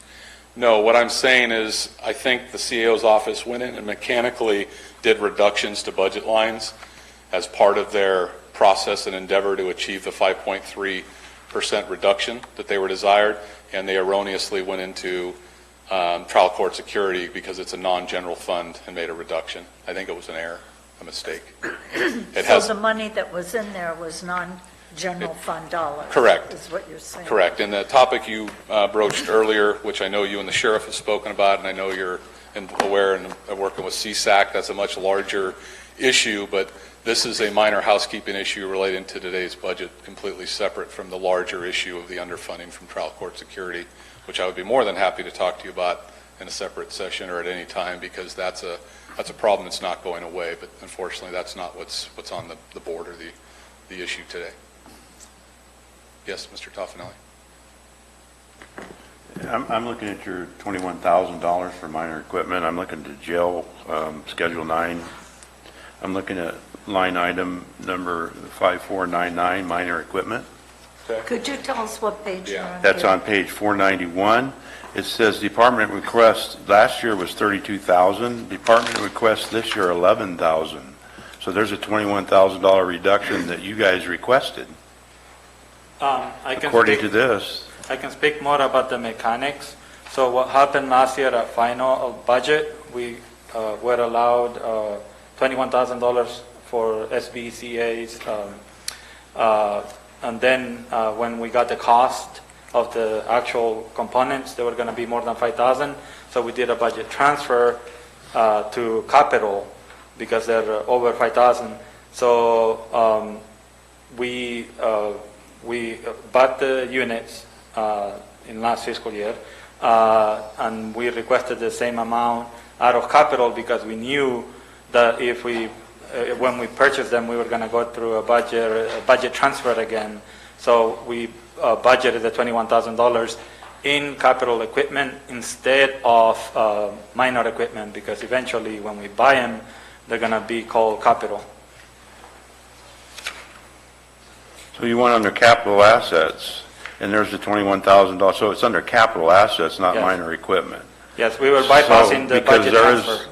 Okay, all right, so, and it is zeroed out there, but he gave you exactly what you requested under minor equipment, and there was a $21,000 reduction, so there's the $21,000, and you're saying it was zeroed out under capital assets, which is line item 5701. Yes. Still page 491. You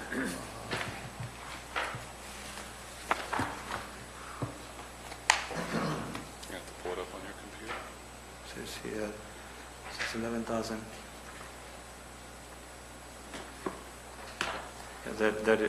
You can see the difference. So last year they gave us 32, this year is 11, but that's because the 21,000, we bypass all the budget transfers. We would have to come to the board if we had kept the $21,000 out of line 5499.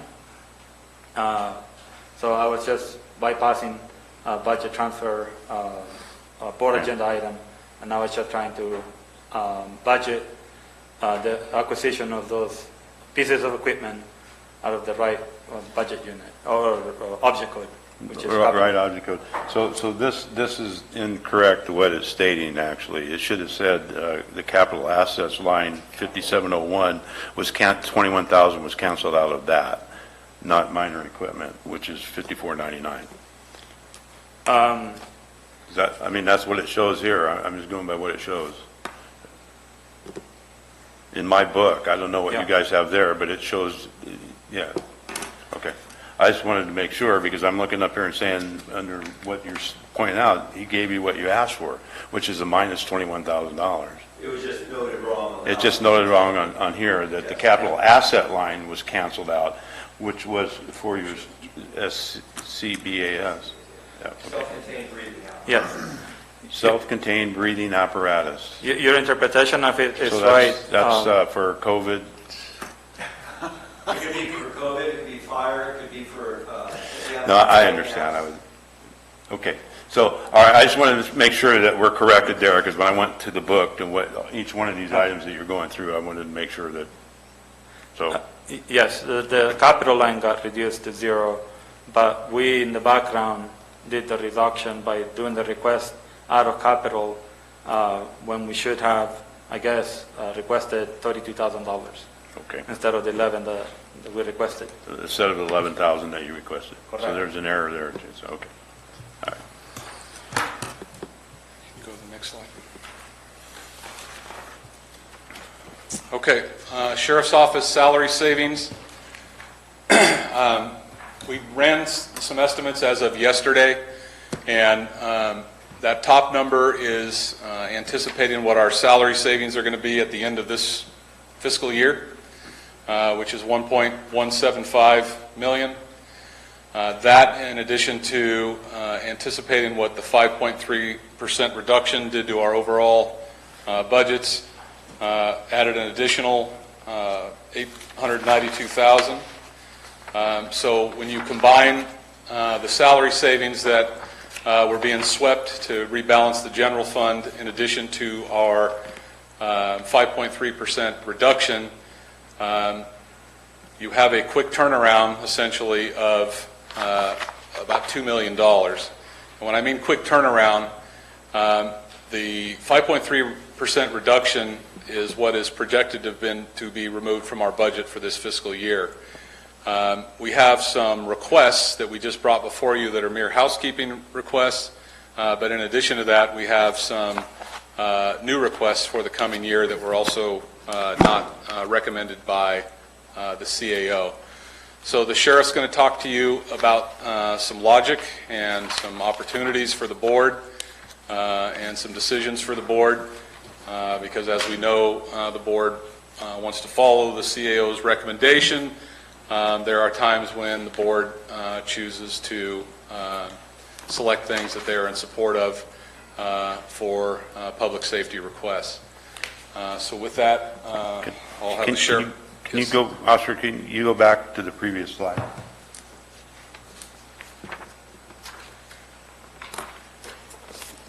Anywhere on here, do you have a total for all of what you're asking there, what that total amount is? 1.22.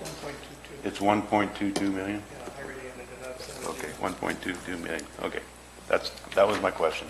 I'm not texting, it's calculated.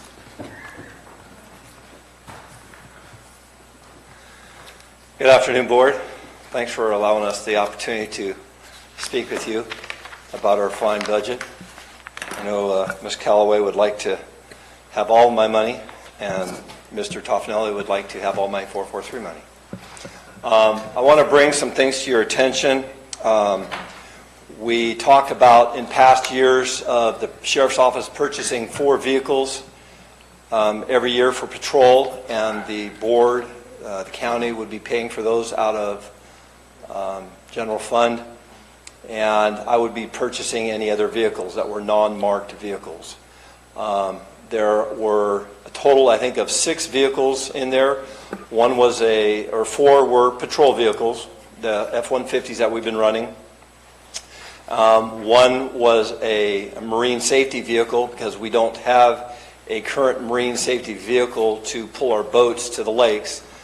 Well, I rephrase that. We have one, but it's an old vehicle that we're utilizing because we haven't had a marine safety vehicle in quite a while. And the other one was a off-highway vehicle for the off-highway vehicle program.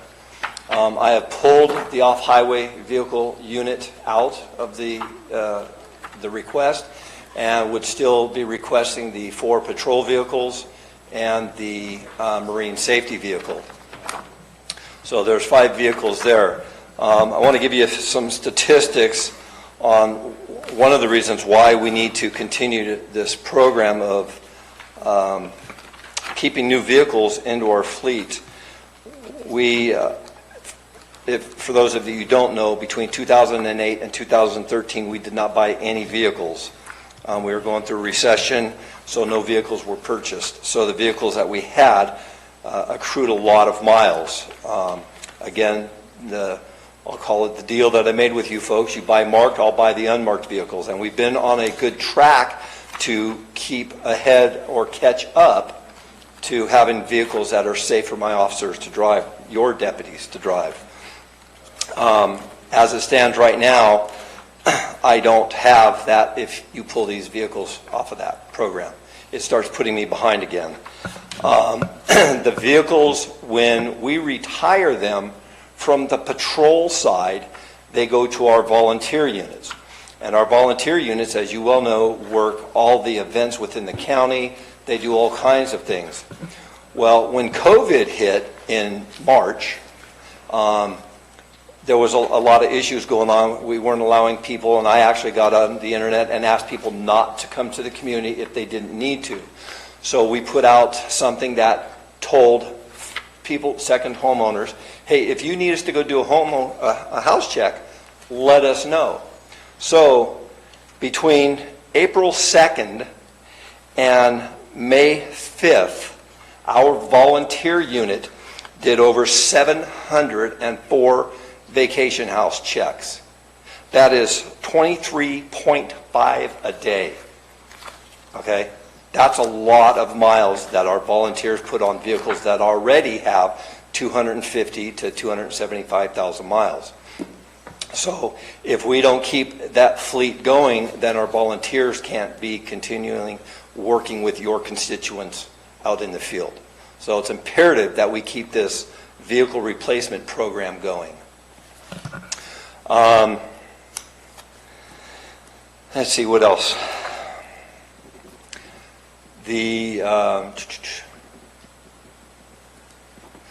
The new patrol vehicles that we're requesting will also be coming with new in-car cameras and body cameras. With what's going on in the world right now, this is something that is going to be forced upon us. We're going to end up having to have everybody with body cameras. I know Alpine County has had them for about 8 years. Angels Camp has had them for 5 to 6 years. It's something that we've been working on. We have been looking at this since I've been the sheriff for the past 3 years. The cost of the actual cameras, believe it or not, is not where the big cost is. The big cost is in the storage. You're talking about a lot of video being stored. You know, you're running 24/7. The program that we're looking at, it incorporates the costs. The costs are a lot less expensive what they have been, so it's getting better. But the bottom line is that we're moving towards having to have body cameras, not only for the county's protection, for lawsuits, but for officers and our people out on the streets. Yes. Am I not correct that you are being notified there's going to be penalties involved if you don't have them? That hasn't come about yet, But the talk is. with the way things are going, I see it coming, absolutely. And that's federal dollars that might be at stake if you don't have them. That, and I don't know if the state mandates it. We know that when the state mandates something, they're supposed to pay you for it, but we know that that typically doesn't happen. So it's going to be something that we're going to have to encumber. True. So it's coming. Let's see, I wanted to talk about, there was some personnel requests that were in my budget that were all stopped by the CAO. I got to say, and I know that other department heads have been up here and talked, and Mr. Alt and I have a very good working relationship. I was a little bit surprised at the 5.3% reduction. I know that back on May 26th that was brought to the board. However, I've had meetings with Mr. Alt. We've had department head meetings, and although it was noted on the May 26th board meeting, I was not in attendance and I was not around. I was doing other things dealing with law enforcement, so I didn't see that. So it came to a big surprise to me that we were also taking a 5.3% cut. That being said, all the positions that I had in there were cut. Marita made a comment today that we need to quit kicking the can down the road when it comes to purchasing things.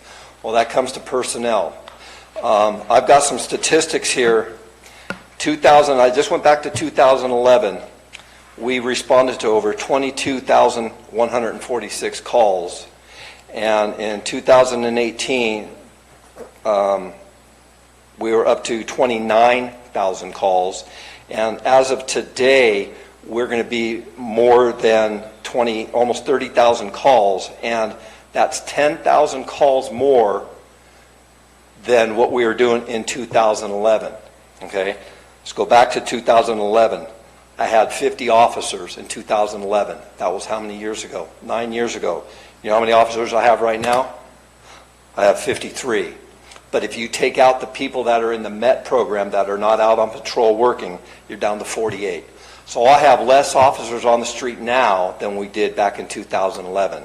And we even had more back in 2006 and 7 and 8 before the economic crisis. So I say that to go back to what Marita said. When we promoted Under Sheriff Macedo, I came to you telling you that I needed to replace his position with another captain's position. We keep kicking that can down the road. And I understand we have some financial issues going on, but this man is overburdened with what he has to do. The guy works a lot of hours, and he doesn't get overtime like deputies do. So I'm not asking for that captain's position. I'm just bringing it to your attention. I did ask for 2 new MET deputies to help with the MET program. I'm not asking for those at this time because of the financial problems. Jack, you and I talked quite a few, all of us did, about bringing on more personnel for patrol so that we have more people out there working with our constituents out on the streets. You folks did give me a position here last year, and I greatly appreciate that. But I need more. Right now, I am fully staffed on patrol, okay? If you go back to yesterday's events and you look at item number 9, which was the Maloney's contract, the Bureau of Reclamation only renewed that contract until October of this year. So that means if they choose not to renew that contract in full, that means I have to lay off a deputy. And I know that I heard you talking with Barbara Yook about laying off. We don't want to use that word, but that is reality. If I do not pick up a position, I will have to lay off a deputy because that is a grant-funded position. So here's my proposal. Under Sheriff Macedo told you I had a proposal. What the proposal is when it comes to the patrol side, I have a gentleman that is a corporal right now. He's in the Guard. He is going to be going on active duty for 1 year starting in November. I've already talked with Judy Hawkins over at HR about this, and she is supportive. I would like to get you, the board, to allow me to take and start another corporal's position, okay? So you're going to have the cost of a new corporal's position, which is above a Deputy 2 step. So the cost was... Oh, I'm sorry, it's right there. It's $51,000 for the additional cost for that employee. Now, the caveat to that is I am willing to not backfill that deputy's position until mid-year when we can look at it and reassess where we're at. And I was willing to forego that even till next year's budget year just so that I don't lose a deputy. The caveat to all of this is that if the Maloney's contract comes to an end in October, then I'm going to need that position in October or I will have to lay off a deputy. And just so you know, the last guy I just hired who starts in 2 weeks that will put me fully staffed is a lateral from another department out of the Bay Area. He's taking a $20 an hour cut to come to this county because he's tired of being down in the Bay Area. That's huge. So if I have to lay this gentleman off after he's only been here for a few months, it would be terrible. Not only for me, but for him, it would be devastating to him. So I don't mean to put you in a rock and a hard spot, but I'm in that position because I've hired this gentleman. Yes, sir. Sheriff, I'm sorry to interrupt. Do you have we've had this Maloney's contract for a long time. Long time. Is there any indication that you think it's going away? The conversations that we've had with them, it's a potential. I can't tell you yes or no because I'm not them. I don't know what they're going to do. They did not renew a full year contract. They only renewed it to October so that they could reassess. So they could be making cuts as well as everybody else. Thank you. So that's one scenario for the deputy. Now, on the plus side for the sheriff's office, and I don't believe it's in my budget, but I'm going to bring it to you now, and it needs to be, is 2 correctional officers. As you well know, for the past year and a half, I've been working with state hospitals to rent out some of our beds for is the JBTC program, jail-based competency treatment. We've come to a point now that I actually had a meeting with WellPath, who is our medical provider, yesterday. It looks like there was some issues with the contract, and I know that Krista Von Lotta and Sarah Decay were involved in that, and there was some concerns, but the contract was written incorrectly. So we're getting that fixed at this point in time. But the state will be paying for 2 correctional officers to be in that pod of the jail with these inmates. This is going to bring just over $250,000 a year to the county, to the sheriff's office budget through this program. We're looking at hopefully getting this put in place in July of this year and having the first bed rented out in August. And just so you know, we went we rent one bed with one person, they pay for all 10 beds. So it's a contract that will go on until we decide it doesn't go on, because there is no other mental health facilities, and they're starting to utilize jails. So I'm doing my part to bring money into the community and into our department, so I'm requesting that you assist me to move my department forward. The two correctional, wait, how much money, when you're talking, what was it that you said that the state would be paying you? The state, I've got it right here. Beds? I got it right here. The state is going to be paying us for all salaries and benefits for the two correctional officers, which ends up being about $190,000 a year. Okay. They're going to pay us, and then we have to turn around and pay CFMG, WellPath now, I'm sorry, $980,000 for their program director, psychologist, psychiatrist, mental health clinician, and all their stuff. And then we also have housing and medications, labs, and other incidentals So in there. that's zero net to the county? No, ma'am. Because the money, the $980,000, you say you're paying out to whatever that company is. Here, let me give you all the numbers, Ms. Calloway, so you got it. Okay? We are going to be paid by the state $1.553 million. Out of that cost, you have $980,000 going to CFMG. They're going to be paying the $189,728 for our correctional officers, and you're going to be paying about $383,000 for housing, medications, labs, and other operating expenses, which gives you a net profit in your pocket of $252,544. Trust me, I knew I was coming to talk to you about money. I got my numbers. That's restricted money, though. It has to go back toward, I mean, it's not. No, sir. It's going in our general fund? It's going to go into my general fund. Right, you said in our pocket. Well, it goes into the I sheriff's just want to make that budget. clear, it's your pocket. It goes not into my the pocket. sheriff's budget. But see, that's, my point is, this funding will allow me to put those other deputies on and/or other correctional officers. I'm trying to supplement the county's general fund by bringing something in so that we can put more people on the streets, because I know it's tough. When do you think this starts, Sheriff? The contract, we're hoping we can get it started sometime in July, and the first bed will be leased out in August. Sir? Yeah. I'm sorry. Real quick, Supervisor Stopper. We also have people in our community that are incompetent to stand trial. This will give them the ability to get services here in our community and our jail, as opposed to the last one that we had to send down to Stanislaus.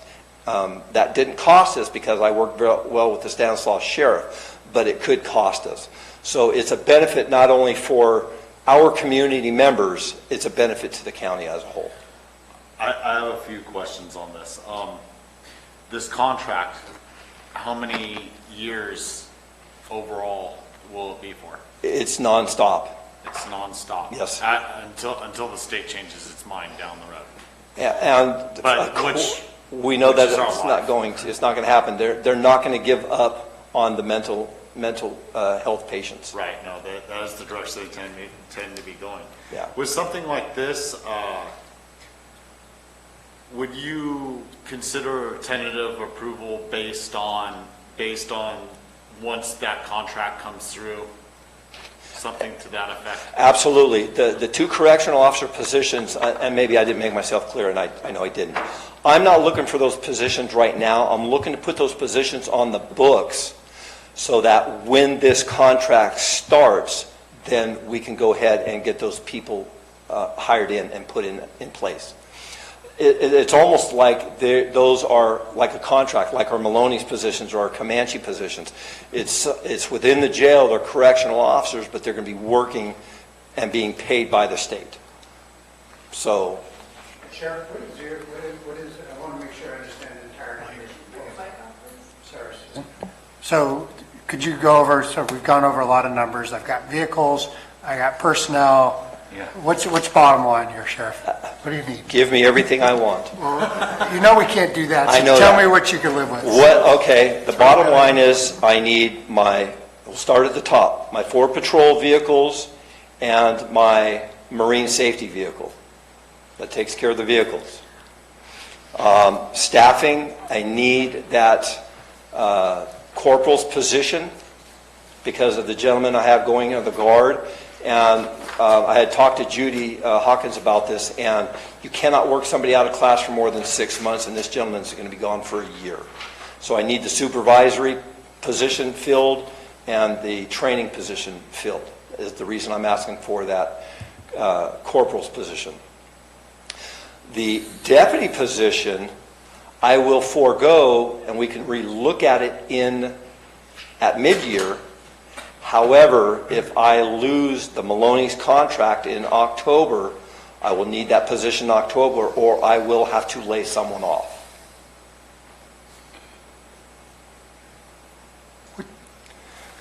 Is there a possible, I'm sorry, Dennis, go ahead. Sheriff, so far your total ask is $3,427,000 and some change. Sir, it is, and if I'd have kept the $1.2 million out of my salary savings and the $900,000 that the CAO cut me, I wouldn't be asking you for as much. I understand. What I'd like to do is refer to page 456 of our book, where it says, even though marine safety is in need of a new Lake Tulloch deputy at an estimated cost to the county of $112,000, I reiterate that we have no agreement with Tridam, who's the only lake operator that we don't have an agreement with. And if we want to start doing cost recovery, maybe we need to start there. And I don't disagree. You and I have been talking about that as something that we need to sit down and talk to Tridam and let them know what's going on. Because they're creating over half of the contacts that you deal with on all of these lakes, and virtually no cost to the operator. They are. The problem is I cannot ignore the calls for service on that lake. You just morally can't do it, and it's just not. I can't do it. We have a marine safety unit. Boating and Waterways bought us a $107,000, whatever it was, boat last year to do marine safety stuff. I have Sergeant Villegas, who is very diligent in working grants and trying to get new boats and new personnel. But again, it's a state entity, and they're not. I'm just bringing the issue up, and also please add the $40,000 in for Cal Waste. It wasn't, we just did the contract yesterday. That has to be in here somewhere too. That's part of what I'm explaining, Right. is almost $3.5 million is the ask here. That's going to be a struggle for us to try to figure out what we're going to do here. Give me my $2 million back and give me the $1 million for marijuana money so we can run our department. No. Sheriff, I'm confused. I saw the big ask and I did that same math, but I've got 4 patrol and a marine safety, and I think you said that's $332,000. Is that correct? The four patrol vehicles are $332,000. The marine safety truck's $98,000 by itself. Expensive truck. It's a diesel 250 to pull a boat, a big boat. And you got a corporal position, you have that down there as 51,000? Correct. So I've got 383 plus 98, right? Yep. So $481,000, without which we just can't continue to exist. That's minimum. It's minimum. That's the bottom. Didn't we buy 4 trucks? Didn't we authorize 4 trucks? Last year. Last year? Last year, yes, ma'am. We've been doing, that was an agreement that we made, that every year we would buy 4 new vehicles. Right. Because you said for about 4 or 5 years we wouldn't do it. Between 8 and 13. So we did do it last. Page 62. So it's 5 years. Yeah, we did do it last year, Page yes. 62. So we also have, there's $51,000, you want to keep adding numbers. There's $51,000 in dispatch for 911 programs. It was the 911? Sir, I have a question on the marine vehicle. Yes. What happened to the last one? It blew up. Okay, so that's not the vehicle that had gotten into an accident? No, that was a patrol vehicle. That's AB That's- 443 that we're replacing that with. Understood. Yeah. Okay. Yeah, thank you for the clarity on that. E2. So do we add 481,000 to our wish list? Right there. I don't support that. The only thing, I mean, I really have always supported the 4 new every year when we could. I thought that was a good investment. But the same is like we told the district attorney, we anticipate changes between now and August 1st to September when we do the final. I'd rather wait till final, because normally I am very supportive of that.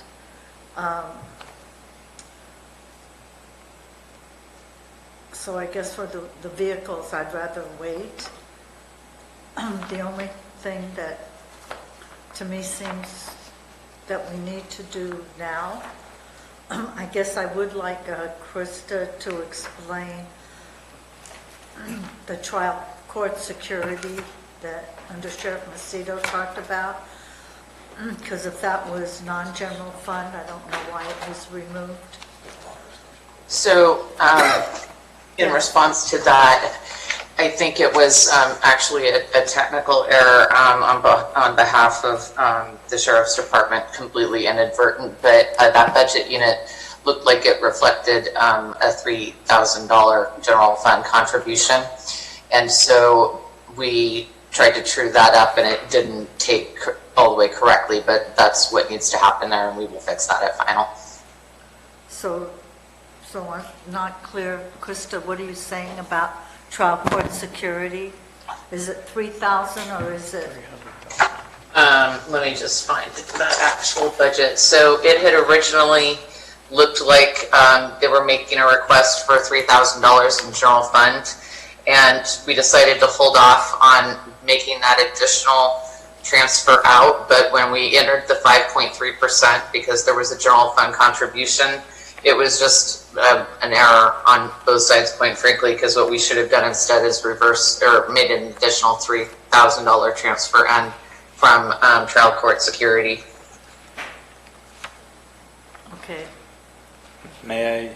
That's a true technical adjustment that can easily be handled at final budget. Oscar's got something to say. I agree with that. I think it is a technical error in how it got recorded into OpenGov, because there was an additional $3,000 that made that budget unit with the transfers that come from the special revenue fund.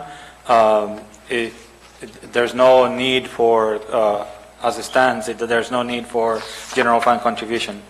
But with that error that happened somewhere,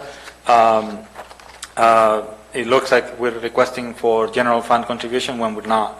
Okay. We meant to be a self-funded unit. Right. So we, if it's okay with the board, we can work that out and Fine. and just my suggestion was to leave it at the department requested, but I could have made an error in entering things in OpenGov. But Okay. on the SCBA, I just want to add for the jail that yes, 5499, the minor equipment, I did reduce it when I was entering information into OpenGov. Otherwise, I should have requested 32,000 in a minor equipment. But because I knew that what we're buying is going to be deemed capital asset, I intentionally reduced the $21,000 from that minor equipment object code, and I requested the $21,000 in capital. So if it goes, if the board approves the jail spending the way it is as recommended by the CAO, so the $21,000 is missing from minor equipment and is missing from capital. Okay. I don't know if that helps better. Yeah. But Krista, did you get that? With respect to the SCBA, yeah, I understand the issue. It's to the board clearly. These funds have been removed. The budget is recommended as presented. However, should the board wish to appropriate additional funding, or should the Sheriff's Department like to move funding around in that budget unit, we can certainly accommodate that. Those were approved, and the money wasn't carried over. We haven't received all of the SCBA's. Only half of them are in, so we need to be able to expense the next half. I understand. Okay, so now I'm understanding better what you're saying, under Sheriff Macedo. However, at the end of the day, we did not receive a request, as far as I'm aware, to rebudget for those, or we did, and it was because we moved the object codes. Is that what you're saying?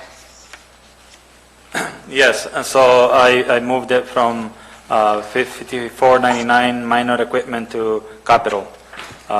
I did it in the background, and I guess I didn't show the CAO enough information in OpenGov, but essentially what's happening there is that last year we got $32,000 for minor equipment, intentionally reduced it by $21,000, which I was using to justify the capital request for the jail.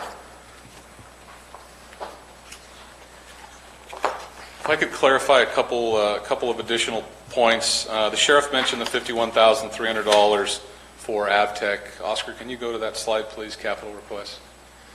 Okay, so AvTech is a device that allows our phones and our radios to communicate with our recorder. Our recorder records all telephone traffic and radio traffic, so it's an essential piece of equipment that's at its end of life. Why do we need recordings? Obviously for court testimony, to protect the county in lawsuits, to be able to go back and listen to what somebody said when we get 911 calls that are dead or somebody who's not clear. Essentially it's a public safety device. It's an important piece of equipment.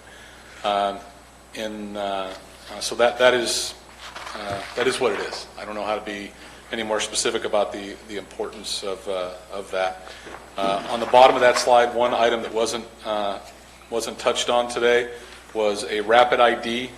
What that is there's two devices. Those are handheld devices, and those will allow us to identify people in the field. With the reduction of arrestable crimes in the state of California, we are now citing people out. That in addition to the zero bail experiment, that in addition to the COVID, we are now in a position where we are issuing citations for people in the field that may or may not have satisfactory proof of ID. What does that mean? That means we could stop somebody, issue them a ticket, and they be wanted for murder, and they disappear on us. So these devices will connect with our office. It will allow us to identify people in the field. That also dovetails with a project we're working on regionally relating to rapid DNA. Rapid DNA was used in the campfire in Butte County. It's also being used in several criminal cases right now. And basically, it's an expedient way to identify remains and or persons quickly. We think that's some important equipment that will help us identify people that commit violent crimes in this county that aren't from this county, that may disappear soon thereafter. It'll allow us to get a DNA profile from them quickly and interface it so that we can identify those perpetrators before they either leave the country or leave the area. The sheriff's point earlier about some of the vehicles and the overall cost of all this, Supervisor Garamendi, the point he was making, and it's a point that we've made to the board before, when we make requests that are rejected, such as capital requests or known sheriff's operating requests, standardized requests, stuff that governmental agencies normally provide law enforcement agencies with patrol vehicles and equipment, standard equipment to do their job. So when we come back and ask for such equipment, and we had that funding in our budget, but it was swept out, put into the general fund, reallocated and dispersed out to wherever, and then we ask for something and we don't receive it or it's not recommended by the CAO, it's just a difficult pill to swallow.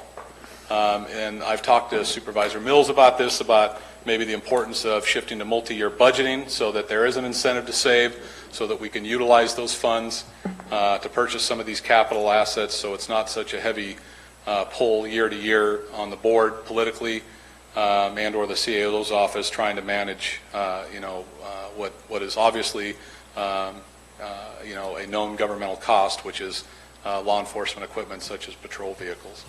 So I think that was the point that, in addition to the cuts, what we're saying is we're not being incentivized for saving or returning over $1 million to the county. The other thing I wanted to bring to your attention, and I talked to Supervisor Stopper about this, was remember the Dirty Works contract that we had for our marijuana grows? That was a 3-year contract for $525,000. Last year, we spent about $200,000. I have since purchased a tractor, some trailers, and a pickup to pull our tractor and the trailer to do these illegal marijuana grows at the tune of about $150,000, which did not come out of general fund. I purchased that with asset forfeiture money, what that money is for. So in essence, there's $325,000 sitting on the books that I will not be using. I will not use Dirty Works for our contracts. My guys can handle it, and if worst case scenario came around, I would rent a tractor and operate it myself to alleviate the cost to the county. So that's another cost savings I just want to bring to your folks' attention, that it might, yes, be on the books, but it will not be spent. Yes, Mr. Stopper. With that said, 3-year contract. We've used one of those years up, so we have 2 years left in that contract, correct? Correct. So essentially, the 325 would be divided up in 2 years, so essentially 1 year, however, I mean, you could use that money up in all in 1 year because it's been set aside already. So, but that $325,000 from Dirty Works, how much was the contract that we signed into yesterday that we said we were going to start putting on the books? That was $40,000. $40,000 for just this year, That's because plus the board put a limit on it. for But this the other year. 5 years also had a $40,000 limit. Right. So that's, let's just take that from the number. So that puts us approximately at $285,000 in savings that could be applied towards those patrol vehicles, in my mind. Yeah. In all honesty. And again, realistically, the Cal Waste contract is just a CYA in case we come into a very huge grow. I can tell you with a lot of certainty that you will probably see very little of those funds expended because of the job that we're able to do with the equipment that we now have. So again, yes, that money is set aside, it is there, but you're not going to see $40,000 be used up in a year, I guarantee you that. Agreed. I can understand that. But, we're looking at approximately in the vicinity of $285,000 that's not allocated anywhere right now. Correct. In a contract that's going to just sit there. Correct. So I'm personally, look, I was going to go down a few things, but that with the patrol cars is something I'm willing to consider and discuss with the rest of the board. The marine vehicle is going to be another conversation. My personal perception, I hear what you're saying about your corporal, your guy on leave, and the Maloney's contract, because that's kind of all lumped all that in together because They kind of all go together. But the Maloney's contract may not come back in until October. So is this something that we could probably bring back in, later on in August and September when we do final budget that we can continue discussing?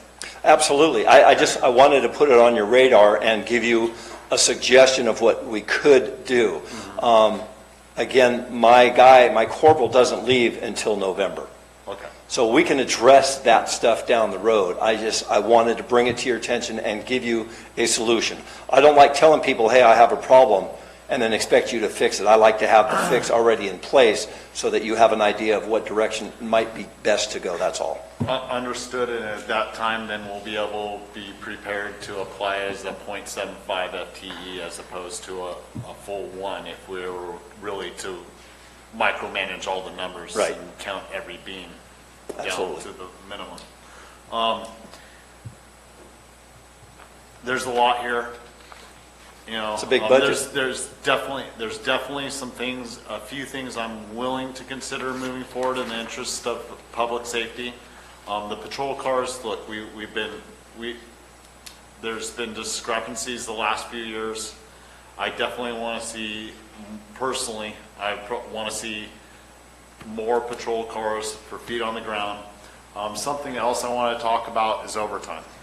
Because as we proceeded through the years, we've helped implement that you be able to fill all these positions that you filled now. Through that time, we've had discussions, and you said you would be able to cut back on overtime once those positions are filled. So I think there's maybe, you know, in the debate later on, you know, because we don't have to have this all done today, but there's maybe a middle net ground on that overtime expense, you know, that maybe we could have a conclusion to. Other than that, I mean, I definitely agree with like body cameras personally. It doesn't just protect the people in the streets, it protects you, because a lot of people will claim you did something that you didn't, and unjustly so. And I think that's very good for protecting the county on liability. So, I mean, that could save us potentially more than $74,000. You know it will. You know it will. And I understand the need on all these. We can't do them all by any means. And I know you understand that. Yeah. And we're making a lot of hard decisions for all departments. You saw our conversation With everybody. DA Yook. So, I mean, I'm willing to consider a few things. I think we can make a couple things work in the scheme of things. That's where I'm at right now. Ben, what is it that you'd want us to consider for preliminary budget that's important to you? I would let something that those positions within the jail and all that money coming in from the state, I would definitely throw that on there on the basis that once that money's approved, we're good with it. You know, I would put that right on there right away. There's no question in my mind on that. Yeah, and again, that's something that's projected out. Like I said, we're going to contract in July. Hopefully, we start in August. You're going to see it. It's going to come in front of you. You have to approve it. So you're going to know when it's actually going to start, so that it's going to give you a baseline. I would be okay with putting that on the books now on that basis. Okay. I would. Personally. Not until the. You asked me what But you asked we me don't what have I'm the willing money to yet. consider, Marita. All right, you're right. So You're right. all, you know, I don't want to add any more to the list while you're talking to me. So you better not. I have a So couple how more much- things, that we're So you want done. a net 200,000 to his department that he's going to have for preliminary budget? Or you want to consider it now for preliminary? Well, I think we should have the discussion. Okay, well, I just want to make sure. So you're talking about You know, the net I dollars. did, you know, I said, like the 2 correctional officers, that's definitely something right now we could consider. But that's the- non-general fund. Yeah, absolutely. I don't have any problem with it. So, okay, whatever, go ahead. What the- I'm asking about is what are the general fund dollars I'll get to you those want now. us to consider? Okay. Yes, ma'am.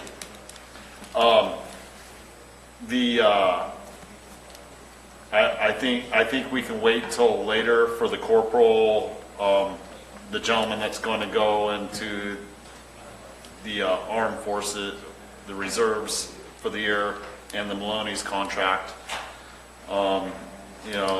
So, you know, honestly, the discussion for me wraps around the patrol vehicles and the marine vehicle right now. And then, you know, and is there any way that Mr.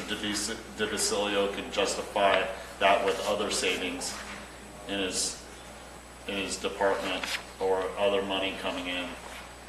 How will we bridge that gap? That's where I'm at. I mean, there's a lot there. I think the cams would be a good thing. It's a minor thing, but You know, when we're going down and nitpicking everything, that adds up with all the rest of the money. I mean, it's something that could wait till later also. Well, All right. I guess. I'll stop with that. Well, I guess what I'm looking for is we have things on our list to discuss, and you want the patrol and the Marine now. I think we should have that discussion. I didn't say Okay. that. No, I I want saw. all of that now. Well, I don't mean that. But that's on the list of things for preliminary. Jack? Yeah, good questions. I am on the list for, certainly the patrol vehicles. Deal's a deal. We've been working on this for years. If we could continue that going, it's a one-time cost. Corporal, I talked to your corporal, and I wish him well and thank him for his duty tour he's going to go do. But judging with everything that's going on in the world, having senior deputies on patrol and oversight, I think is more important than ever. So I would support the corporal position and certainly the body cams. Yeah, now. Although, I think the sheriff's got a good point. We have some time on that. But the more training officers we have, just the safer department we run. Okay, I guess I'm not clear. I'm not being clear. What I'm saying is Right we're now. talking So right what now I'm for willing to interim. consider right now is for patrol, the corporal, and the body cameras. Okay, even though he said he could wait on the corporal till final. Well, I'll probably lose that one. So that's why it goes. Put it out there, okay. And what was the body cams, Jack? Do you remember? Yeah, body cameras was 74,300. Okay, I just think in the long run, having senior officers and body cams are going to save us trouble. got it. Gary? I'll consider what they're talking about. That's fine. We can bring it up. But I think more importantly, there's four vehicles already purchased that are sitting there that he wants $74,000. We tried to carry over twice to pay to equip those. And that's what's written here. Yeah, But you guys came at midterm, and so. That's why I staged the PowerPoint to address the housekeeping issues first. Yes. Those issues have to be addressed by the CAO and the Sheriff's Office and the board. Those aren't going away. That's why we listed those initially. So we do need to address those first. That's why we prioritized it that way. So you can say we want 4 new vehicles, or we can put that out of discussion, but we have 4 sitting here, are going to be delivered soon, that we need to get them equipped so they can go out on the street. Otherwise, they're going to be sitting over here in the parking lot. And that happened to us a year ago, and we had to come back to you on Right, we don't want that to happen. We get the cars, we want them on the street. And I am curious, this housekeeping thing, So Krista, you guys... Can I make a suggestion on the housekeeping thing? Let the sheriff and Oscar and I meet with the CAO, go through those items so we can get you a round number that you're comfortable with, and then we can also address, and Sheriff, please interrupt me if I'm jumping out of order here, but there's some issues here that absolutely have to be addressed. The trial court security, I think we can check that one off, but those vehicles, Supervisor Toffanelli is correct. Same with the shift differential, folks. Those are MOU agreements that are in place, and unless we misunderstood the budget, as of now, the CAO did not include that in the budget. So we need to take care of the housekeeping first and foremost, and then we'll address the requests as well. Do we have a delivery date for those 4 vehicles? Some of them I think are already here, some of them are They're not. already sitting out there and you can't use them? Some of them are here, some of them are not. It's a mixed mash. And I bet you there's a couple of people that are responsible for ordering vehicles that will kill me if I don't say this, so I need to get this out to all of you. With the COVID, and with the way vehicles are ordered year by year, if you don't make the decision as a board early on those vehicles, the delay is stretched out significantly. Not just related to the COVID, but year to year, the timing of the purchasing of the year, because we'll go to buy a vehicle and they'll say, oh, you missed out. All of last year's vehicles are gone. You have to wait until they start manufacturing. And then with COVID, so a couple of people were in my ear prior to coming here today asking me to make sure I emphasize that point, not just from our office, but the CAO is obviously involved in purchasing vehicles. So there's a consequence to delaying vehicle purchases. If I understand, the 545 is not for the 4 new ones that are proposed, but ones that have already been done. Is that Correct. And that is correct. Okay, It's so... because the vehicles we haven't received and the ones that we did They've receive, been ordered and they're sitting at the lot, waiting for parts to be outfitted, and those bills, once they get outfitted, we won't get those bills until early on into the new fiscal year. You've received, let's say, 2 out of the 4. And that's- The other 2 have not been paid for, or they have been paid for? We actually received 7 out of the total number of vehicles, I forgot, 13. The other ones are pending final production and final delivery, and once they get here, they're going to need to be outfitted, but the outfitting company is having problems getting their parts procured because of production issues. But the vehicles themselves Yeah. are in the 1920 budget? Correct. Okay. Yeah. So the 4 that the sheriff's office is asking for are for the 2021 budget? That would be Got it. a new request. The 545 is to outfit the 1920? It's essentially rebudgeting what we would have spent in this. Got it. Got it. Yeah. Okay. All right. Yeah. I do want to address, and we've had to do it with all of the departments, salary savings are always swept back into the general fund. So the sheriff's department is not unique in that. I do want to ask a question.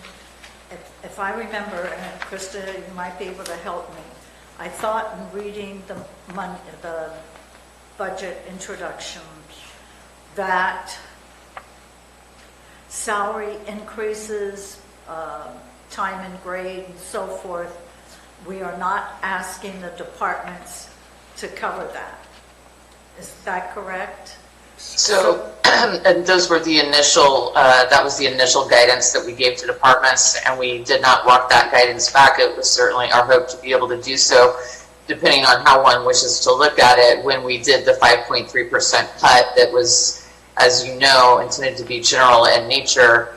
As a practical matter, another way of viewing that could be said, that we aren't holding departments harmless for those salary and wage increases. That said, I wouldn't couch it that way.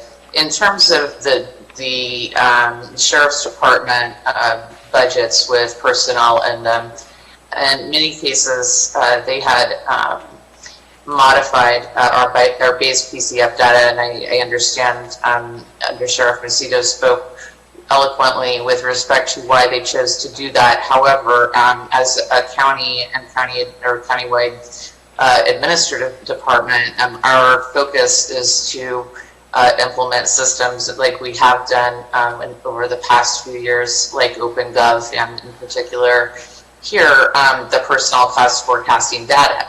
To the extent that that data doesn't completely mirror, which, by the way, it's not intended to completely mirror to the penny, but it is intended to capture known salary progressions, longevity increases, to budget vacant positions in a particular way, etc.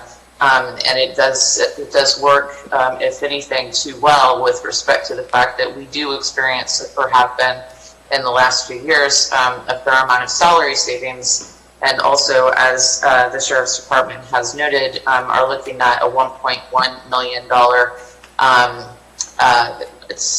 salary savings amounts only between 3 departments, not even SO wide, just in the jail, the patrol, and the dispatch budgets. As Supervisor Callaway indicated, we do not reallocate general fund salary savings either internally in a department inside the same budget year or into future budget years, as those funds are intended to be set aside for nothing but salaries and wages. I hope that helps. Did that answer your question? Can I conclude one item that is the last slide on my on our PowerPoint, and it's no general fund expense. That should excite everyone. Okay, so this year, the janitorial budget for the sheriff's office and a facilities budget were transferred into the sheriff's office budget along with corresponding funding. And we respectfully want that out and transferred back to facilities or the county. I have managed budgets here through the last Great Recession, and when it comes to the sheriff's office taking percentage cuts, I don't think it's appropriate for the sheriff's office to be managing janitorial budgets and or facilities budgets. The sheriff's job is to protect the public, obviously hold and incarcerate inmates, staff the courts. I won't go on and on. But it tends to negatively affect us. I know the county doesn't have a general services administration like most counties, like most normal operating governments that do. But I just do not feel that that is the right place for the janitorial or the facilities budget. I'm neither an expert in managing a janitorial or facilities budget. I've kind of limped my way through helping out facilities. I'm very appreciative of the work that the staff's done, but that really has no business being in the sheriff's office budget, and there is no general fund expense. Well, that answers my question, because I see it here, and I was going to ask the question because you went from 40,000 to 200 or 210, and then in the narrative it says that 152 is for janitorial. Yeah. So. And can I just add one last small piece on the body cameras? And please don't misunderstand me. That's not the most important issue, but it's certainly not the least important issue. The reason we have the body camera package on here now, we've been quietly working, as the sheriff mentioned, on this for the last 2 or 3 years. Generally speaking, most agencies that I've spoke with, it's a 1 to 2 year project just to get that up and running. It's a big issue. It's a union issue. It's an operational issue. It's an equipping issue. It's a policy issue. It's a public issue, an evidentiary issue. It's a large project. We are starting incrementally, and we are purchasing them in concert with those 4 vehicles that the sheriff has requested, because the equipment has to go inside those vehicles. Hopefully everybody's tracking me. We're only purchasing 4 the first year. The reason we're doing that is I think the board would be upset at us if we showed up and said, hi, we need 48 body cameras and 48 in-car cameras and all the storage. You want to talk about large numbers, that would be a large number. So we're trying to be wise, and we're trying to incrementally start this body cam program. We know the state and the federal government are going to be maybe pushing, might be a light word as we move forward, and this allows us to be in line not only with contemporary law enforcement, but it also, I think, prevents the county from absorbing a massive hit and trying to buy these all together. Lastly, on a more emotional note, you have a solo deputy patrolling Highway 4 at Telegraph Road in the middle of the night, or Highway 26 in West Point in the middle of the night, and there's an officer involved shooting, and that deputy is laying there, and he has no body camera. We have no idea what happened, especially if the car and the perpetrator are gone. And I bring you that because that's a real story from another agency that I participated in the investigation, and that case is unsolved to this day. Thank you. Under Sheriff Macedo, the body cams that you talked about, yes, is that included in the 545? It sounded like it is because you just said it was. No, ma'am, it's not. It's for the next year, following year's vehicles. Oscar separated it out at $74,000. That includes in-car cameras, the storage, and body cameras. Okay, so the 74.3 would be a cost For fiscal year. if we agree to the 4 additional patrol vehicles. Yes. So I separated housekeeping as known costs, known issues we need to address immediately.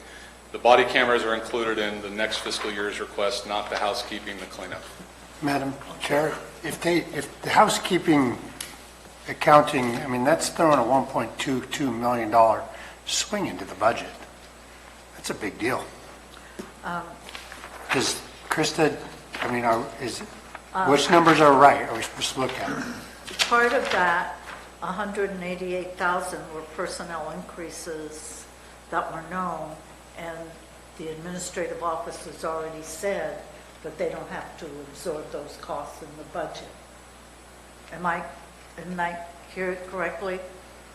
So let me try and rephrase. So the salary savings that has been pulled from each of these budget units are the same 5.3% cut that every other budget unit with a general fund contribution, for the most part, has received. So whether that comes from salary savings or elsewhere and services and supplies, and what have you, those decreases are there, and so it's one's perspective on how they wish to look at it. But in any event, we have budgeted for those decreases. So with respect to overtime and extra hire, we kept those at status quo levels, in part due to the fact that we asked for a status quo budget. Also with the understanding that Supervisor Stopper referred to earlier. In terms of why we didn't address personnel increases known here, that's what I was getting at earlier. And same basically with the shift differential, although I understand that the Sheriff's Department has been working on how to calculate those numbers.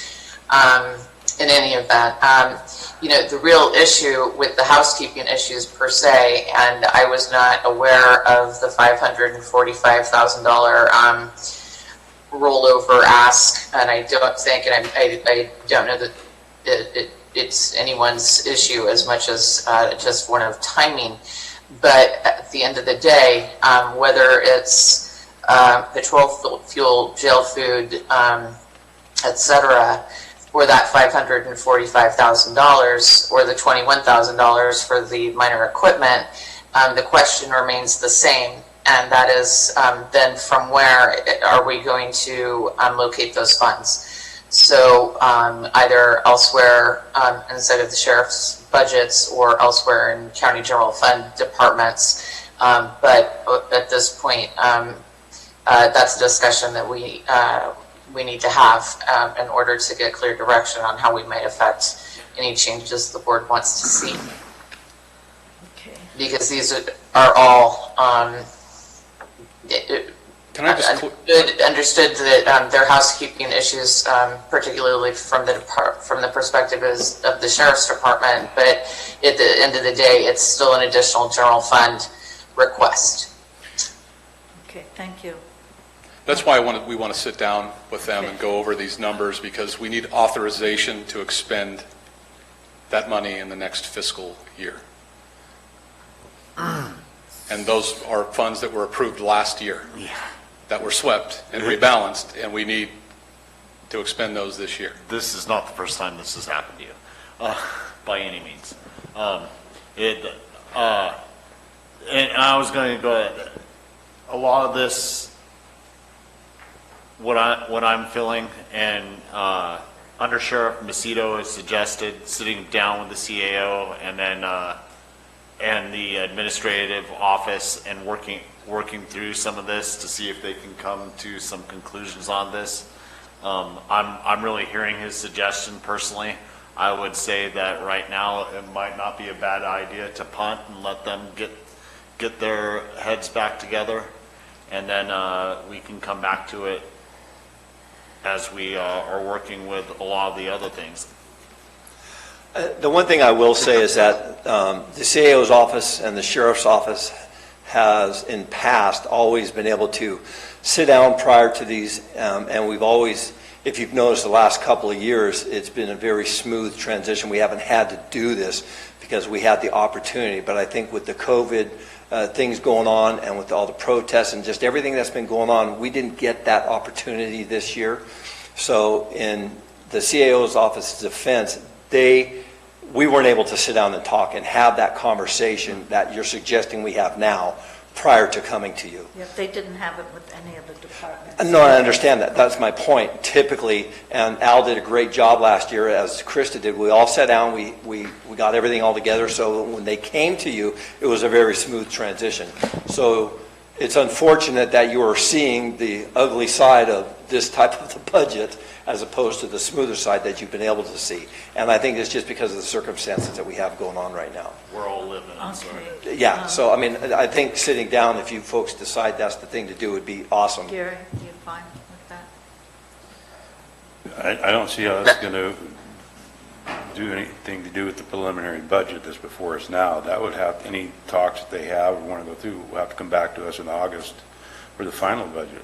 Yeah, I guess, Right. I agree. So sure, I would love to have them sit down and But go if through they- what we're going to do, and, but Because if they said they have, these are their they narrow it down to 3 highest priorities for, for preliminary budget, then we, along with the other 3 items that we have to come up with the money. So, Jack, you let them go work it out?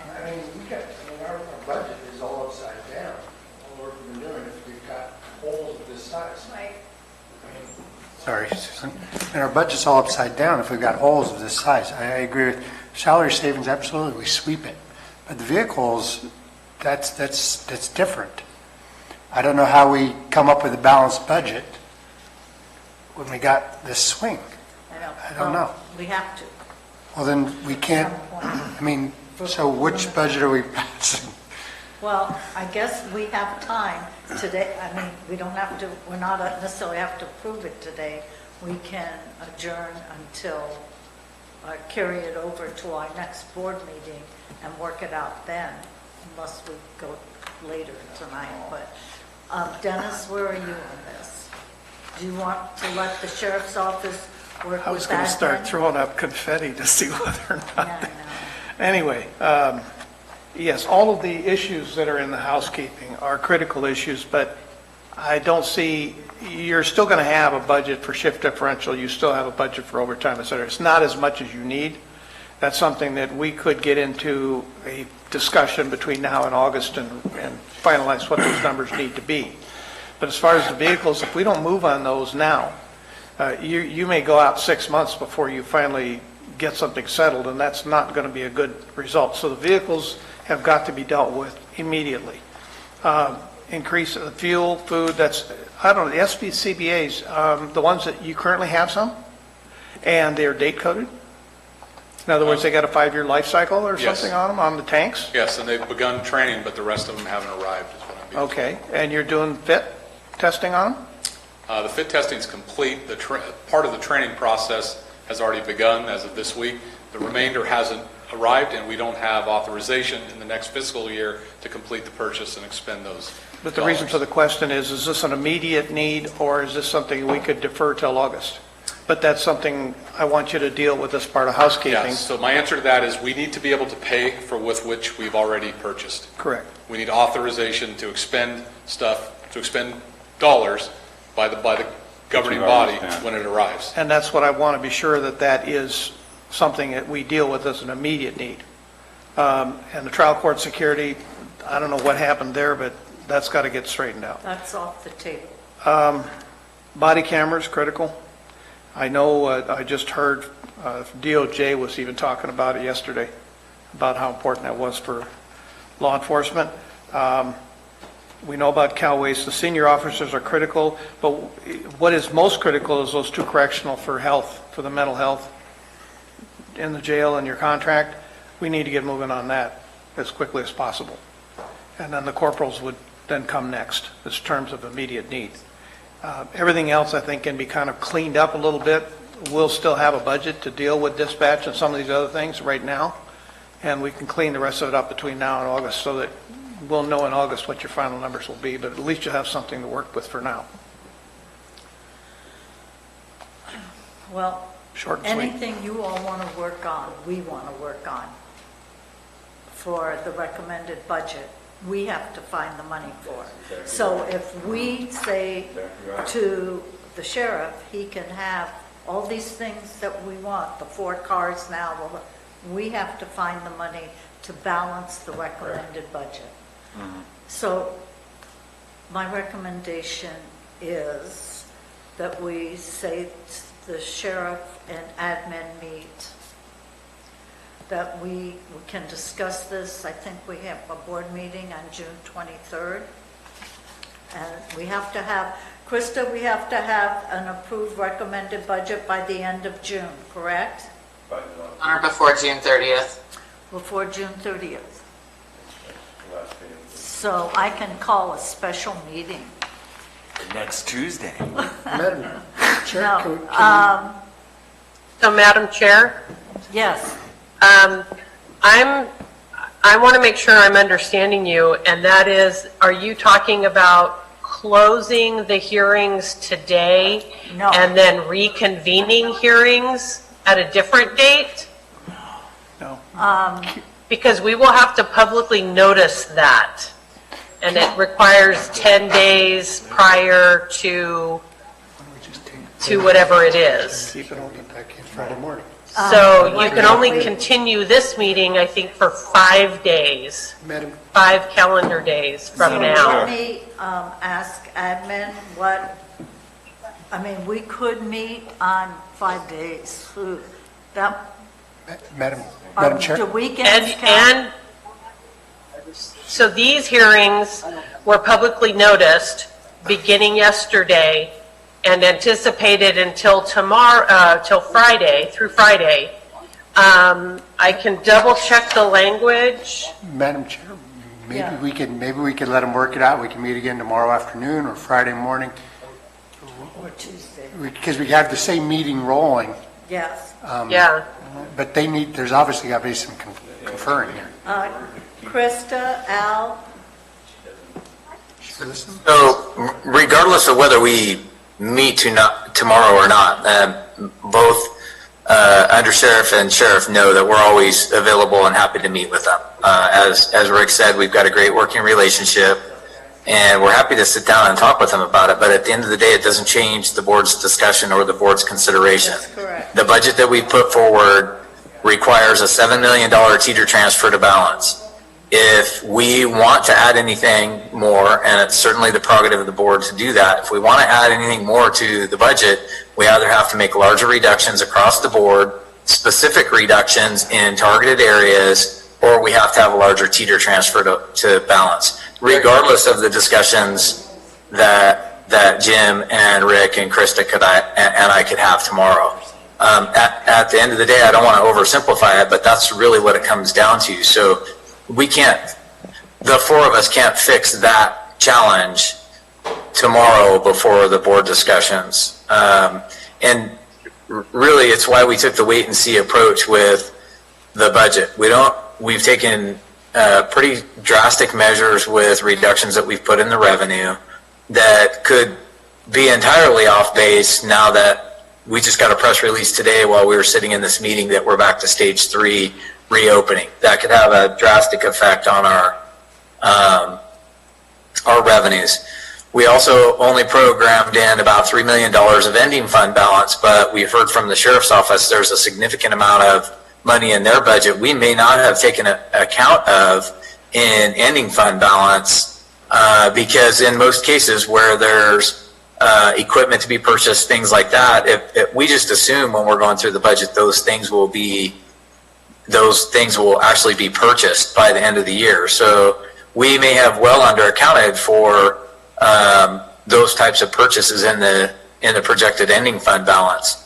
So my recommendation would be that while it's difficult to do this, if we're going to consider the 4 vehicles, and I understand the need, we've talked about it a lot, and I get it. I want our officers to be in, code 3 worthy cars, and I want them to have body cameras and be safe. So if that's an ad we're going to put into the budget, then we need to make those adjustments at preliminary and some other adjustments on the backside to make the budget balance until we get to final. So I'll reiterate, happy to sit down with the Sheriff's Department, love to do so. We always have good professional and productive discussions, but I don't think it will change the outcome of the decisions the board has to make today or by June 30. Mr. Alt, I have a comment. yes. Would you get a hold of the state and find out exactly what is going to happen? I know that there was a direct allocation from the CARES Act of $5.8 billion to the 16 counties and cities, and that there's $1.3 billion of the state is going to control how that's going to get sent out. If that breaks down the way I'm guessing it will, we could possibly see another 4.6 million, maybe 4.7 million coming to the county through the CARES Act. Could you get a hold of the state and confirm whether or not or when we might be able to that money might be available to us and how much? That might help us solve some of this issue as well. That was one of the Current guidance that we have with respect to that funding is from RCRC, and the number that you put forth is correct, but it is strictly reimbursement for direct COVID-related expenses and is not intended to be used as a revenue shortfall stopgap at this point. We would not, as a matter of conservative budgeting principles, allocate that money in our budget until we were certain that it could be used as revenue backfill, or we had expenses we knew we could claim back. So it's under a different set of rules than the first 5.8 billion that went out as a direct allocation. Small counties. Yeah, small counties, yeah. Different set of rules. I would like to meet just to make sure we're comparing apples to apples and oranges. That way, if we can bring back a reduced number to the board, that'll be some positive news. I do agree with the CAO. At the end of the day, it may not change things, but the board is well aware that you are not bound by the budget that's put forth. There are contingencies, there are assumptions and reductions to revenue. So there's things in there that aren't known. We were just giving this today, Jim, that puts our contingency, if we accept it, puts our contingencies below our policy of 2%. So there is no contingencies if we maintain our policies, which we're supposed to be, for our contingencies. There's no money left in the contingencies to pull out of. Otherwise, we will have problems going forward if we run into other emergencies, which we never know is going to happen. The COVID, acute fire, winter storms, something could happen over the next year that we don't know, that we may have to dip into our contingencies that are below our policy levels. So Marita is absolutely correct, and the CAO is absolutely correct. If we come up with any of these monies, it's not like last year we could reduce our contingencies when we went through the list, the laundry list last year, and gave you this and that and what have you. We had money in contingencies to bring it out of. There's none here. We're below, we're down to $1.3 million when we're supposed to be at 1.5 million per our own policies. And what was the amount in the reserves? Reserves are at 5.4, but that's at policy. And that money is only supposed to be used for... I don't get to make the decision. I'm just merely making the board aware that they do have options. Well, if the housekeeping items are what we think they are, I think it will have an impact on what we do. And then we're going from a flat budget to a cut budget. And so that is going to have impacts. It's not all equal and the same. And then we're going to have some hard decisions and hard choices to make. We already do. Yes. Beyond the ones we're doing now. Well, we've had harder here. We've had harder. Okay, so let's put I'm sorry, go ahead, Mr. Stopper. Mr. Toffanelli just has a very good point, because it seems like, when one fire just gets put out, another one starts, and we don't know what's going to happen later this year, whether COVID re-spikes or whether we get more PSPSs. If it isn't one thing, or both at the same time. Or a fire. Like in San Andreas the other week. But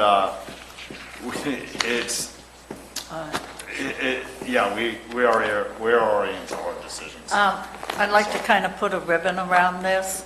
My recommendation then is that at the sheriff's office request, they meet with admin and hammer things out. I would hope that anything that we could put out until final budget would be recommended. Is it gonna make a real difference if we order the vehicles today or we order them in 3 months? I can't answer that. Maybe narrow down what the priorities are, because we already have a list of 3 items that we have to find money for, and if we add the $545,000 that's on the housekeeping list, I just pulled that out. It's a high ticket. We are gonna have to find the money. So I'd like to, if Sarah, you can help me on this, or Diane, continue this item, preliminary budget, till next Tuesday. We can't do that? No, because we have to, we have to post it for 10 days, so that would only be 2 days. We can go till Friday on what's been posted, because what's been posted for this hearing was Tuesday through this Friday. So you would have to wait, if you post it on Monday, 10 days after Monday to begin the hearings again. So Supervisor Toffenelli, I think you're correct, but it would be the public, it's not the posting, it's the public notice in the newspaper. Public notice in the newspaper, that you're Has correct. to run 10 days ahead of time. And that the next is posting Friday would be the next issue. We could probably get it into this Friday, but it would be 10 days after that.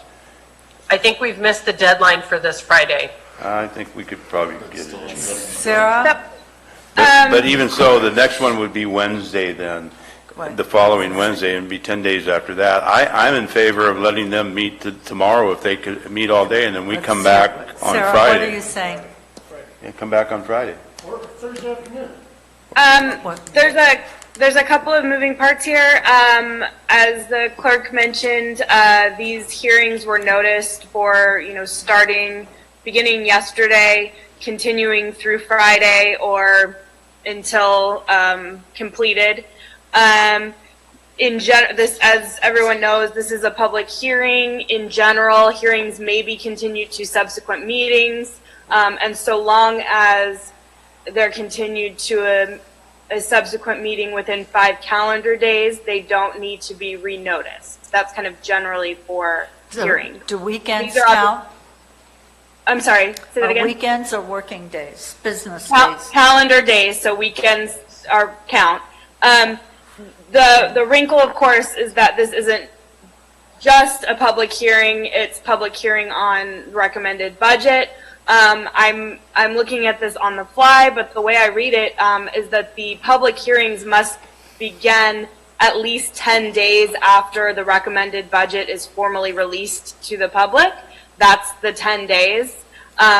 We have now started the budget hearings at least 10 days after the budget was released. So I don't know that it's necessarily impermissible for them to be continued to a date beyond this. It's just that it would have to be renoticed if it's outside of 5 calendar It's getting days. too convoluted. I don't think we want to do it. How about we meet on Friday and the sheriff and admin get together between now and we'll meet on 9 o'clock Friday morning? Is that acceptable? Madam Chair, Yes. if I might, I would wonder what the expectations would be of us meeting. That the and sheriff it- said he and- doesn't need any money. And I'll reiterate, I'm more than happy to meet with the sheriff's department. I believe they know that. We do that regularly. But the expectation from the board needs to be clear. If we meet with them, if I meet with them and say, I agree, they need $545,000, where will that come from? Will we go back and implement another 1% cut in or 2 or whatever that equates to across the board and all the rest of the budgets? Will we program in another $550,000 teeter transfer, which is above and beyond what we project to even be available? Or will we take that from reserve or contingency? Because at the end of the day, what we put forward is balanced. So we have to make an adjustment either on an across-the-board cut, a specific cut, add in revenue, increase revenue projections that you think may be too conservative, or regardless of us meeting and agreeing in principle, there's still an action, an equivalent type of reaction that the board has to take to be able to clear the room for us to be able to do what it is we decide on. I understand what you're saying. I think you've already given us 3 options. The decision will have to be the board's. Mr. All, it does not have to be administration. If the board decides that the 545 is the high priority, along with the 192 and whatever else was on my list, the 1,900 for the archives, then we have to come up with where we're going to take the money. I think if there's some misunderstanding or some miscommunication, then maybe admin in the sheriff's office can work through that, and the list of housekeeping or capital items can be removed. They cannot be removed, is what I'm trying to emphasize. Well, Whether we call them housekeeping issues No. or budgetary issues, they require a revenue to support them, no matter how they happened, no matter where they're at. Correct.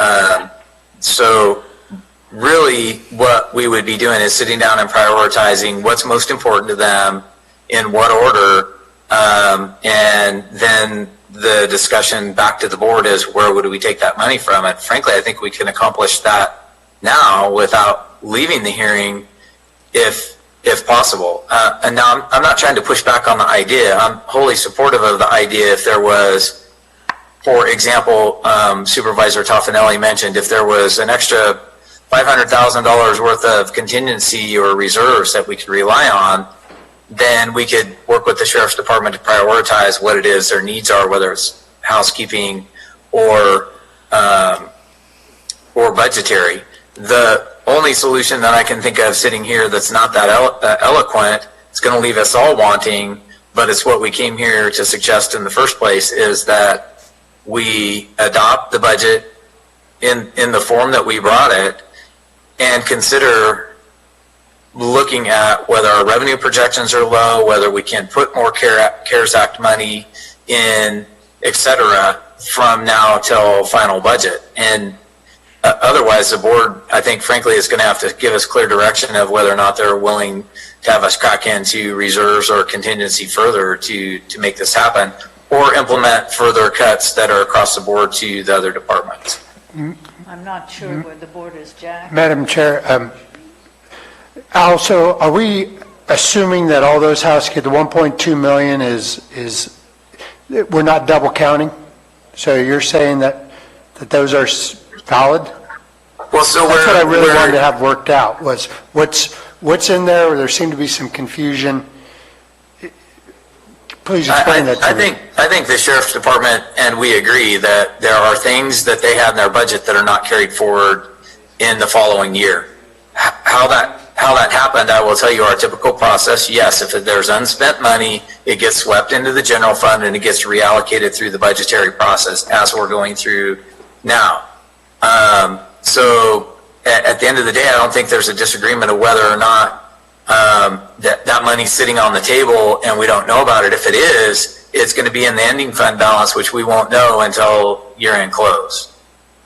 So I don't think, I'm looking at Krista on this and even the Sheriff's Department, I don't think there's a disagreement about where it got lost or how it got lost. The fact is they don't have that budget, those monies budgeted into the coming year, and they need to have them budgeted into the coming year to be able to spend them.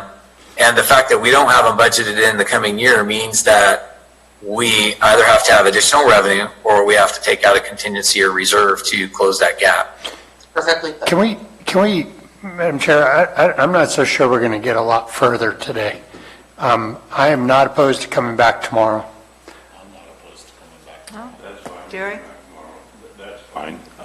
Dennis? Fine. I mean, it's on our calendar. Yeah, and can I just speak a little bit to what the CAO is speaking out? This is a continuing issue, I think, and maybe not solely with the Sheriff's Department, to where a department like they did, whatever it may be, order a piece of equipment, and it's not paid for until it comes in. And for whatever delays, it doesn't come in until the next year. But we've ordered it and had money in the budget during the current year that it was ordered. How do we prevent this going forward to where we carry that money because it's already been spent? I mean, there's got to be a category that says this money, although you don't show it, you still show it carried over in the budget, it hasn't been spent, and it has been spent. And that's part of the dilemma that we even went through at midterm when they were asking for this equipment, because they ordered it in the last year, and it's coming due. Eventually these cars are going to show up, and there's nothing in this budget, but there was in the budget before when they ordered it. I mean, that has to be resolved sometime when you're doing this budget. The departments have to come with you and tell you that we've ordered this because it was in our budget, but we haven't paid for it yet. It's got to be, that money's got to be there. So you're saying Our encumber capital the money. asset purchasing policy needs to be looked at because a lot of times it comes in piecemeal. Sometimes you'll have the patrol cars, but you need to outfit them, and that doesn't come in until the next year, and that's where the loss is. So I think overall it falls within the capital asset purchasing policy. Yes. And where you can create a restricted reserve account for those specific purposes would identify it and have it off, in essence, off the budget book for the following year so it doesn't get swept and it's clearly understood. The other thing is that even though you don't have enough money for all of your overtime, you don't have enough money for your fuel or whatever it might be, there is money in this budget for all of those things, and we will have time between now and August to work out some harder numbers and some better ideas of what the state is going to give us in 172 VLF and everything else. And so we cannot, in essence, create a hill we're going to die on here today simply because there's too many unknowns. I think in August we will know more.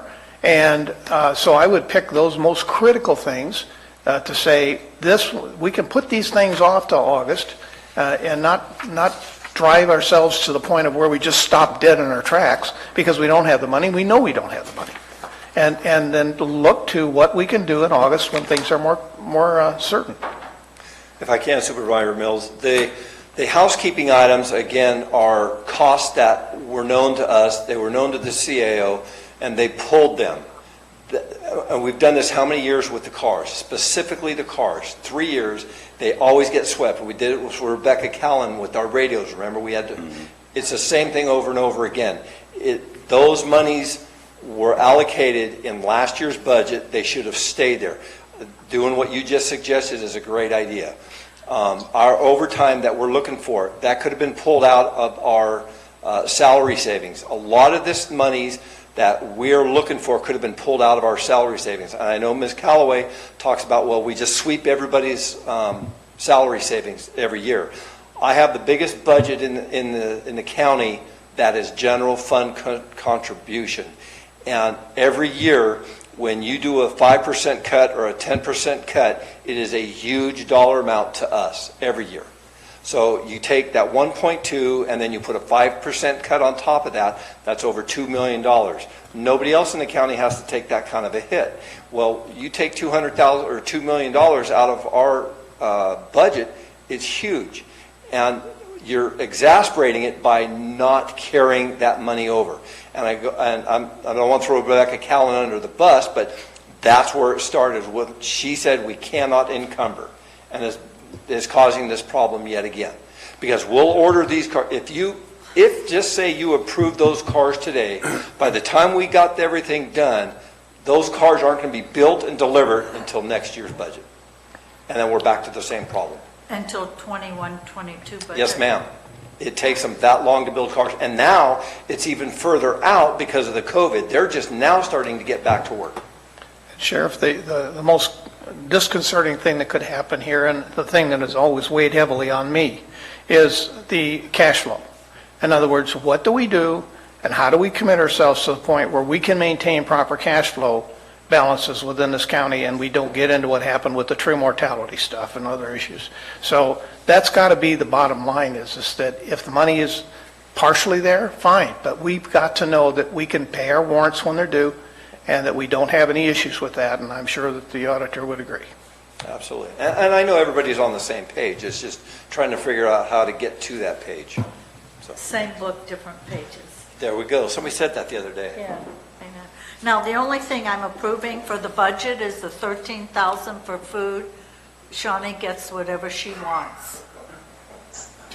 I don't care. He can, what he does with his trucks, he can use skateboards. She wants money, she gets money.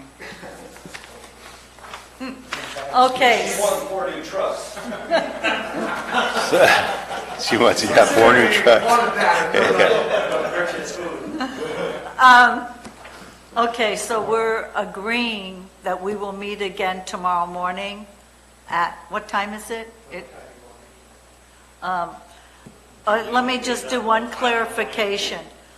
Sheriff, do you want to meet with admin even though it seems to be maybe mute, but at least you can get court security off the books. Yeah, I think what Al said is very reasonable. I mean, we can meet with them. I absolutely don't have a problem with that. But the bottom line is you folks are going to have to find some money. Find some money. If he, That's exactly that's right. right. We If he need to find agrees money. that, you know, we need that $545,000, you folks are the ones that have to come up to preliminary with that. budget. And I think that, I got to be honest, I think that us meeting with the CAO's office, I don't want to say it's irrelevant, but I think that we're back to what he just said, and I have to agree with him, is that it doesn't matter what we come up with, you have to find the money, and what I have on my want list, in that housekeeping list, is not going to change. We feel that those are priorities. Well, we need a number. We need to know what the number is that we need to come up with to stay flat, as we anticipated for this budget would be flat. I need to know what that number is, and we could do our math on that. Then we do the math of adding and subtracting. And I would definitely like you guys to get a chance to meet before we gather and talk about it. And then I would like Sheriff's Office and administration to come in and say, here's the number. Then we can do our math. And really, we got to get administration in this room. There's empty seats. Yeah. This is just not. Well, let me ask Mr. Hall, what works for you? You know me. I'll meet you anytime, any place.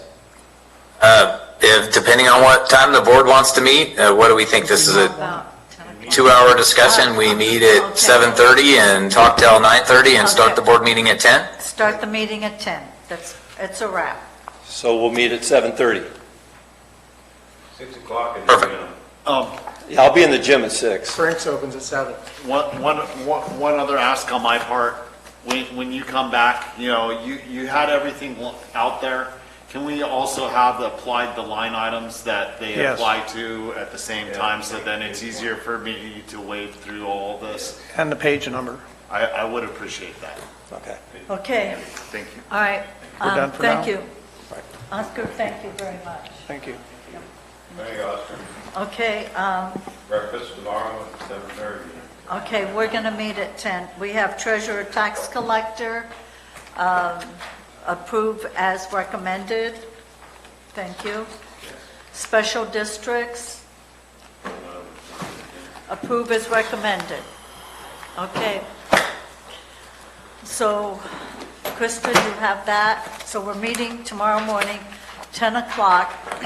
If we could have, I think there's only 2, maybe 3 items that are on the list for us to find funding for, and possibly 4 if it's the sheriff. Okay, we're in recess until tomorrow at 10 o'clock. Including the $18,000 shortfall. Yes, Gary got that. I got 18, I got The We stopping? 1900 and the 192 17,000. And possibly the 17. HVAC. And possibly the 17.4 for. Are you All right, are we done? done? Yeah, pardon? Are you done? Yes. Oh, okay. Susan, make sure this